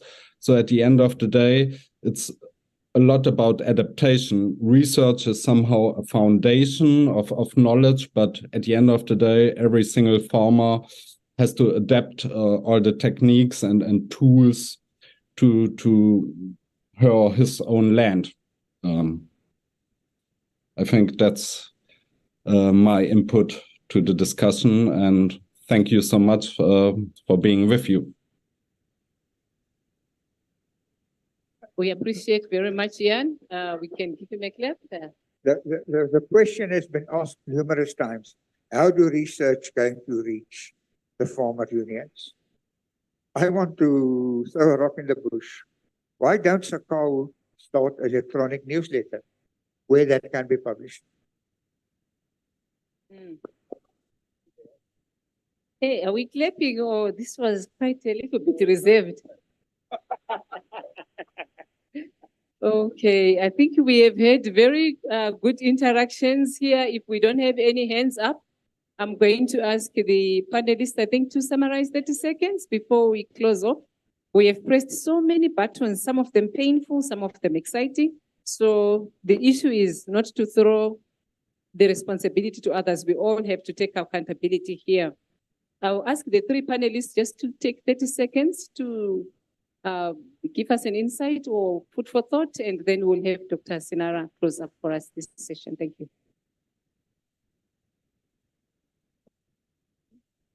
Well, I thought I did give it. My second issue, and that's more related to South Africa, but it may be applicable to many other countries. Unfortunately, we have a dysfunctional extension service. And I think the agricultural unions should come in and see how they can strengthen the extension services, that's actually the responsibility of government, but take hands with government and say, this is how we can strengthen it. You know, I've decided to publish my results, some of my research results, in the Journal of Agricultural Extension in South Africa. But it seems that extension officers don't read it. So we will have to do something to wake up extension. Yeah, thank you. I think, Florence, you touched on the theory of change that we really need to see in the research area. And I really highlighted the importance of each one taking responsibility. As farmers, we have a key role to play in research, and we really need to change the way research has been conducted, and we need it to have a farmer face. So going forward, I think let's take lead in terms of the way the research agenda is going to be shaped. Thank you. On my side, it was a great pleasure to be here to get the opportunity to listen to the different opinions and the different challenges to be done. And yes, I guess as the same that it's solutions. It's a possibility to work on solutions, and there are several possibilities were offered. So I guess thanks for. My point is, let's change our mindset as far as research is concerned. There is a lot of research that is there. Unfortunately, technology can enable us to reach even the farmer down there. Let's change our mindset.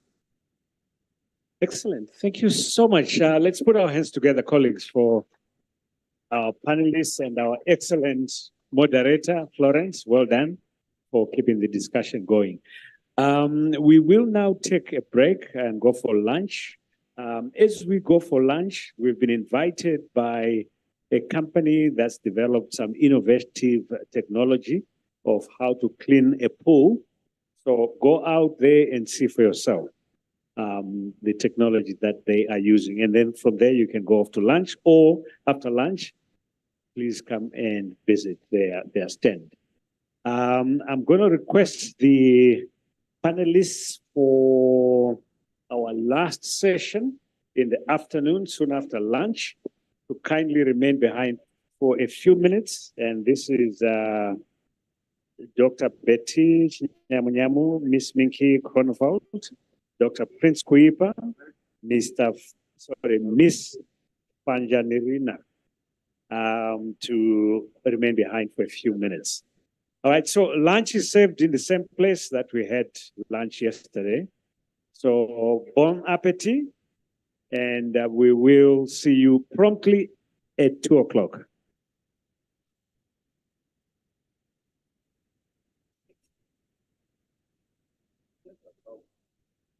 Okay.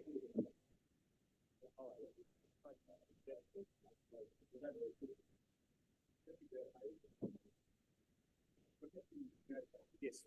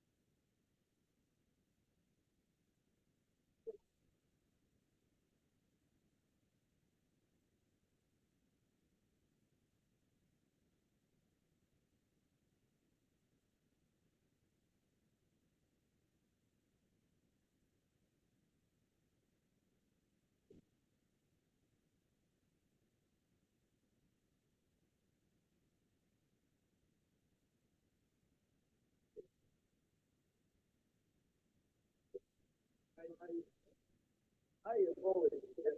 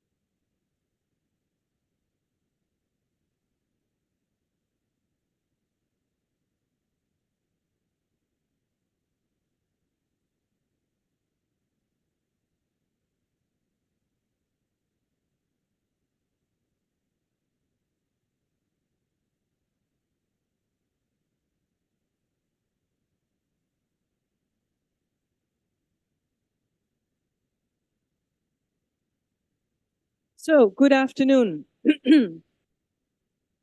Thank you for coming back. It is 2:05. I know we do not have a full room, but we are going to start. I just wanted to make one announcement, Benito, but you can go. Right. I don't know if you've looked at the program. If you do, then you'll realize that this is the last content session. After this, we shall have tea, and after tea, we will only have a short wrap-up and a closure. The thing I wanted to point your attention to is that the times are a little bit, there's a mistake in the times. So this session starts at 2 and ends at 15:30. No? And then we'll go for half an hour tea. And then it means the closing session starts at 1600. And we should be finished by about 4:30, 5 o'clock latest. 4:30, yeah. So this session is about nationally determined contributions, those documents that countries have prepared and recently updated. They prepared them in 2015 as vehicles for the Paris Agreement on climate and climate action. And they've recently been asked to update, and those NDC documents are now all updated around about 2020. We shall have one overview presentation by Benito Eliassi from SACAU, and then we have 4 country cases. And I would like to invite the people presenting, or representing, I should say, because they're not representing their country, to the table, to the podium here. And the first one is Dr. Betty Chinyamunyamu, who is from NASFAM, CEO of NASFAM. And she is, of course, going to talk a little bit about Malawi and how this NDC played out in Malawi. Then we have Mrs. Minky Groenewald, who is from the Ministry of Tourism and Environmental Affairs. She's project manager of the Climate Change Unit. So she's representing the government in this discussion. Then we have Dr. Prince Kuipa, you're already there, who is Field Operations Director from the Zimbabwe Farmers Union, ZFU.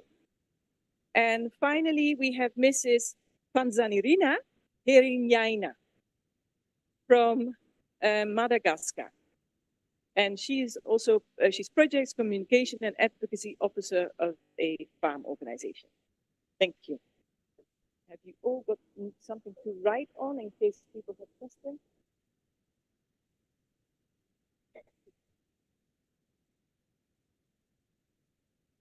Oh, okay, sorry.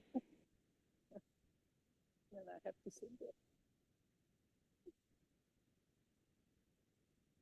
All right, Benito, you are giving us an overview of nationally determined contribution documents in Southern Africa, and I would say the floor is yours.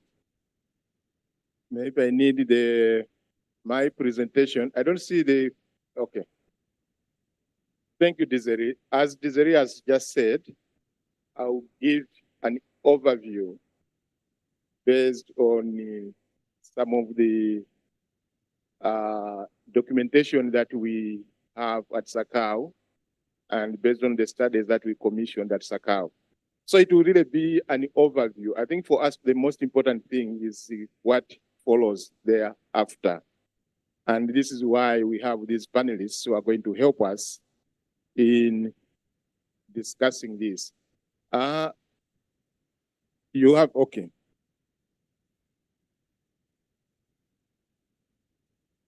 Is it there? Okay, thank you.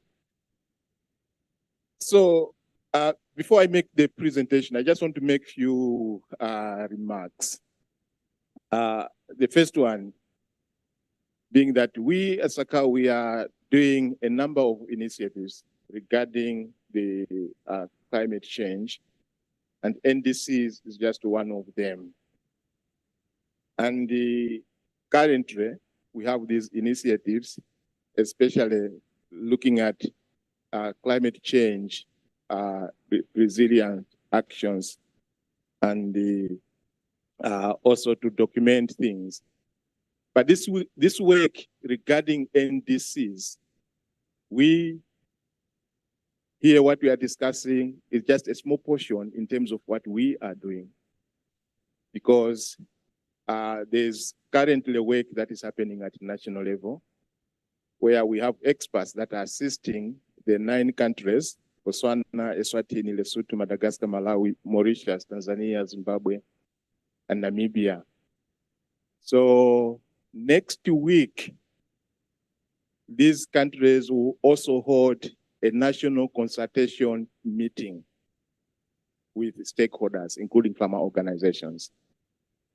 And we are planning, and this is also important, especially for the leadership of farm organizations. We are planning to have a regional consultation meeting in Pretoria in the 2nd or 3rd week of June. We know it's tight. That's why I'm making this announcement or remark that if it's possible, we are looking at the situation where we can invite the leadership, the president, the CEO, and if resources provided, we are also going to look at to invite the members of the community of practice who are working on the climate change issues. So that's the other thing is just to inform you that we are also doing the scanning in terms of the technologies and innovations that are there regarding the climate change resilience actions.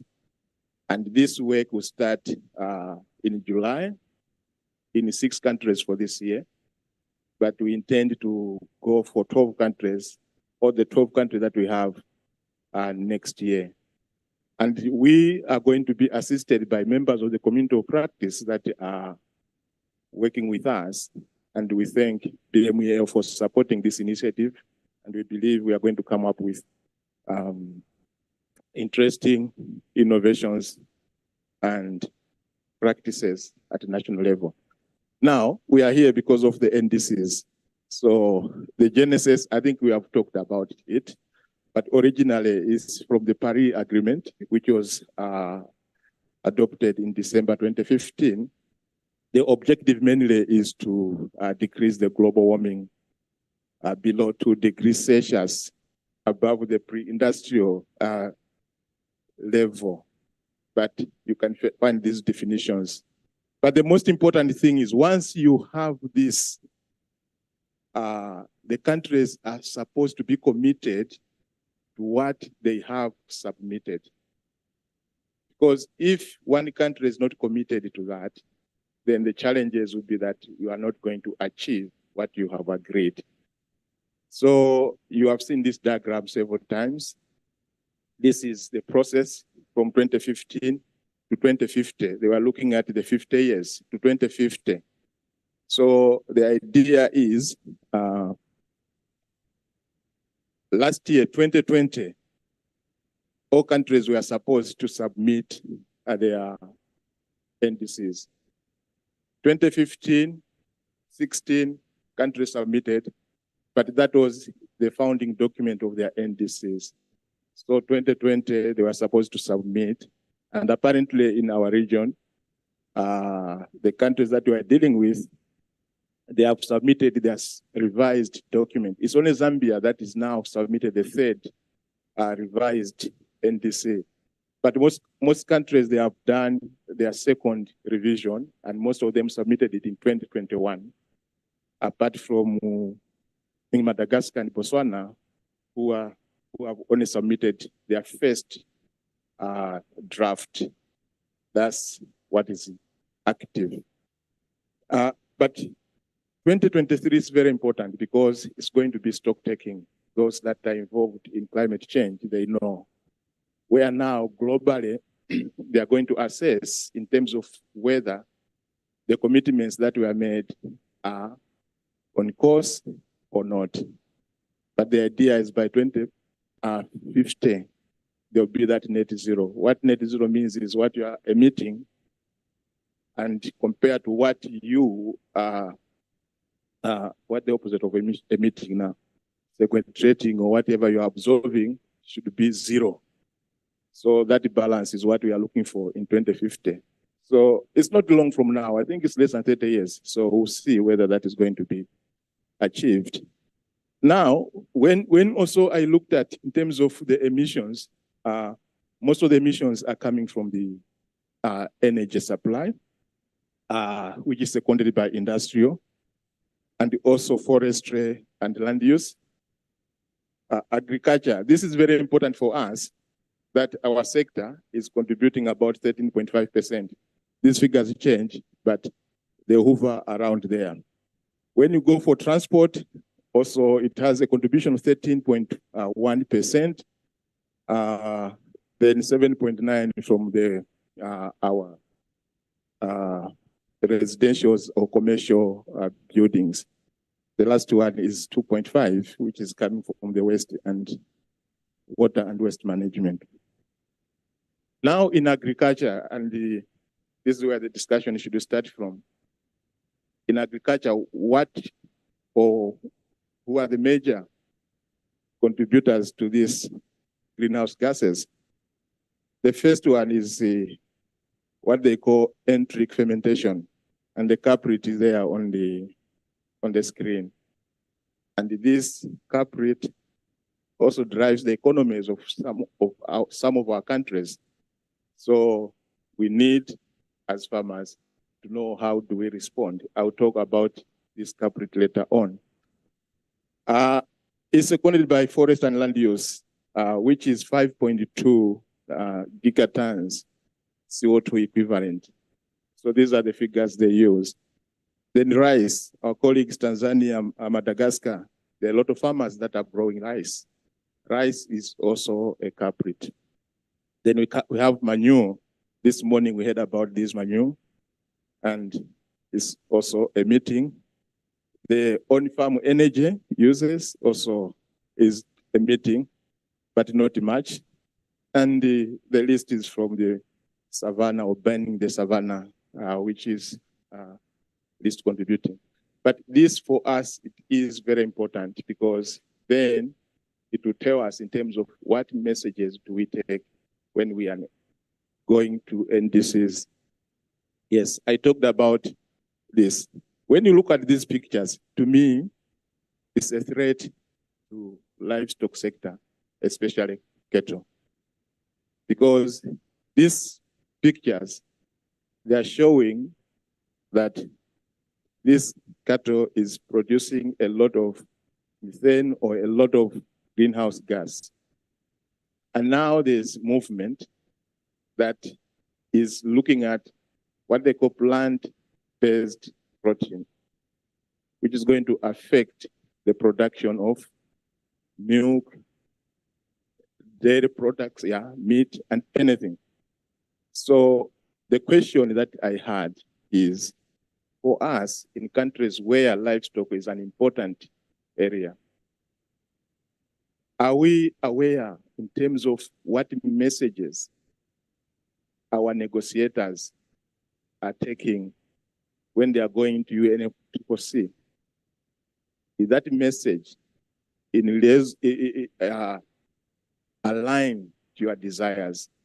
It is very important because in one or the other, decisions are going to be made. They can affect you positively or negatively. But it's better that you're on the table and you partake or you participate in those decisions. So as SACAU, we want to work to see how we can work together with our farmer organizations so that we design at least some framework and methodologies that we can start influencing. So we also did some analysis just to check in terms of how agriculture is captured in most of the NDCs. I would not go into details. And we specifically looked at the issues of mitigation and adaptation, because when we are talking of agriculture, by the way, when we are talking of NDC, agriculture is just one of the sectors that is covered in the NDCs. And yesterday, I was also educated regarding what we were analyzing, that document was just for communication, but there's a background document which sometimes goes beyond 500 pages, of which we did not access that document. But what it is saying here is at least all the countries, they have food agriculture and adaptation and mitigation issues, they are covered. The countries in yellow, these have included adaptation. But those that are in blue, those countries, they have adaptation, but not included with mitigation. So there's that variation. And I put some examples there, which I don't want to go through them, but maybe you access this. But what we want to convey here is that all the NDCs, they vary. And a country is supposed to produce its NDC based on their own conditions. And they should do something that they can afford or is feasible regarding their own conditions. And this is where farmer organizations comes in, because you can influence in terms of what you want to put in the NDCs.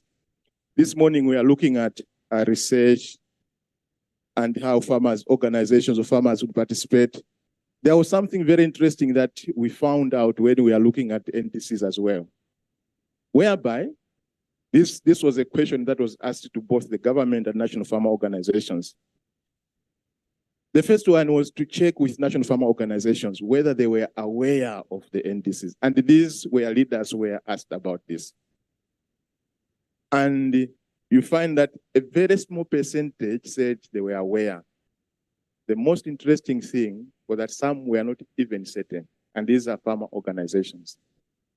But the majority are not aware of the NDCs. But when the government were asked their desire to include farmer organizations, the majority, 70%, 75% said yes, they desire to include farmer organizations. The question is, where is the problem that government wants to include farmer organizations, but farmer organizations are not aware and are not participating? Let's discuss and see to get this. Now, my last slide is to look at what farmers want. And also I need to say that this was taken from different documents and the discussions that we have had. The first thing is that farmers want that NDCs should recognize that farmers are heterogeneous. They are not the same. So when you are developing the solutions, that should be considered. Also, the importance of backbone infrastructure should be captured. As of now, we are not quite sure, but we have experts here who are going to tell us in terms of how these are captured there. But from a farmer's point of view, that is an important issue that we need to be captured. And also, we need to have specific and deliberate effort to ensure that the smallholder farmer priorities are considered. And this is basically when it comes to payment of services that smallholder farmers are rendering. This morning we heard from Elizabeth Omuyafu that most of the smallholder farmers, they also play a role in mitigation, but are they compensated for that? Maybe we need to see how we can do that. And also the issue of having specific targets for adaptation and mitigation, especially in the agriculture sector. It is very important. And that is going to help in terms of following up or in terms of monitoring the policymakers and governments in terms of them doing what they promised to do. And also the issue of just transition, social equality, and human rights, it should be clear.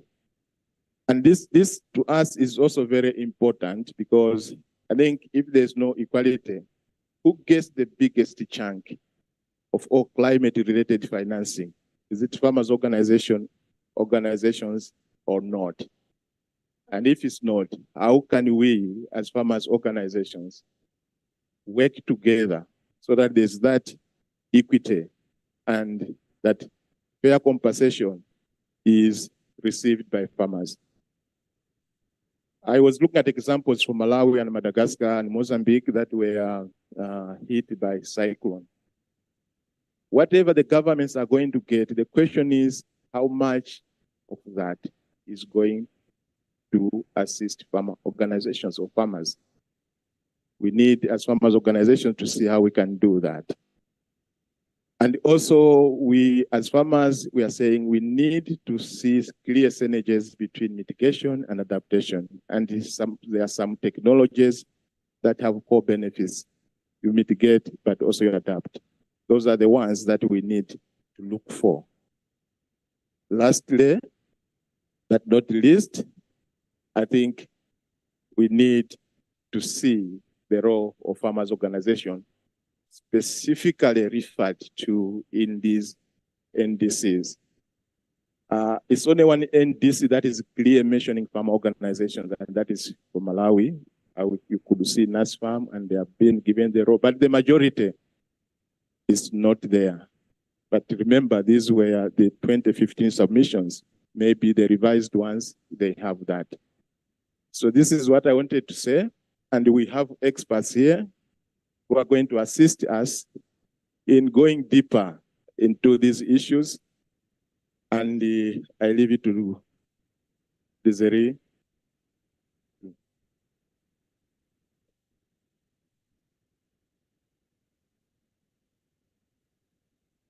Yes, I think you had that one slide there, which was really interesting. When you said, sorry?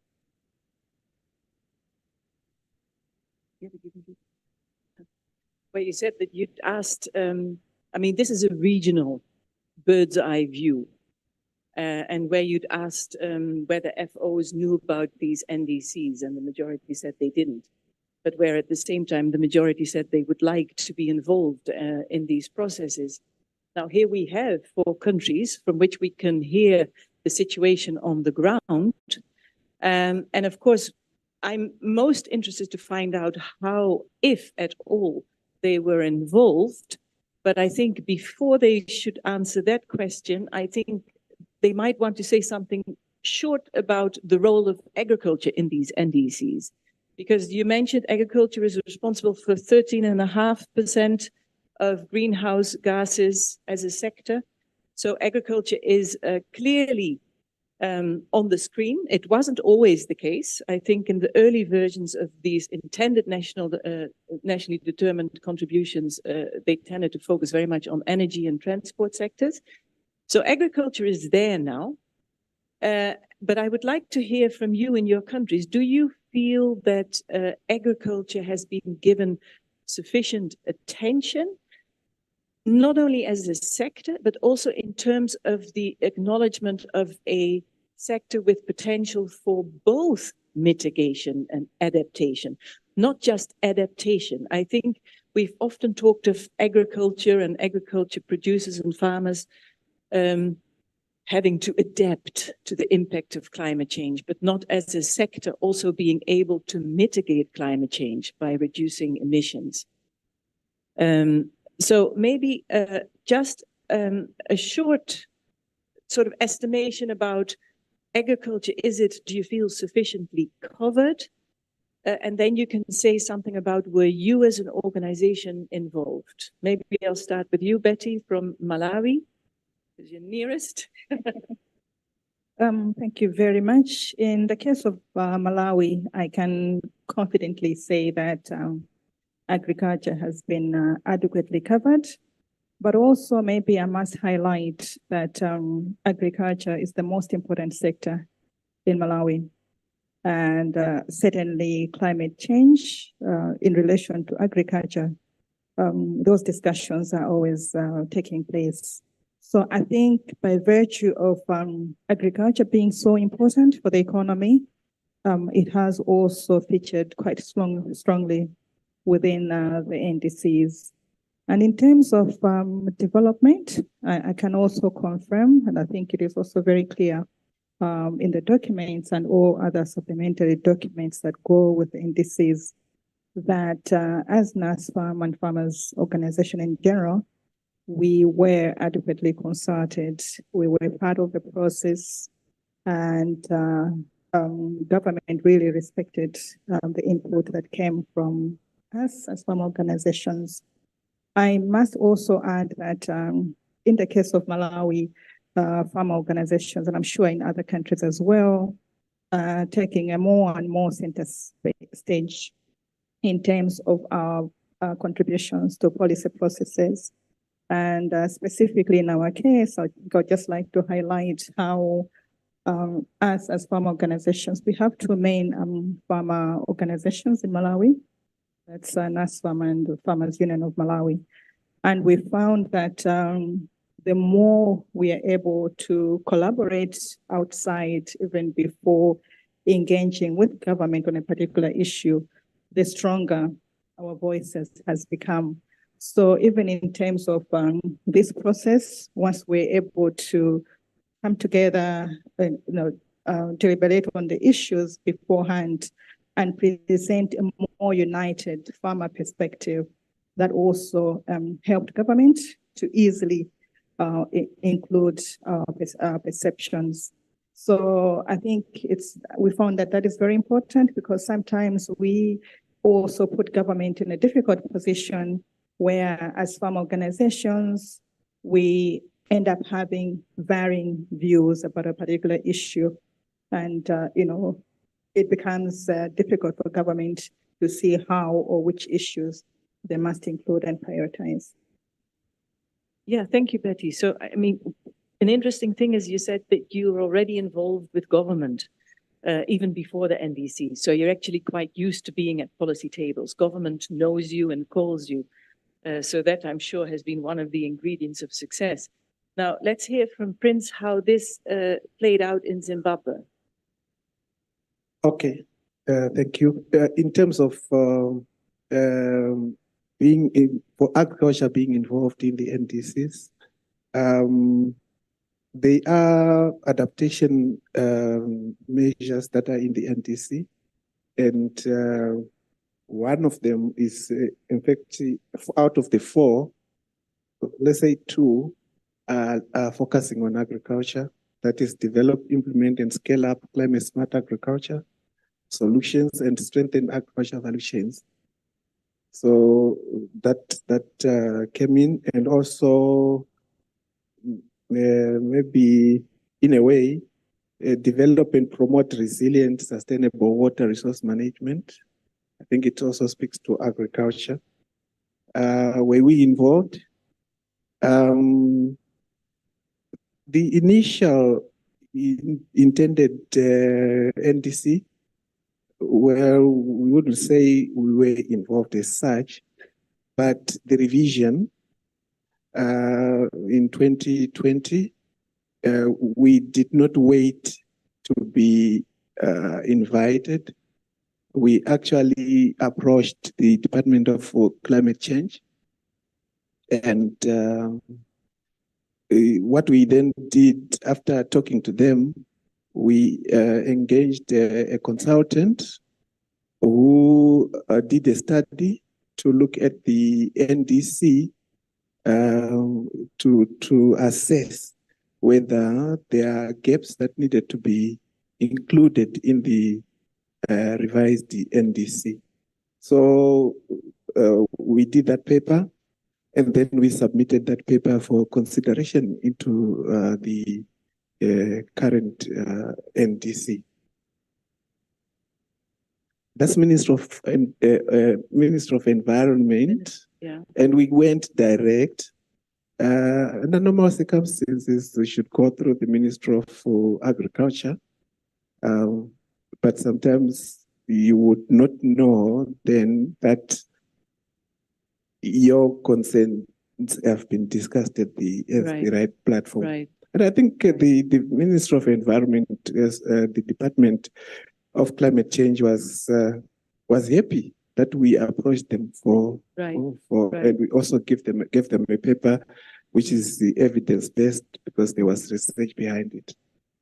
Right. So during the first round of these intended nationally determined contributions, you were not involved, but you learned from that experience and you knocked on the door when the next update was due. Yes. So that is speaking to direct Directly to the climate. intervention into the NDC. Right. But before that, we also have been working in the climate change space because there are various instruments that the government uses to implement, the strategies and plans and so Okay, on. we'll come to that. Yes. Okay. Thank you. Yeah. Let me hear from Fanza Nirina about the Madagascar experience. We heard from Benito's presentation that you have not yet updated your intended nationally determined, so it's still the INDC document, not yet the NDC document. I don't know whether you were therefore not very involved in the process or whether your process of updating is currently going on and you're part of it. So maybe you give us your... Ok, merci. D'après l'information que nous avons déjà eue, Madagascar a déposé sa première version des contributions déterminées au niveau national en 2016 et jusqu'à présent,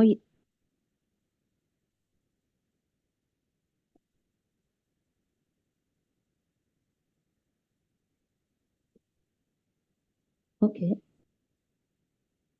Oui, Madagascar a déposé sa première version des contributions déterminées au niveau national en 2016 et jusqu'à présent, il n'y a pas encore de mise à jour des documents.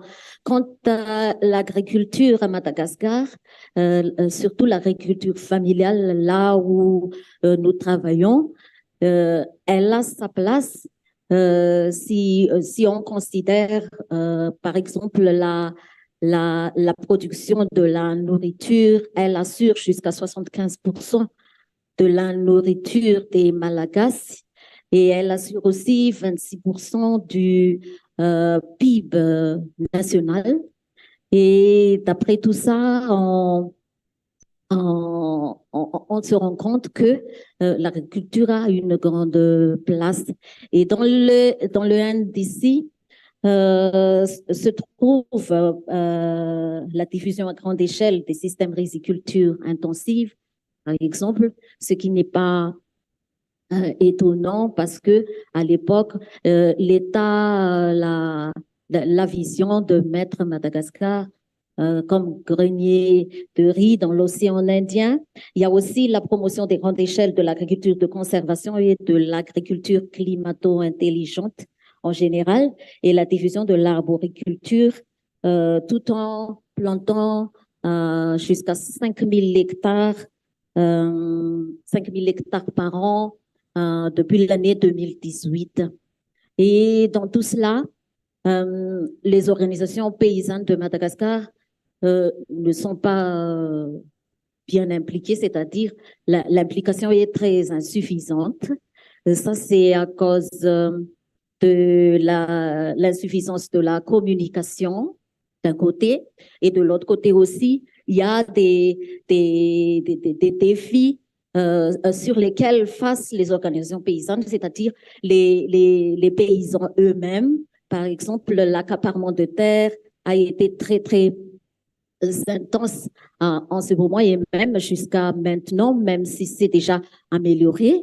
Et il y a aussi d'autres défis concernant le financement de l'agriculture et on s'est beaucoup penché à tout ça.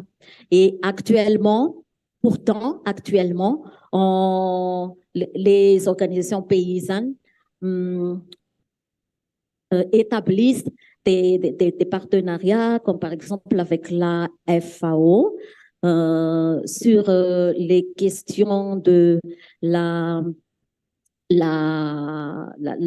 réforestation, par exemple, et l'amélioration de la production par les méthodes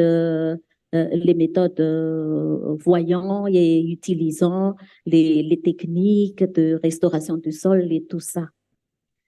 Et je dirais que les organisations paysannes ne sont pas encore suffisamment impliquées dans le NDC, mais elles poursuivent à s'engager dans les engagements, dans le développement des services aux membres, notamment dans la résilience au changement climatique, ainsi que et surtout sur l'amélioration des politiques et stratégies agricoles relatant à la résilience climatique. Merci. Thank you.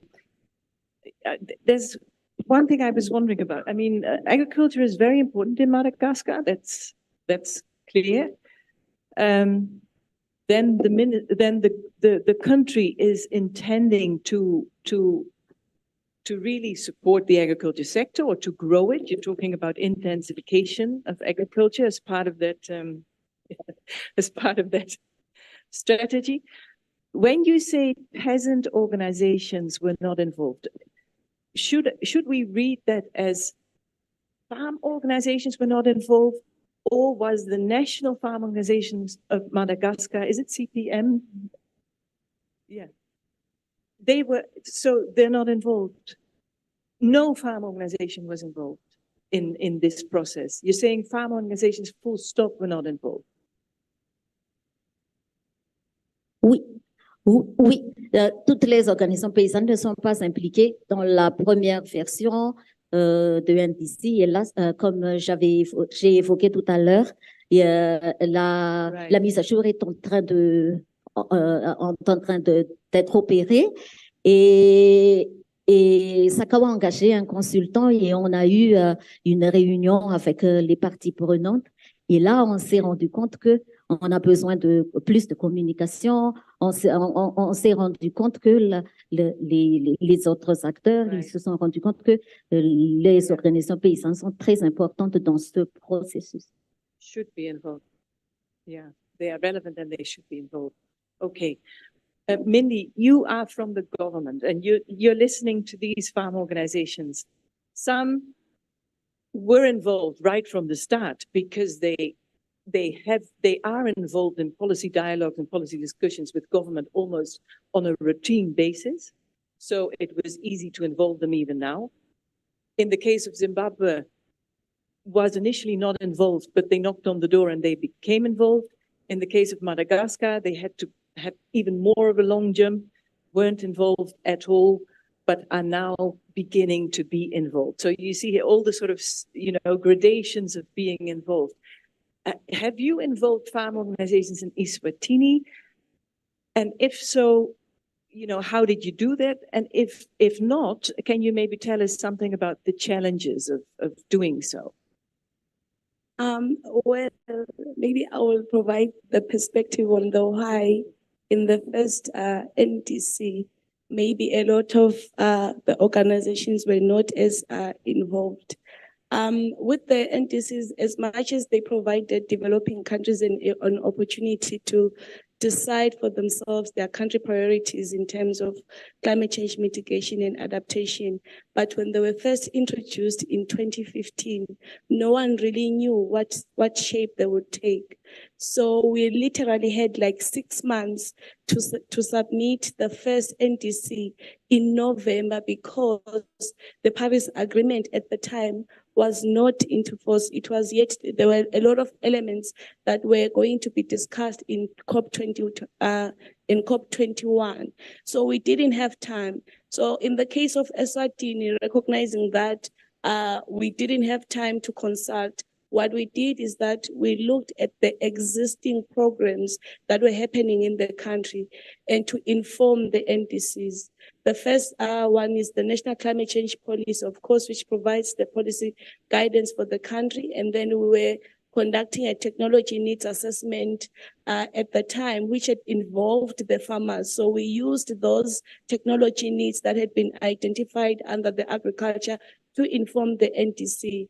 At the time, we were also doing our third national communication, which also provided a basis for us to involve, to include the risk assessment and so forth.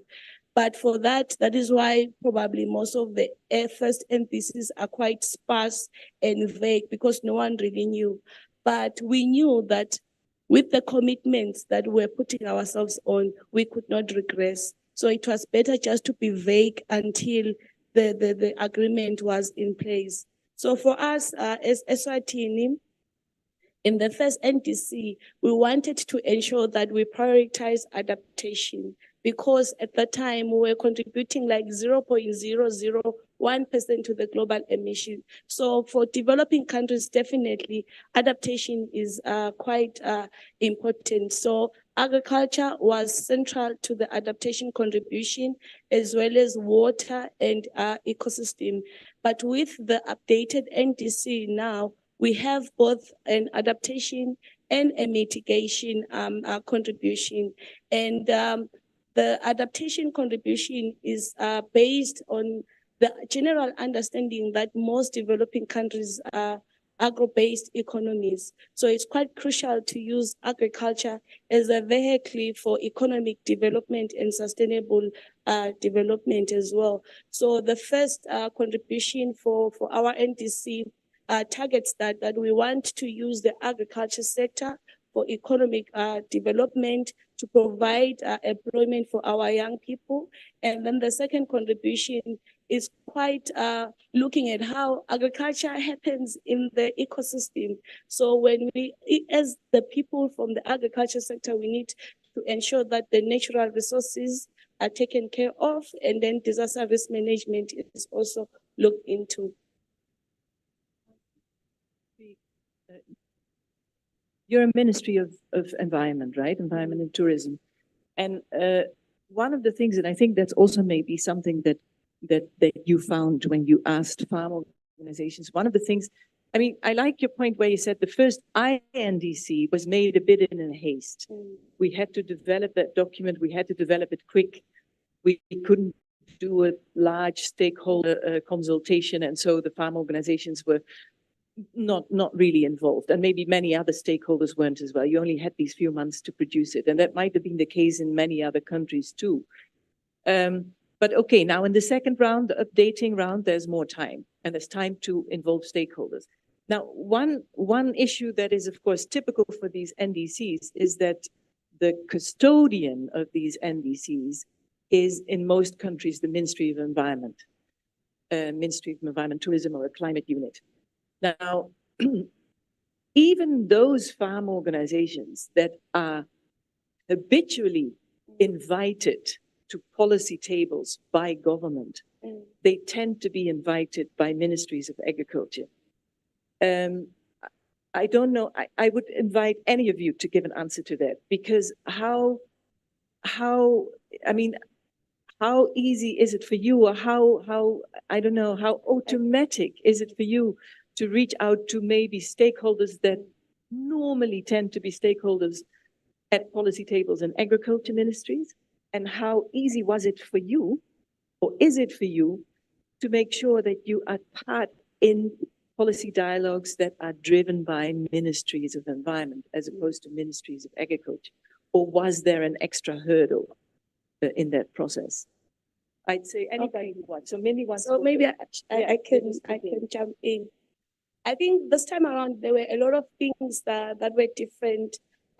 For example, we recognize that for us to submit a contribution for the country for the period of up to 10 years, up to 2030, it meant that we had to consult everyone, because as much as we are the custodians of climate change, it's mainly on coordination. We don't implement at all. So the line ministries are the one who actually do the implementation.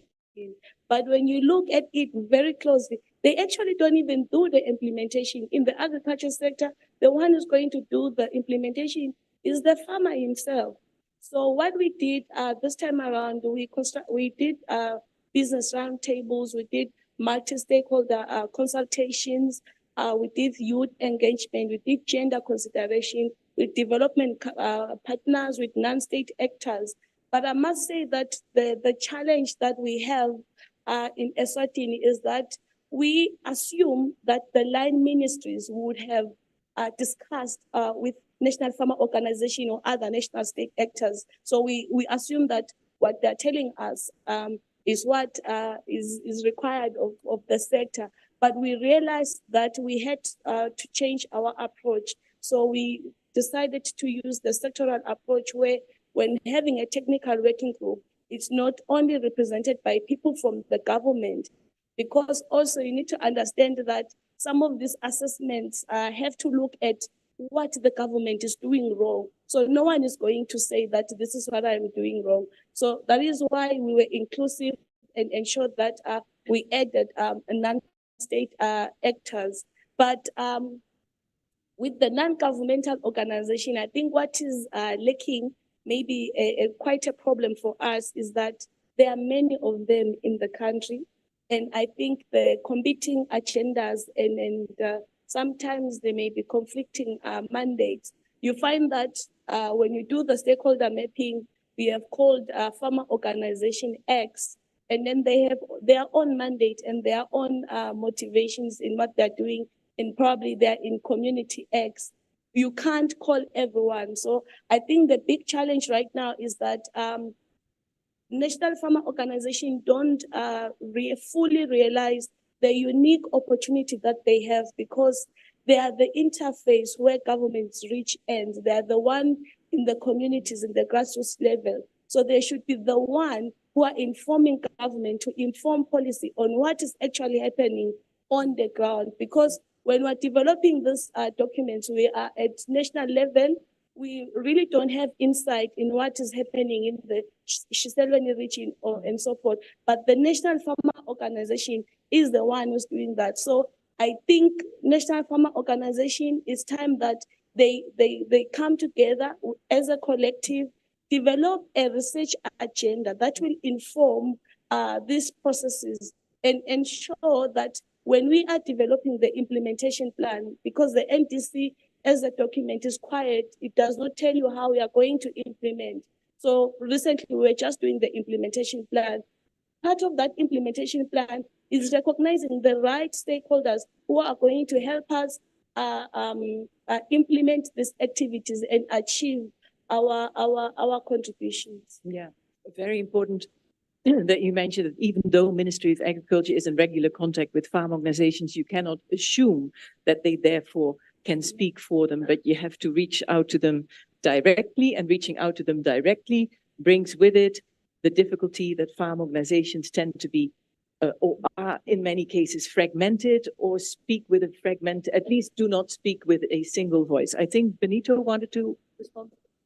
Yes, no, not to respond. I think that's one of the things that I wanted to check with Minke, because this morning when we were having the researchers, one of the issues that came out is with regard to difficulties in aggregating the views or aggregating the support or services to farmers, especially when it comes to their contributions and what they are supposed to do, because they are scattered. Because you can have maybe 2 or 4 car manufacturers, it's easy just to bring them and then you deal with them. But for farmers, it's difficult. Now, my question is, especially to Minke, is when you are consulting with farmers, what are the procedures? I'm asking this, do you assume that farmers understand the NDCs? Do you assume that farmers understand the mitigation measures that are available? Do you assume that farmers know or they can differentiate between adaptation and mitigation? You just call them, or you start with building their capacity. On the other hand, Prince and Betty, you proactively participate. How do you present your issues, and how do you get them from farmers, so that when you are going there, you are able to present the real issues that farmers want? Did you get any support, either from government? I know in Zimbabwe you said you had a consultant who assisted you, but in terms of you understanding the issues, did that consultant also help you? I'm asking this for the other organizations also to learn from you. All of them, the terms of the, but you asked Mindy whether she assumed that they had understood when she called them. What is the protocol? What is the process of calling them? Maybe you can say that summarized, and then we would like to hear from the farm organizations how they assess the understanding amongst their members on issues around mitigation and adaptation and NDC processes. Okay, Mindy? We never assume because climate change is quite a complex problem. I think when we first submitted our NDCs, we realized that there is going to be a gap with non-state actors. So we received funding from CTCN to actually educate our NGOs, that was in 2016, on the NDCs and climate change. But still, we recognize that the consistency in the engagement of the NGOs and the National Farmer Organization was quite not as much. So we did another one, a national Indaba for NGOs, where with the coordinating assembly for NGOs in the country, where we did another capacity building on how to access climate finance and so forth. But definitely, you can never assume, because they are not static themselves. The turnover and so forth, people are leaving the organization. So every time we engage with them, we assume that we're starting from scratch to ensure that we're at par, and then they fully engage themselves in the process. Because there is such a difference between involving people and people being there just to participate. Yeah. So you can have them in the room and they will be quiet. Yeah, sort of the lip service stem. Okay, how is that in other countries? Let's hear from Malawi. Did you want to say something about Madagascar?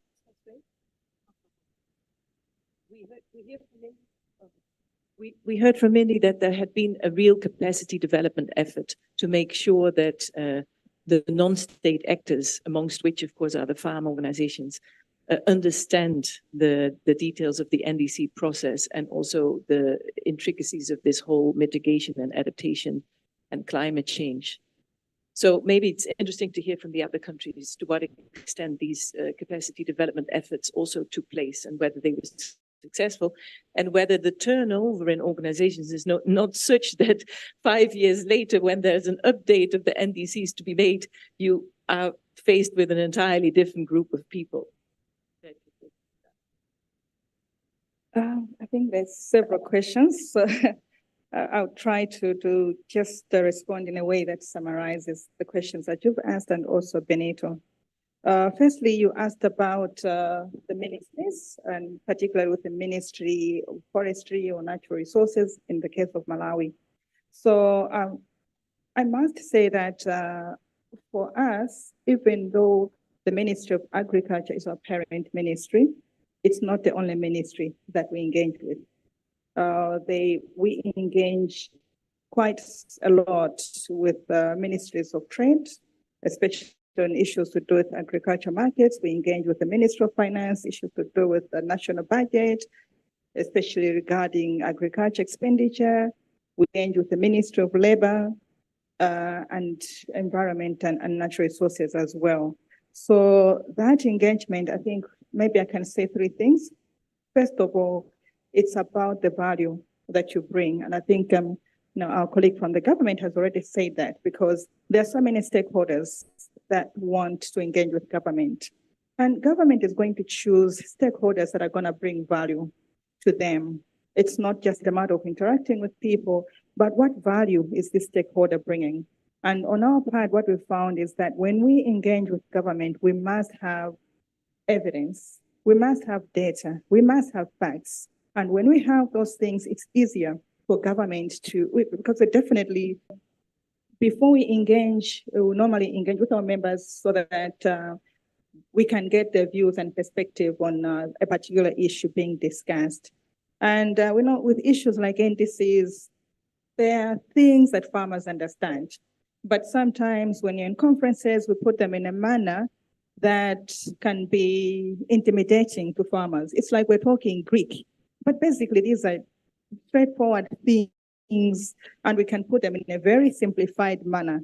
And I think once we're able to do that, once we're able to simplify, the farmers are able to participate, understand, and actually give us the input that we require. So it's very important that as farm organizations, we're able to bring down the discussions so that the farmers at the communities and in the villages can easily engage and understand. The other thing that I can mention, and I think Zimbabwe also talked about that, is where as farm organizations, we shouldn't just wait for government to come to us. In fact, government also wants us to call them. So in our case, we found that we can develop platforms and invite government to be part of those platforms. In this case, we developed what we call the Climate Smart Agriculture Joint Task Force. And this is something that we as NASFAM initiated. We got funding for it, and we're able to bring all the other stakeholders to say, come, we need to talk about these issues. And the issues that we discussed in the task force, we're able to take them forward into all the other broader discussions, including the NDCs. And lastly, also, I did talk about the power of networking and strengthening our voice, because again, sometimes in policy and advocacy, it's not just about us. It's about being creative and looking at what we need to do in order to strengthen our voice. And working with other like-minded institutions is very important. In this particular case, we also participate with an organization called CISONIC, and this is civil society, not CISONET. So we participate with CISONET, but there's also another one, which is CISONIC, and this is an NGO, civil society in natural resources management kind of thing. Yeah, I forget exactly what the acronym stands for, but it's all NGOs that are involved in climate change mitigation and adaptation. And as a farm organization, it's very important that we're also part of those other processes, because then it means that our views, our perspectives have multiple entry points into these NDC processes. And CISONEC has a specific seat. So we look around and say, how can we strengthen our position? How can we strengthen our voice? And we participate in any process that we feel would help to just make our voice stronger and be heard more. Thank you. So don't wait to be called. And when you get there, add value, have evidence, and diversify your entry points. That's a very good advice to all those farm organizations who would want to take part and be part of policy processes. I think you could use the microphone there. Yes. So, would you like to say something? Oh, let's hear from Madagascar first. Oui, merci.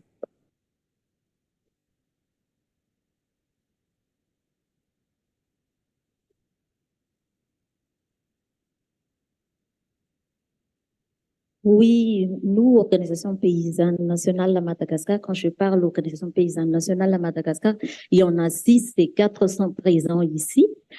Nous avons une collaboration avec le ministère de l'Agriculture de Madagascar. Et si je vous donne un exemple, nous avons le Comité national de l'agriculture familiale, là où se trouvent les organisations paysannes nationales, qui sont les plus dynamiques là-dedans. Et puis, c'est nous qui coordonnons ce comité, là où on traite tant de questions relatives à l'amélioration et à la proposition de toute politique et stratégie agricole. Et actuellement, nous sommes en train d'élaborer le plan d'action national de la décennie de l'agriculture familiale et collabore étroitement avec le ministère, et on a intégré toutes les questions afférentes au changement climatique, la résilience au changement climatique et toutes les mesures d'atténuation et surtout d'adaptation auprès des paysans. Et avant ça, et même actuellement, Nous avons une alliance là où on traite aussi toutes les questions sur les politiques et les stratégies agricoles à Madagascar. Et récemment, on a mis en place l'Observatoire des agricultures de Madagascar, piloté spécialement par Réseau Sous, qui est présente ici, mais toutes les organisations paysannes nationales contribuent sur la collecte et puis l'analyse des informations relatives spécifiquement aux données sur les agricultures. Ce que je veux dire, c'est que même si on n'est pas impliqué dans tout le processus, nous, on continue à faire en sorte qu'on est capable de contribuer à tout cela. Thank you very much. Yes, so you're creating your platforms as well, your alliances and your platforms, a bit like Betty was mentioning that they've done in Malawi. So now let's hear from Prince, the situation in Zimbabwe. And when Prince has given his input, then we can also have a round of questions or maybe two from the floor. Okay. The question was from Benito. How do you engage the farmers so that you get the capacity development? So the farmers can come to the table, but are they prepared? Are they prepared? Yes. With us, we have always been in the climate change space, implementing projects, conservation agriculture, climate smart agriculture project, and policy related. So the method that we use is we engage farmers at their level. We have discussion platforms or farmer forums where we meet the farmers and the farmers discuss openly their challenges in terms of the rainfall and then we discern key messages from those discussions. And then those key messages are the ones that we then package. If it is to engage government, is through policy briefs, position papers. That is in itself is evidence-based because you are not just getting it from your desk. You actually went out there and gathered the information from the farmers. So through this project, we have been educating them and talking to them about climate change, but not necessarily, at the level of discussing NDCs and because that will just confuse them. So that's how we did, especially the terms of reference that we put together for the research that I alluded to earlier. They actually were focusing on engaging farmers at their level so that we can then discern key messages and then apply those for policy engagement. Yes, I remember Zimbabwe used to be a good case study for climate smart agriculture and conservation agriculture long before the NDCs. Correct. But it was the NDC, it's just that last building block, the NDC process itself. I want to, I would like to give the audience an opportunity in case anybody has any questions, either to Benito, who looked at the region and NDCs in the region, or any of the countries, Eswatini, Madagascar, Zimbabwe, and Malawi. Does anybody have any question? Oh, there.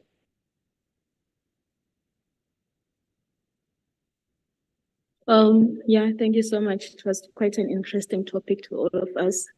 My question is going to the government. On the NDC, you have an implementation plan that you need money for us to implement. I like the fact that you noticed that you are coordinating and we have different sectors to implement. And I'm coming from the farmer's side. Is there a possible mechanism where you can ensure that farmer-based organizations are also included in that implementation plan in terms of budget? Thank you. Thank you. Let's have another question if there is one. Okay. Oh, there. Yes, please. It's not a question per se, it's just a comment from Prince. It has really helped some of us who are still behind with NDCs that we have to be prepared. So it has given us something to work on. Thank you. Thank you very much for the comment. The question regards implementation and different sectors implementing. I think that is a very crucial question because we can all write papers, NDCs, and they can be beautiful. As I know in the case of Malawi, actually, if you want to look at an example of an NDC that is extremely explanatory, check the one for Malawi. Really very good. But in the end, it is still just a paper, and then we have to implement it. And so I like your question about how to make sure that farmers are part of that. And then I think what we maybe want to find out from the group here is, you mentioned something, NDC implementation plan. Now, are we talking here of a situation where we have an NDC document that now is developed into an NDC plan? Or are we talking about a situation where we have an NDC document that sets targets which are now being absorbed by the sectors who are responsible for achieving these targets via their individual sector strategies and plans? Of course, the second scenario can only happen if you have a situation in your country where you have plans at sector level that can absorb NDC targets, and you do not need to develop a parallel NDC plan. So I would like to hear from the countries represented here, what does that look like in your country? And then coming back to the question from the floor, how are farm organizations, how can they take part in designing those implementation strategies? Because ultimately the NDC is just a target, you know, it's very vague. So the detail, the nitty-gritty, the how-to, how are farmer organizations involved in that, and how are they involved in the implementation itself and even the monitoring of it? I know it's a lot of questions, but Thank you very much. So in the case of Malawi, when when government developed the NDC, there were also accompanying documents that were developed. So they developed an implementation plan. They also developed mainstreaming guidelines. They also developed monitoring, reporting, and verification document frameworks, as well as resource mobilization strategy. So there were 4 documents that were developed alongside the NDC. And then there was also a conference where stakeholders were called, and basically these processes were explained. And what was made clear by government was that even though they have a resource mobilization plan, that's just the plan, they do not yet have resources to implement even the implementation plan. So by calling all the different stakeholders, government's message was clear that as we're developing, the different sectors have to integrate. That's why they had this mainstreaming guidelines. How do they mainstream NDCs within their own frameworks? And in the same manner also for civil society, farm organizations, and private sector, whoever else, to also show them areas where they can also come in. So it's quite broad, and because of the reporting for 2023, they're already talking of each one of us reporting on what we have done in relation to NDCs. Some may be, very specific that it is in line with NDCs. Others could be general, but still it contributes. The fact that you're doing a climate smart agriculture project is important enough, even though when we are developing it, maybe you didn't have the NDCs in mind. So government is looking at consolidating all those things so that as they do the report for 2023, they can include all those projects and interventions that are out there done by the different stakeholders in the different sectors. Yeah. Okay. In addition to the NDCs, there are various strategies and plans that have been put in place. At national level, yeah. So we've got the National Adaptation Plan, for example, a National Climate Change Response Strategy, just to pick a few. National Water Resource Master Plan. All these are, I think, when you are looking at policy, they are now closer to the implementation level. The policy is overarching.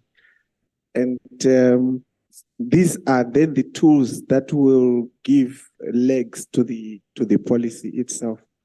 So we have the National Agriculture Policy Framework. Now, this is in agriculture. Yes, policy. There also you will find that climate change issues are in there. Yes, it is also telling for Zimbabwe that the Department of Climate Change, at some time, I think it's about 2 years, it was moved to agriculture. And then it is back again to environment. So that tells that even the policy makers are like not so sure where to place climate change. Mostly because the adaptation plans, action plans are more in the agricultural sector. So that's quite some issue to digest.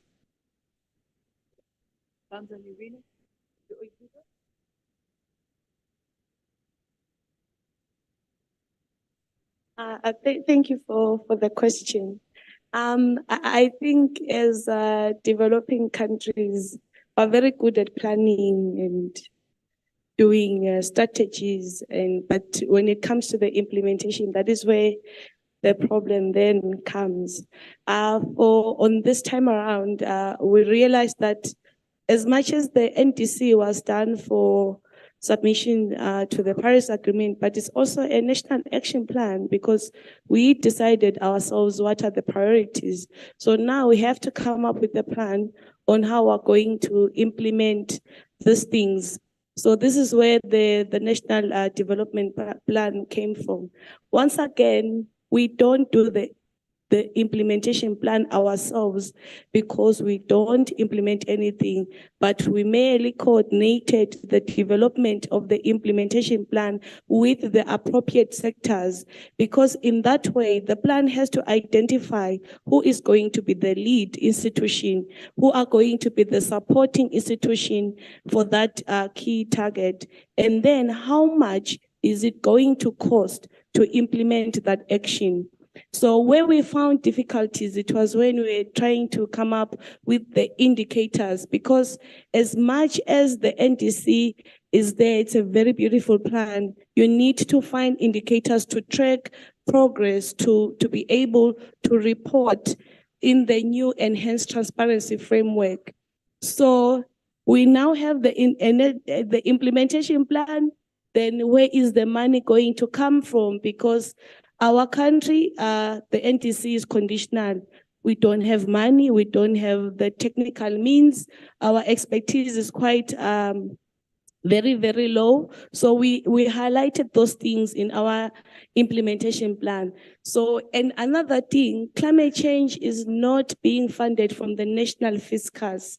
So we then came up with the strategy to develop our national implementation plan in conjunction with the National Development Plan, with the Ministry of Economic Planning, because those are the people that are in charge of the national PERS. So right now, with the implementation plan for the NDC and the National Development Plan, we are actually starting a national investment plan that we are going to be doing.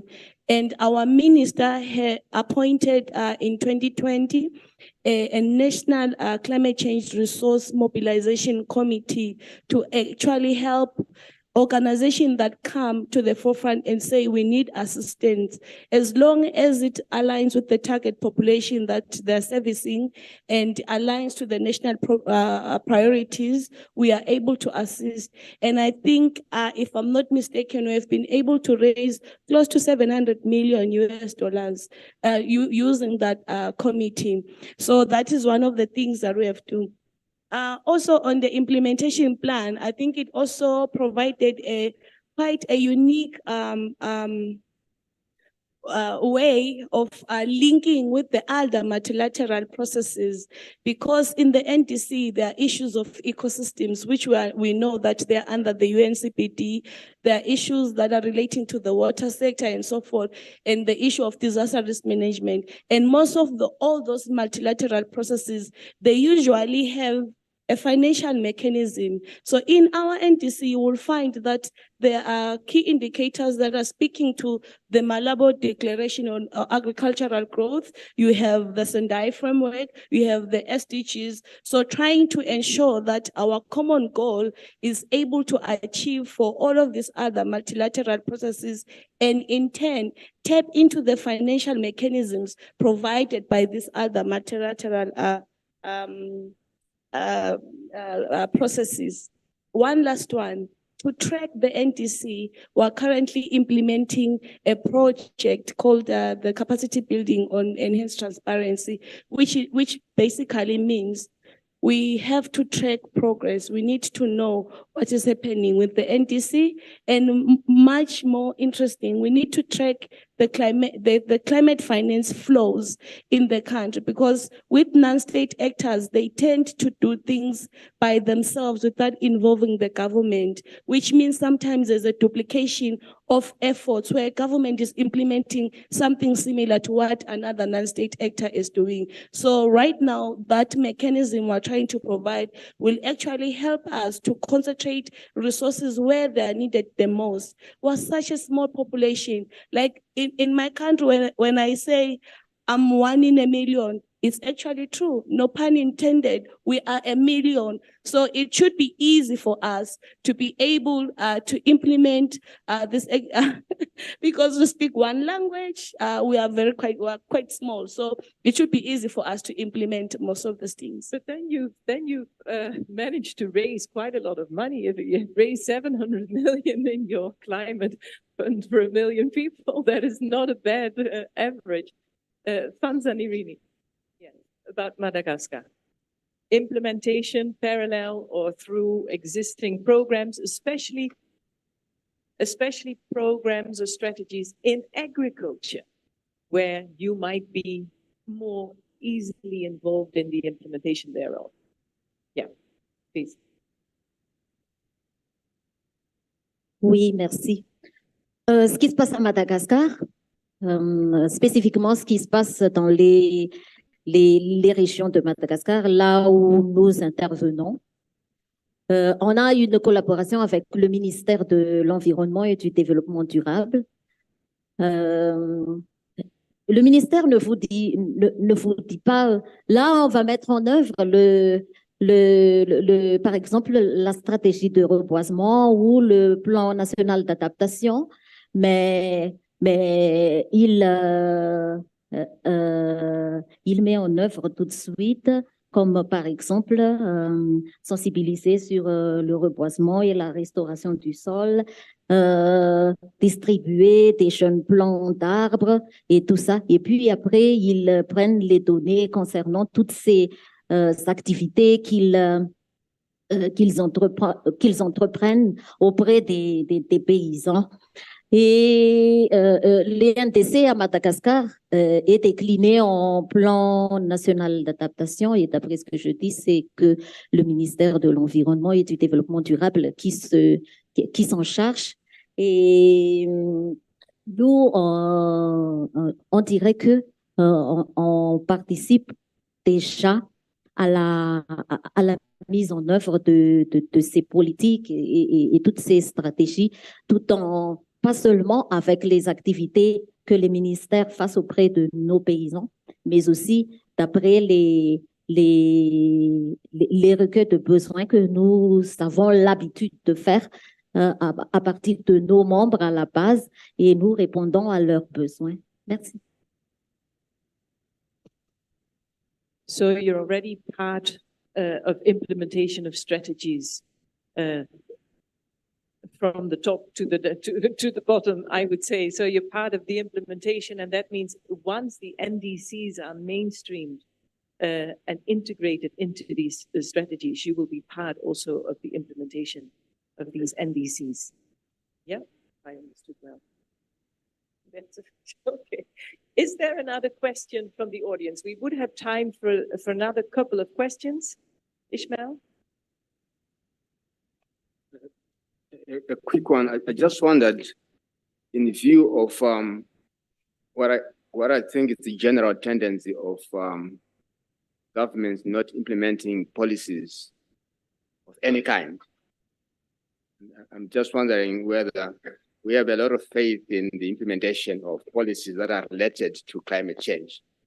Because in general, my understanding is that policy implementation is a problem across. And if that is the generic problem, whether this one will be an exception or we might have.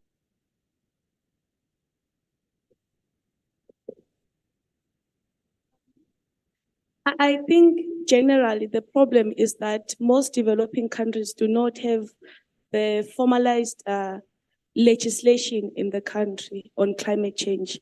Ourselves are still developing our climate change bill to ensure that we formalize the legal and institutional arrangements in the country, which makes implementation quite very, very difficult because there will be instances, especially in the mitigation side, where it will come to enforcement and compliance. And when you don't get that, you don't have anything to fall back on. But the lack of this institutional arrangement is also quite a unique opportunity for us because we're doing all of this assessment, we're implementing some things, even though it's ad hoc and project-based, but there are these crucial things that we're learning about. And right now we have this opportunity to ensure that they are related into the legislation to ensure that going forward, the implementation is much more concrete. In as far as implementation is linked to funds, as you're mentioning, Mindy, I think the Malawi NDC has actually included a level of analysis in terms of where the funds are coming from, conditional, non-conditional.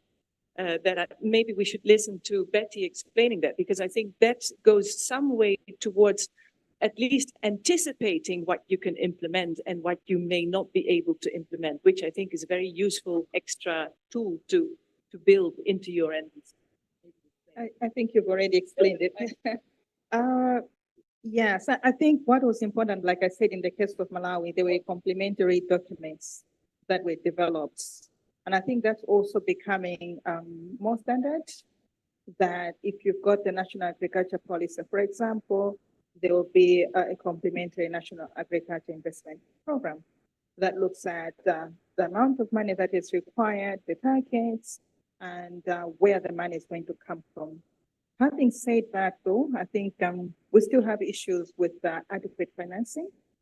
So there will still be areas that either we're depending on donor funding or third-party funding, and that becomes a challenge because they may take forever. And also, I think in our case, what we found is we still haven't been able to get carbon credit going in the country. And I think that's an opportunity that we're missing out on. And I think it is a bigger policy and advocacy issue that it is so complicated. It doesn't have to be so complicated, but it becomes so difficult that you have so many countries that are not able to adequately benefit from carbon trading when they could. So that's one area that we're still looking at developing in terms of being able to tap into the available climate financing that's available globally to be able to bring it into the Malawian context and use it. So I think in terms of regional, and I'll take it back to you, Ishmael, that, because I think that that's not only a Malawi issue. I think that's more a regional issue, and I think that's a very important issue for SACAU and other regional bodies to take up. How can we make these resources that are available, how do we make them accessible by developing countries? Thank you. And I would like to add to that, because when I read the Malawi NDC, not only had they sort of, by sector and by activities. So you have energy, agriculture, transport, etc., and then you have the various activities under that, be it a photovoltaic under energy, or be it water, hydropower, or be it afforestation, reforestation in another sector. But the budget that was put next to these sectors was in 2 columns. And the first column is, was it non-negotiable? I think, no, non-conditional. Non-conditional. And that means that is money that is going to come from the domestic Malawi budget. In other words, those activities should actually go because they are not dependent. And the second column was conditional funding. As you just said, you never know whether you get it. And I was quite surprised. At first I thought it was a very useful way of dividing, because at least you then have some indication as a country of what you can do and for which you still need funds. But another thing that I found quite interesting was that whereas energy sector was seen as the sector where the biggest gains in terms of mitigation were going to come from, all of these gains were dependent on conditional funding from outside, in other words. And agriculture, which had also significant gains in terms of mitigation and adaptation, but not as significant as the energy sector. But unlike the energy sector, in agriculture, most of the money, most of the budget for these activities was non-conditional from the domestic budget. I can just add one thing, that for some specific sectors, there's a levy that's been imposed. So, for example, when you're doing tobacco marketing, there's a certain percentage that goes to afforestation programs. So those resources are the resources that government is quite confident that they'll be able to gain and also easily program into the activities. And I don't know, in those countries who are still updating the NDCs, I would almost recommend that to include that, because it makes those documents much more, brings them nearer to reality.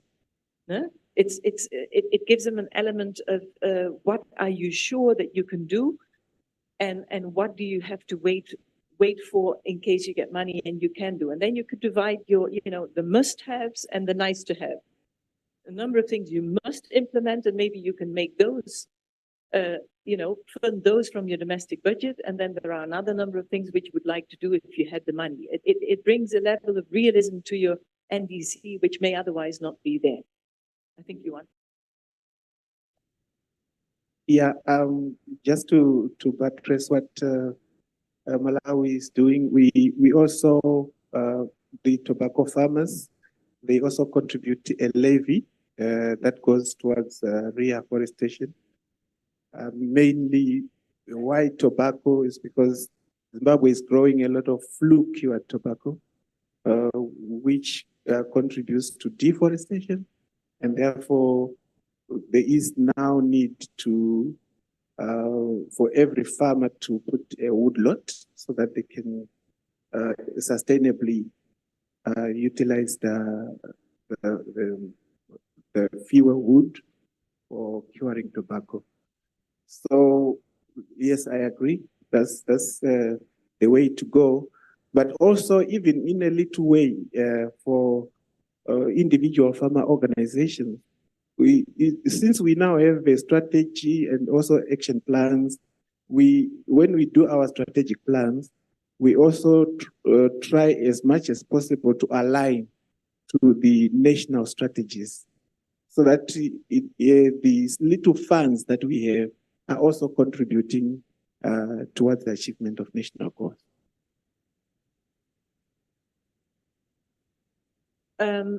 If there's one question from the floor, I can still take it. If not, I would bring, yes? Sinara? Mine maybe it'll be a bit controversial because I was looking at my colleague when he was presenting the greenhouse gas emissions. He mentioned livestock, okay, as one of the big emitters. And right now there is a very big effort. Is mitigation, is it mitigation or I think it's mitigation? There's a very big effort to go industrial as far as meat is concerned. Right now, as we're talking, the industrial meat, the artificial meat, I don't want to call it artificial, the one from the lab, it's gaining a very big traction right now. For example, right now, the information that I have, I don't claim it to be 100%, but the limiting factor right now is the cost, is the price of the meat. But places like Israel, they're building one of the biggest artificial meat factories, and the prices are going down. So to me, that is a bigger threat to a way of life, especially of smallholders, okay, pastoralists, and I'm telling you there are many. And right now, they're talking about, for example, when they're talking about, instead of butter, they're talking of margarine. Okay. And margarine is industrial. Butter, you can produce your own butter, actually. In a small village, you can produce your own butter. But for margarine, you need a factory, okay? For meat, you need a factory. Right now, somebody in Malawi can go and slaughter his goat. But where we are going, and I can see it, in less than, let's say, 20 years, keeping ruminants is going to be maybe outlawed, yeah, where we're going. So when we're talking about these issues, we also have to put in consideration the changes that are we are being prepared for those changes. Yeah? That's why I'm one of the guys who would prefer what I call alternative scientific evidence. Something else than alternative facts, I hope. I want alternative scientific evidence because right now the evidence that we have is the evidence that has been brought to us. Okay? And I can tell you, science is funded, research is funded. The guy who funds research sometimes will tell you what the results should be. So I'm a bit skeptical. I don't want to appear very like a witch doctor, but I'm a bit skeptical. Yeah. So we have to be very careful Yes. when we're talking about these issues. I think this is exactly what Benito said in his presentation, right? Because I mean, when he said agriculture is like quite a significant emitter, and within the sector, it's those cattle that are very important emitters, and life that be prepared. You said that. You said livestock will be an issue that will be discussed, and policy changes will be made in the subsector of livestock, and we better be part of it, right? I mean, and you're right. Thank you for emphasizing that again.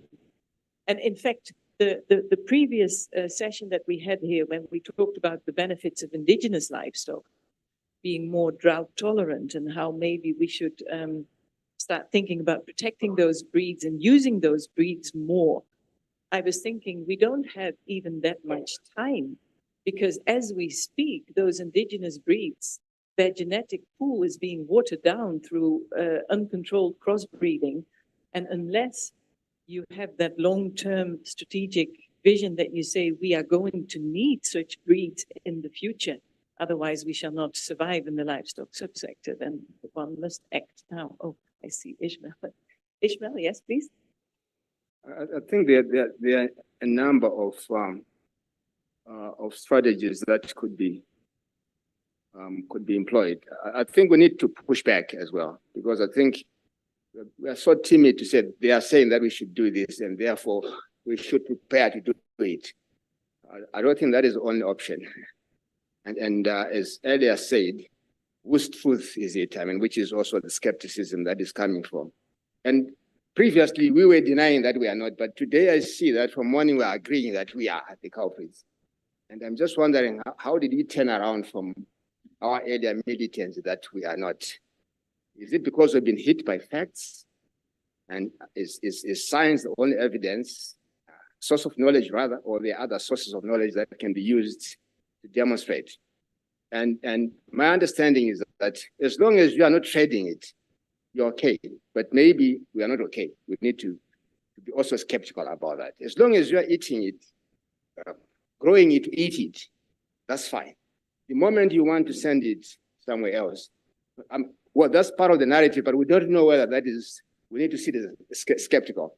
But the point being that let's also push back in a logical, reasoned, evidence-based, I don't want to say science-based only, evidence-based way, and push back so that we protect it. Because right now, we are sort of wired to say, okay, that's the wiring that I think we've been wired slowly. We're refusing.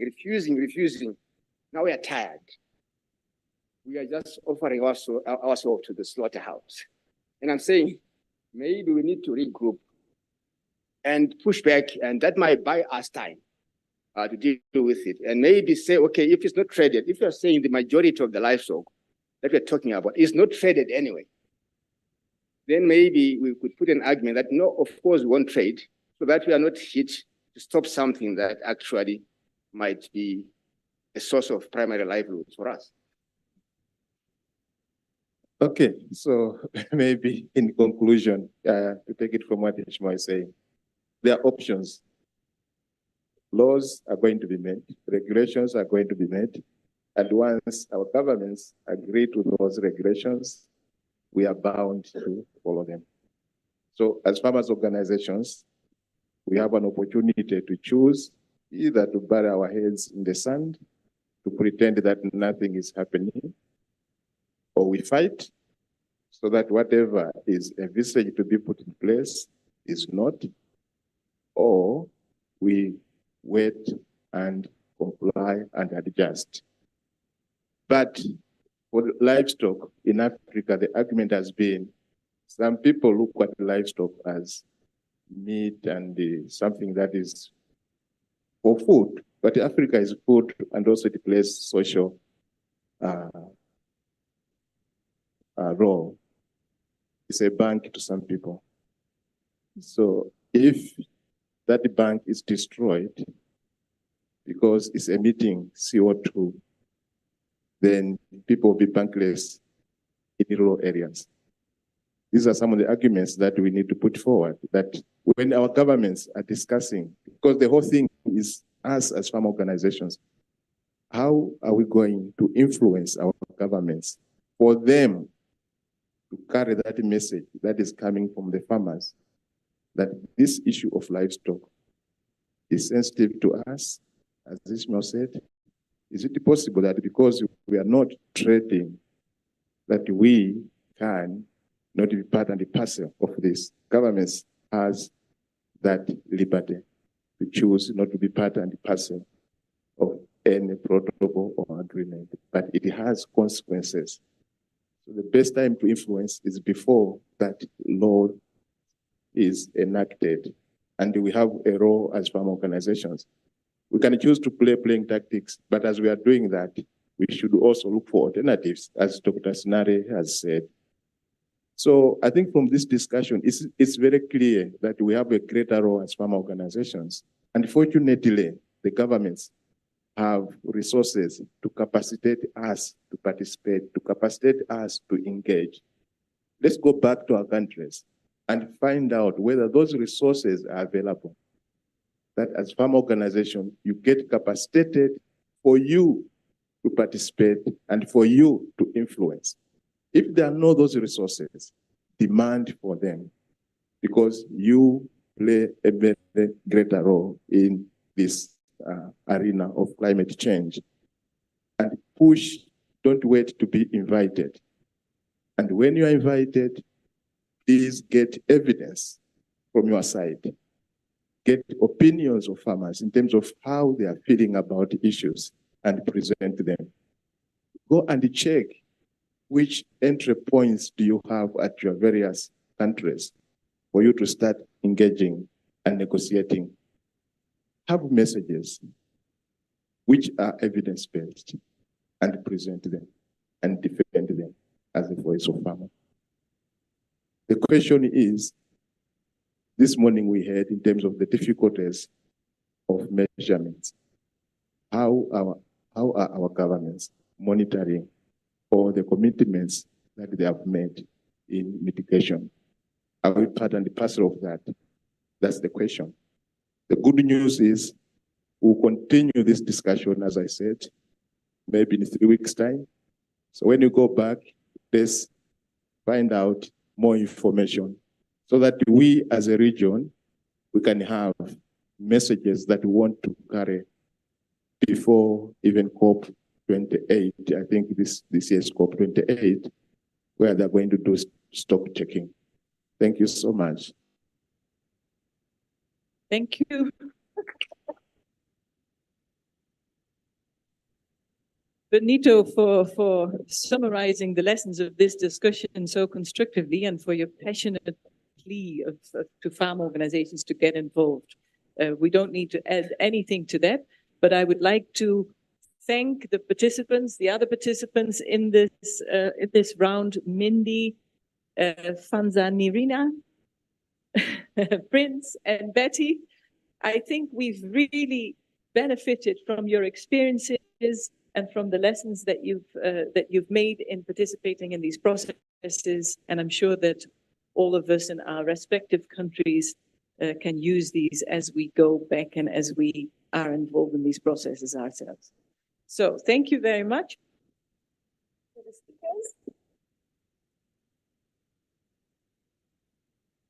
We shall now break for tea. Yeah. With the permission of the participants. Okay. Because I see we just came from our lunch and we are going to tea. But with the permission of participants, we could just go to the closing remarks if you agree with us. We can go to the closing remarks so that when we leave here, we drink our tea and then we go. If it is accepted. I'm looking at Ishmael, a proposal from the floor to have the closing remarks after this session and then to go for tea and go to our rooms. Is that okay? It's carried. Thank you very much. Spot.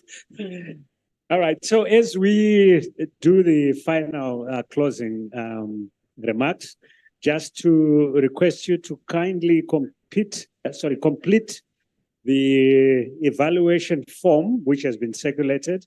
Please make sure you all complete. And Dorita is just going to come through and collect the copies. Maybe you could push them onto one side of your benches. Let's see. Let it go to the right, yeah? To your right. So push it to your right. Push it to your right so that we can then collect. There's also a registration form, or forms, shall I say, 2 of them for yesterday and today, which is being circulated. Please make sure you complete that registration form. All right, just sign it, okay, because it's really an important administrative requirement. Dorita?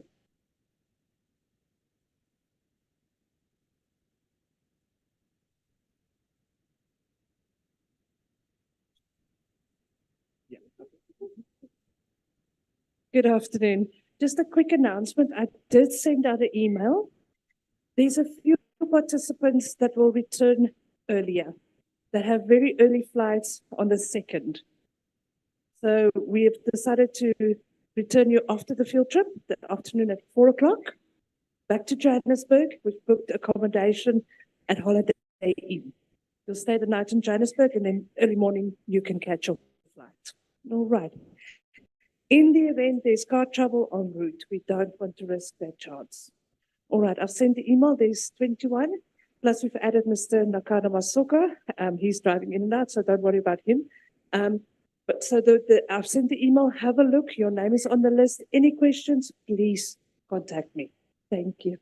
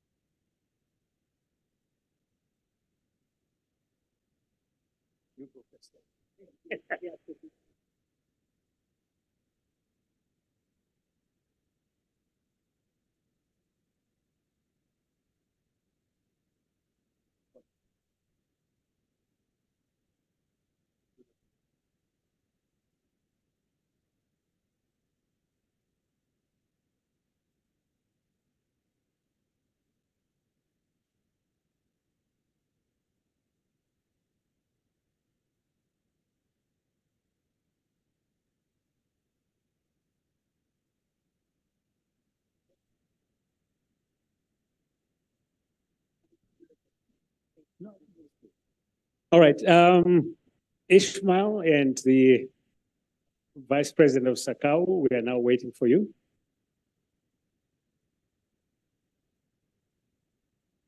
All right. Okay.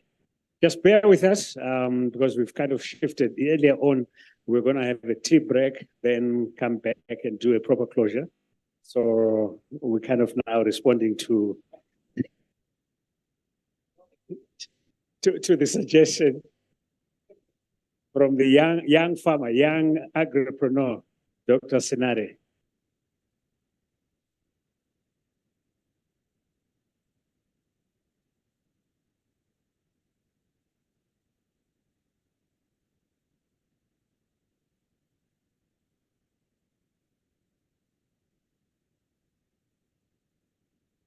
Just one other quick announcement. The young agripreneurs are going to meet soon after the closure at Jembe, where we were last night.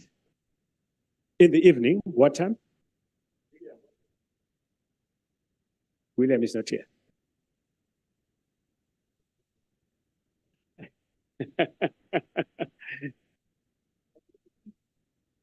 All right, so we're going to give you the time. And if you know that you are young, you can join them.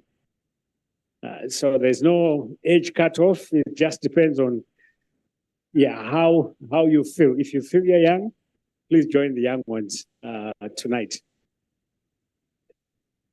It's how you feel. It's not about age. It's how you feel. Yeah, I can see that, Prof.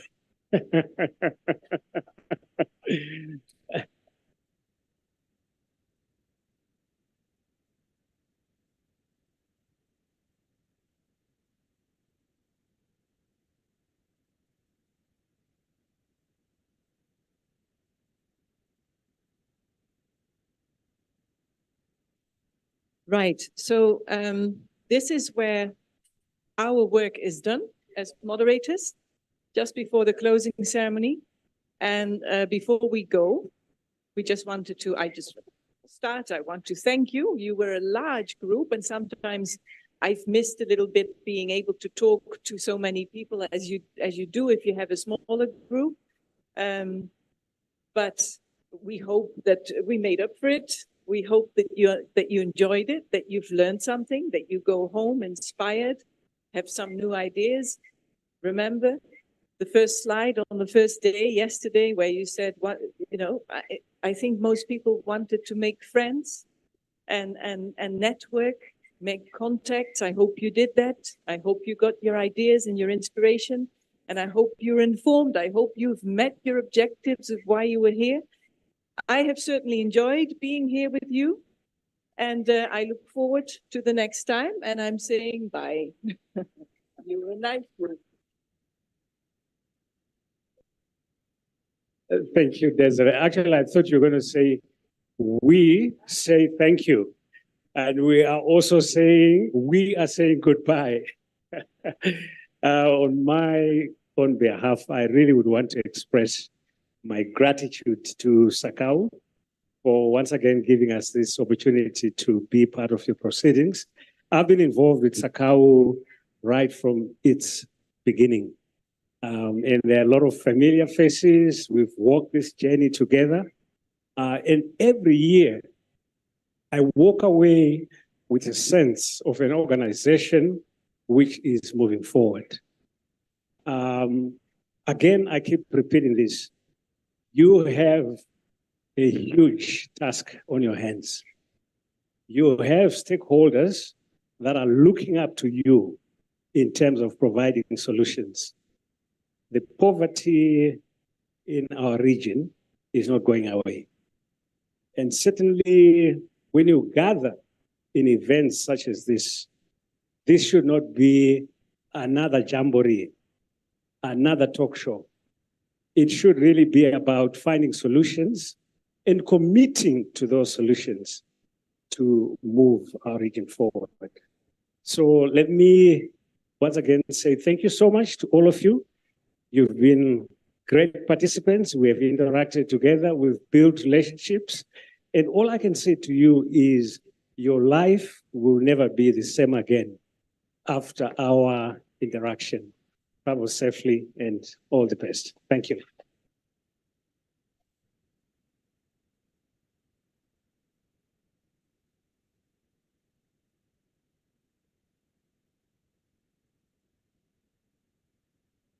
Okay, I decided to start because Ishmael will also hand over the flowers.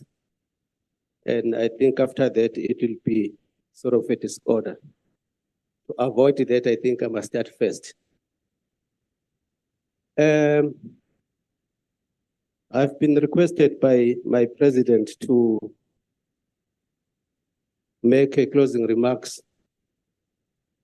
You cannot believe that he just requested me in 20 minutes time.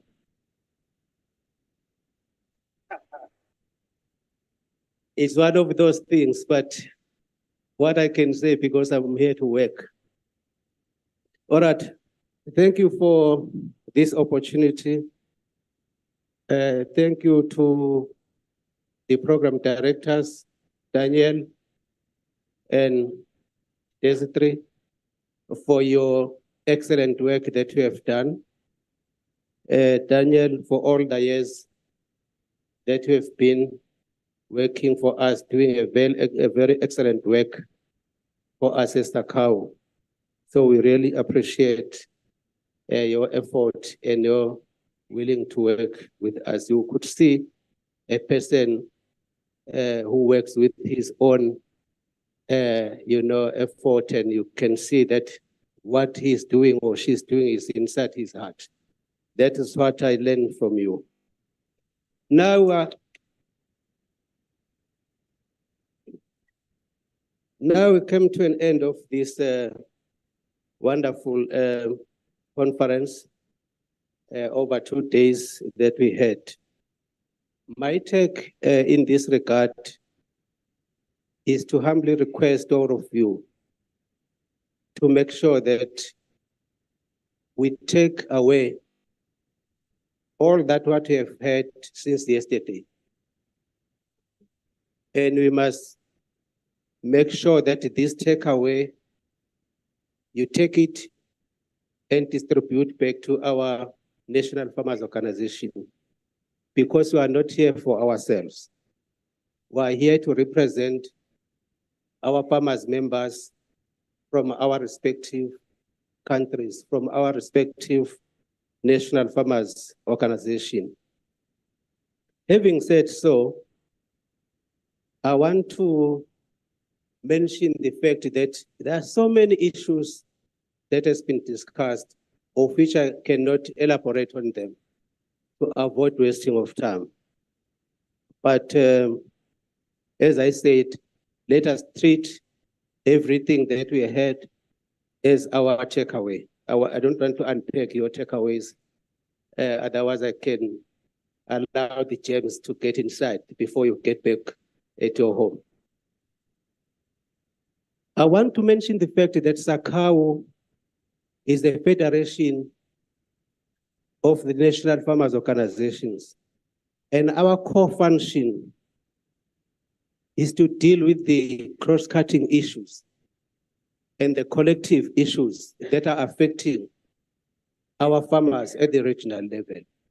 That is our core function. But having said that, I want to mention the fact that our main commitment as SACAU is to make sure that we invest and build the future custodian or the farming sector, which is the youth. That is why you saw what happened yesterday. And that is why we still appeal to those who have not submitted the list of the youth that need to go for the training. And again, I want to emphasize the fact that, the certificate that we've been giving out yesterday, the certificate, the paper is not farming. The paper doesn't know how to do farming. But what you need to do as the youth is to make use of this knowledge and the skills that we have obtained. And also make sure that you transfer your skills to other fellows back home so that we can disseminate information and make sure that the time we train one entrepreneurs, then it simply means that there are 5 behind you or more.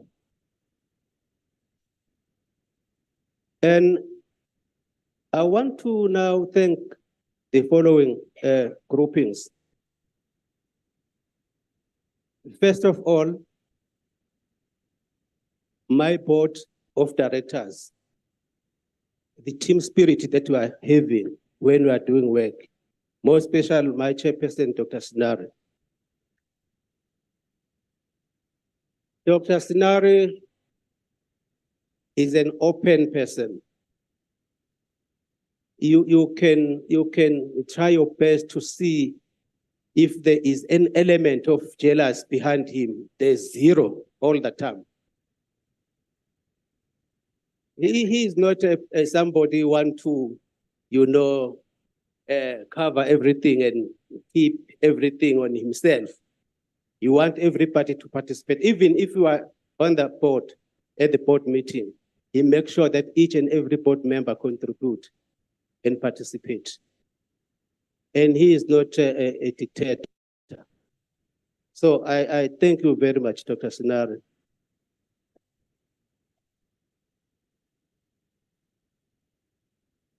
I thank all the organizers who have organized this beautiful event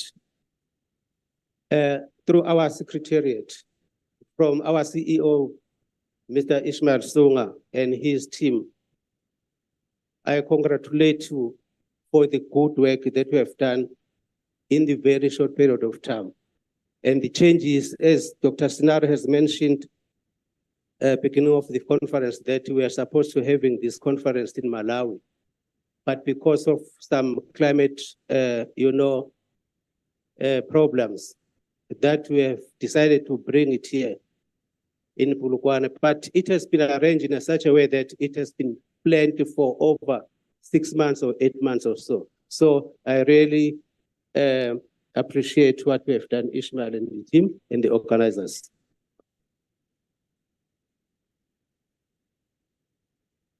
The funders as well, German Embassy,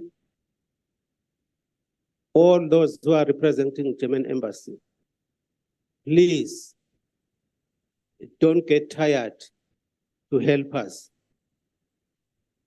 We are here and we want to progress and want to develop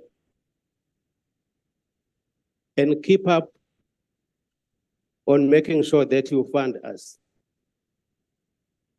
I'm sure that because we have issued out certificates and our national farmers organizations are here, they still need support through SACAU. And don't feel tired of keep on beating the drum of supporting SACAU in order to ensure that we increase the projects that we are doing, as well as AHA. We need to see, not that few graduates that we saw yesterday. We need to see most of them from all the corners of our National Farmers Organization, taking training taking place. And in future, as SACAU, our main focus and our main intention is to make sure that we do not keep on saying, go and do the work. As SACAU, we must form a sort of a project team that will make sure that we go out there and make sure that we have got regional agribusinesses that are taking place in our respective countries. To have a showcase that indeed, after training and after all this support, as SACAU, there is evidence, there is agribusinesses. There's no time now to deal with only primary agriculture. Yesterday, I proposed something that was not sort of acceptable. To say the youth, this is what is happening where I come from in KZN. KZN is mostly producing sugar and the rest of other things, the trees and stuff. And the small young guys, some they come with the cane cutters team. Just imagine if one young guy is contracting 500 hectares, not acres, 500 hectares, to say, I'm coming with my team to cut the sugar on 500 hectares. Then the other young guy say, I come with the loader specializing with this machine loading. That is the business. That is agribusiness. And the other one say, I come with the transport, taking the sugar to the sugar mill. Those young guys are playing a major role. You know, I can tell you my son is running 5 big tractors. My son is doing very well on the land preparation. Planting, from land planting and so on, and invoice and get money. That is income. It's only not to go and farm. There are many different things that you can do in agriculture. You establish a small pack house. Some they produce, you pack properly according to what is required by the market, by the retailers. There are many other things like that. That is what I was meant to say yesterday. Thank you all the presenters that have presented. You have presented very, very well. Finally, I would love to thank my fellow Agri-SA members who are here from South Africa. Your respect to me, where Speed and others, you know, Agri-SA, they are respectful people. Eh?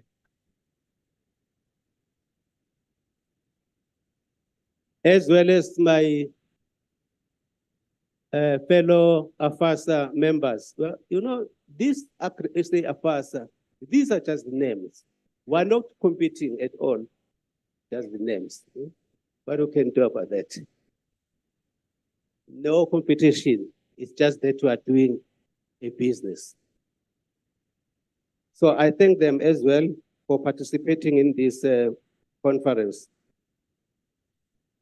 I also want to thank the interpreters who had made sure that what has been discussed is properly spread to all the participants who are here.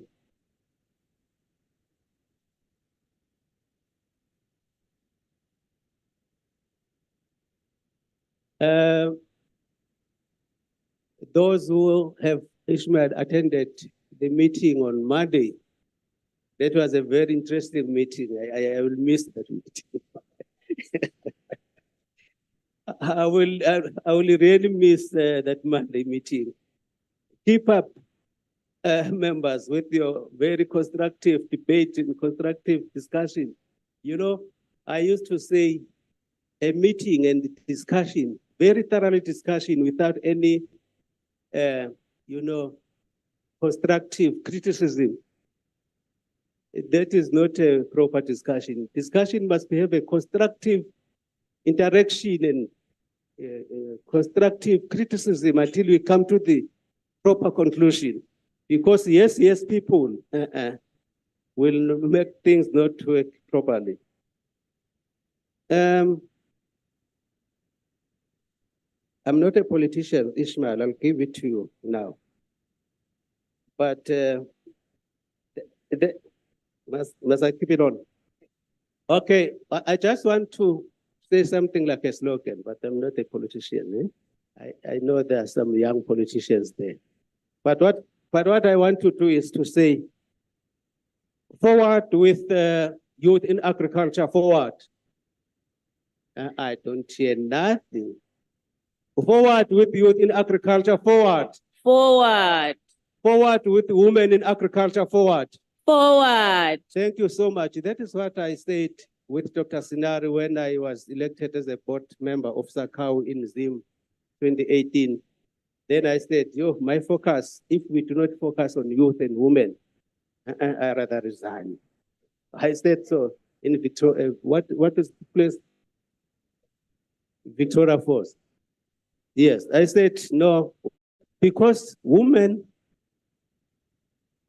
are really farmers in nature. Women knows that each and every household need to have a bread or something to eat.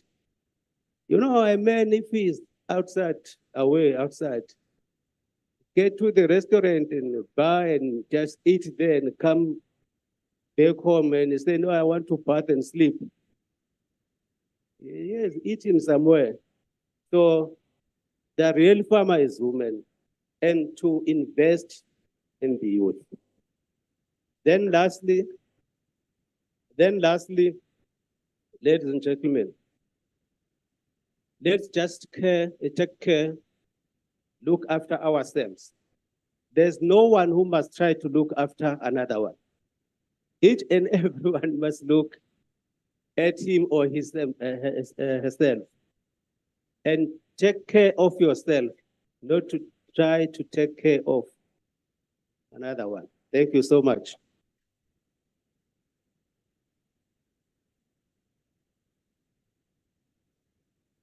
Thank you, Mr. Gumede, for those closing remarks. I will speak from the Secretariat and also wish to weigh in on some of the remarks that have been made by Mr. Gumede.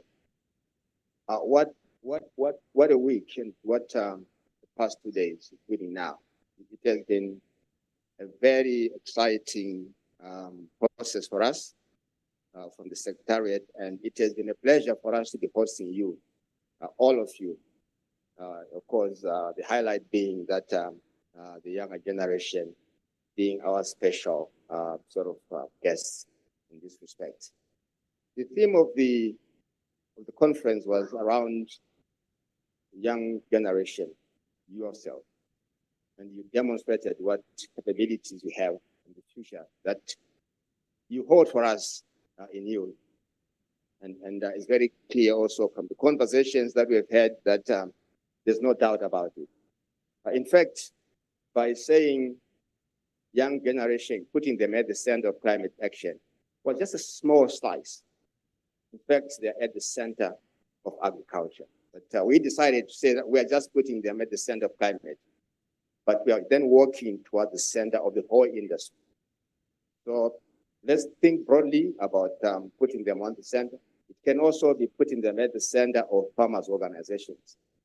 If we are talking about the next generation of farmers' organizations, we are also talking about them. We are talking about the next generation of leaders. It is here and tomorrow, it is them. So it makes sense in many ways to invest SACAU in that field of work. Every project that we try to put in place or to develop, every initiative, every engagement that we do, we always want to put the young at the core of some of the discussions. Consciously, not by accident, we do it consciously. We are in the process of formulating our 5th generation strategy plan. And of course, without preempting the wishes of the members, I can see a very strong component of yourselves in the next generation, the work that we'll be doing from next year onwards. And you can hold us accountable to what I'm saying. But we are really determined. If we don't, it's not for lack of pride. It is for lack of getting the required horsepower to lift the weight that we want to do the lifting for and with the speed with which we want to travel.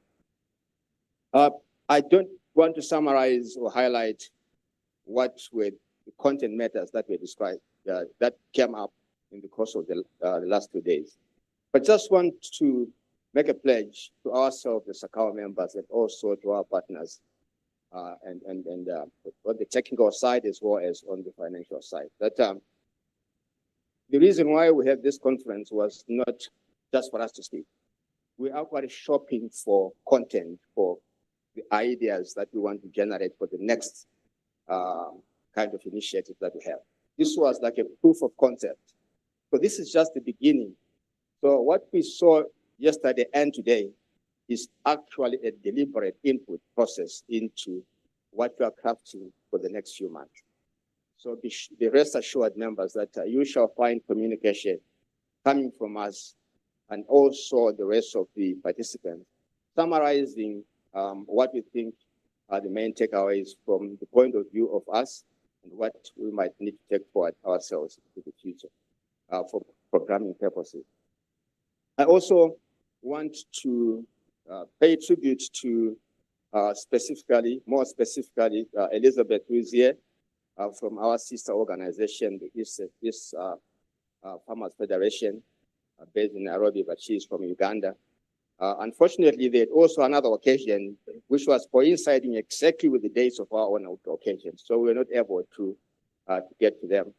But the fact that they had to spare their president come and attend the SACAU function, I think is testimony of the collaborative effort that we have within the framework of the two organizations, but also within the framework of the Pan-African Farmers Organization. So I think let's please give a hand for that.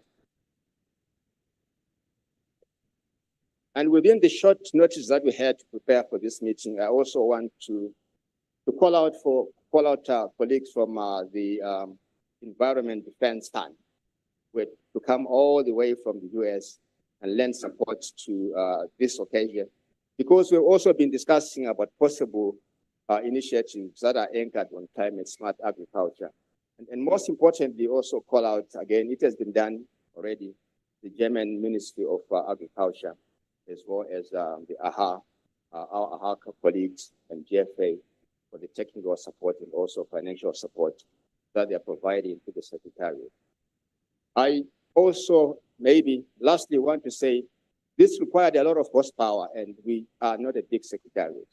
And that horsepower came in the form of 3-4 ladies that I really want to call out now by their names, not in any order of priority, implied or otherwise, but I'll start with Dorita. I see that you're looking down. If you can come over, please. Dorita is synonymous with SACAU. Everyone knows Dorita because most of the communication that goes out in her name. But her name bears might have to change to SACAU. But Dorita, thank you so much for helping us put it all together. And may I call the president to, as just a token, a small token of appreciation coming from all our hearts, because you really were quite a horsepower pulling through the weight that was required to do this. Yeah. I'm assuming that they are of equal value. Is that correct, Deirdre? They are. Okay, let's start with the first one. Yeah, thank you so much.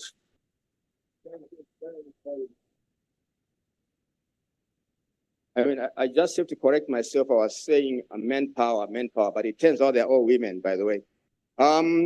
Juanita, please, thanks so much again for helping us pull it all together in this short period of time, and you could come and get your token of appreciation from us. Can I one good thing for the leader?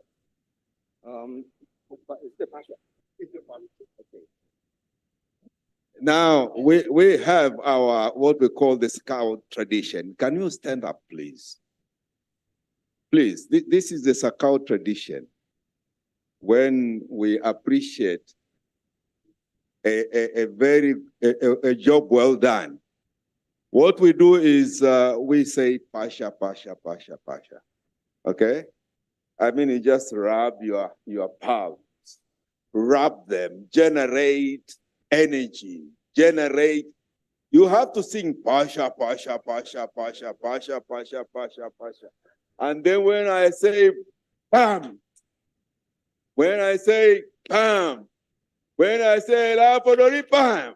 Thank you very much, Lori.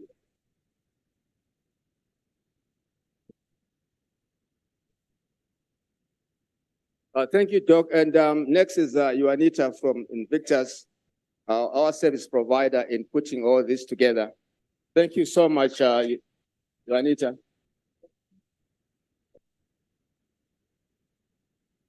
And next, I want to call out, what's her name now?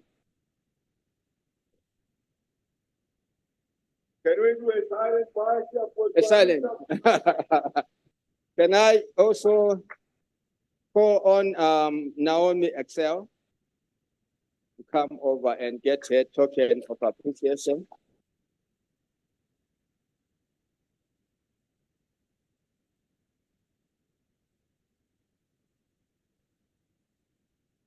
Thank you so much, Naomi, for being behind the scenes. Okay. Thank you.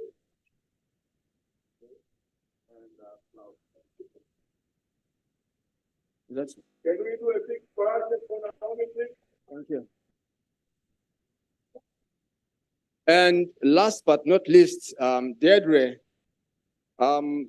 we could not have come this far without you. You really anchored our ambitions here. I mean, let's just give a big round of applause. A big round of applause. Agri-Limpopo is the structure of Agri-SA, and we are in the Limpopo province. So we had to anchor all the logistical and tactical arrangements on them. So she was sort of the woman power, manpower behind all this. Thank you so much. We really appreciate everything that you did up to now, but also that you're going to do up to tomorrow or the day after tomorrow.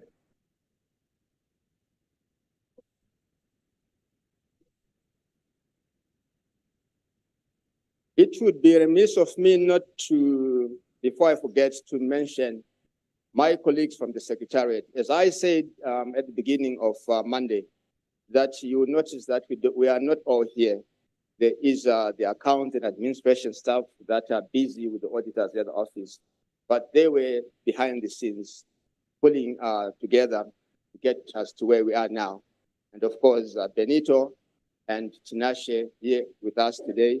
I really also want to give them special thanks. I'm not sure about the Pasha, but yeah, we can do a virtual one. Yeah, that's one. And thank you so much for that. And again, just mopping up, looking around there, the service providers who are streaming this whole event live, who are from Food from Zanzi. Yeah. Thank you so much for keeping it live. They have, it was being streamed to more than 1 million of their viewers. So I think our footprint has also expanded because of that facility. And I think we shall be using more and more of it to be in keeping with modern day trends, to reach out as much as we can, not as expensively as what it used to be. Researchers, please, all our regards and thankful regards to you. And last, I need to hear a big hip hip hooray from the young one. Hip hip. Hooray! Hip, hip. Hooray! With that from all our hearts and on behalf of ourselves and our members, we really want to thank you once more and thank you. Travel safely. Go well.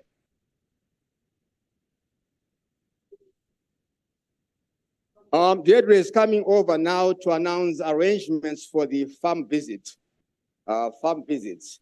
But as she's coming up the stage, I just want to announce that we had a major problem in allocating spaces to the different farms because one of the farm could only take up to 40 maximum throughout the day.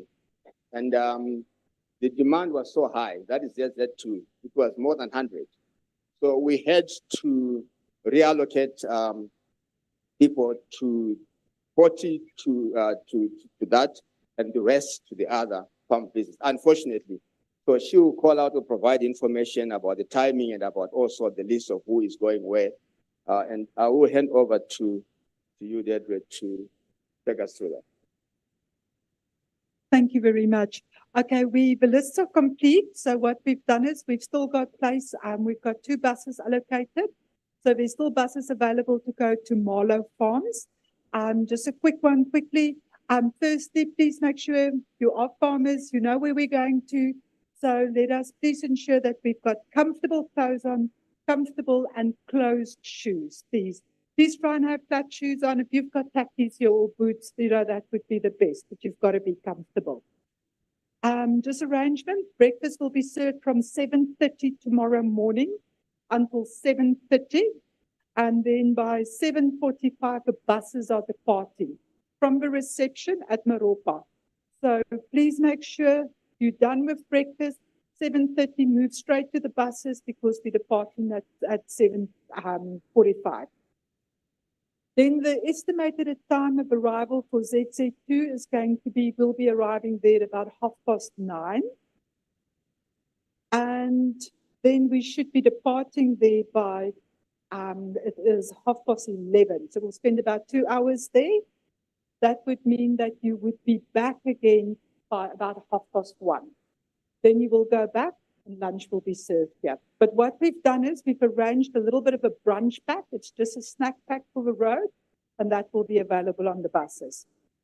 The same arrangement applies specifically, well, maybe I should just say just for all of those, just ZZ2 specifically, you're going to what they call the natuur boerdery, which is their nature farming.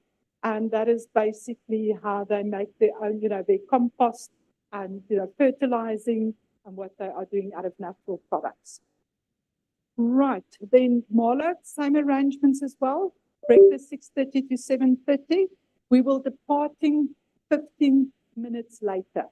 That is just so that there's not a big crowd and because it is closer to time. The estimated time of arrival will be 8:45 and there we will be rotating. So you're not going to just see one process or two processes. We're going to look at the apple pack house. We're going to the roses. They're doing export and local market for roses. We're going to look at their seedlings. And then we're also going to look at the Guianina cattle, which is a very interesting one. We should be back here then also by 1 o'clock, 1:30. Same story, lunch will be served then, and there will also be lunch packs or a brunch pack on the buses for you. Right, just a couple of arrangements.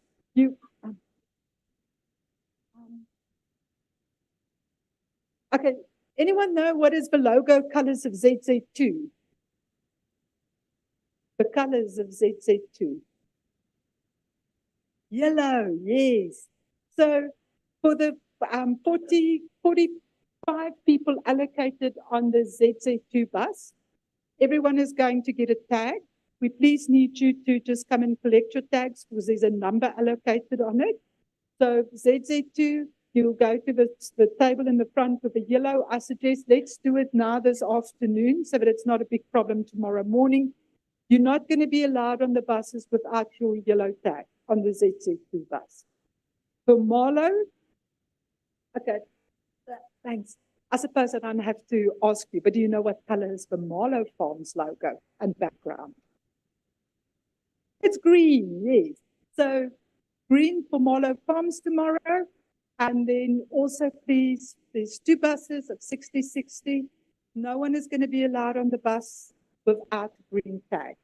This is not only, it's not for being difficult, but it's also for roll call and also to make sure we don't lose anyone on the way or get all totally mixed up that you get onto wrong transport. All right, well, that is all. I don't know, is there any questions? No questions, but we will be in the front and then we can, just assist with whatever other help you need. Thank you.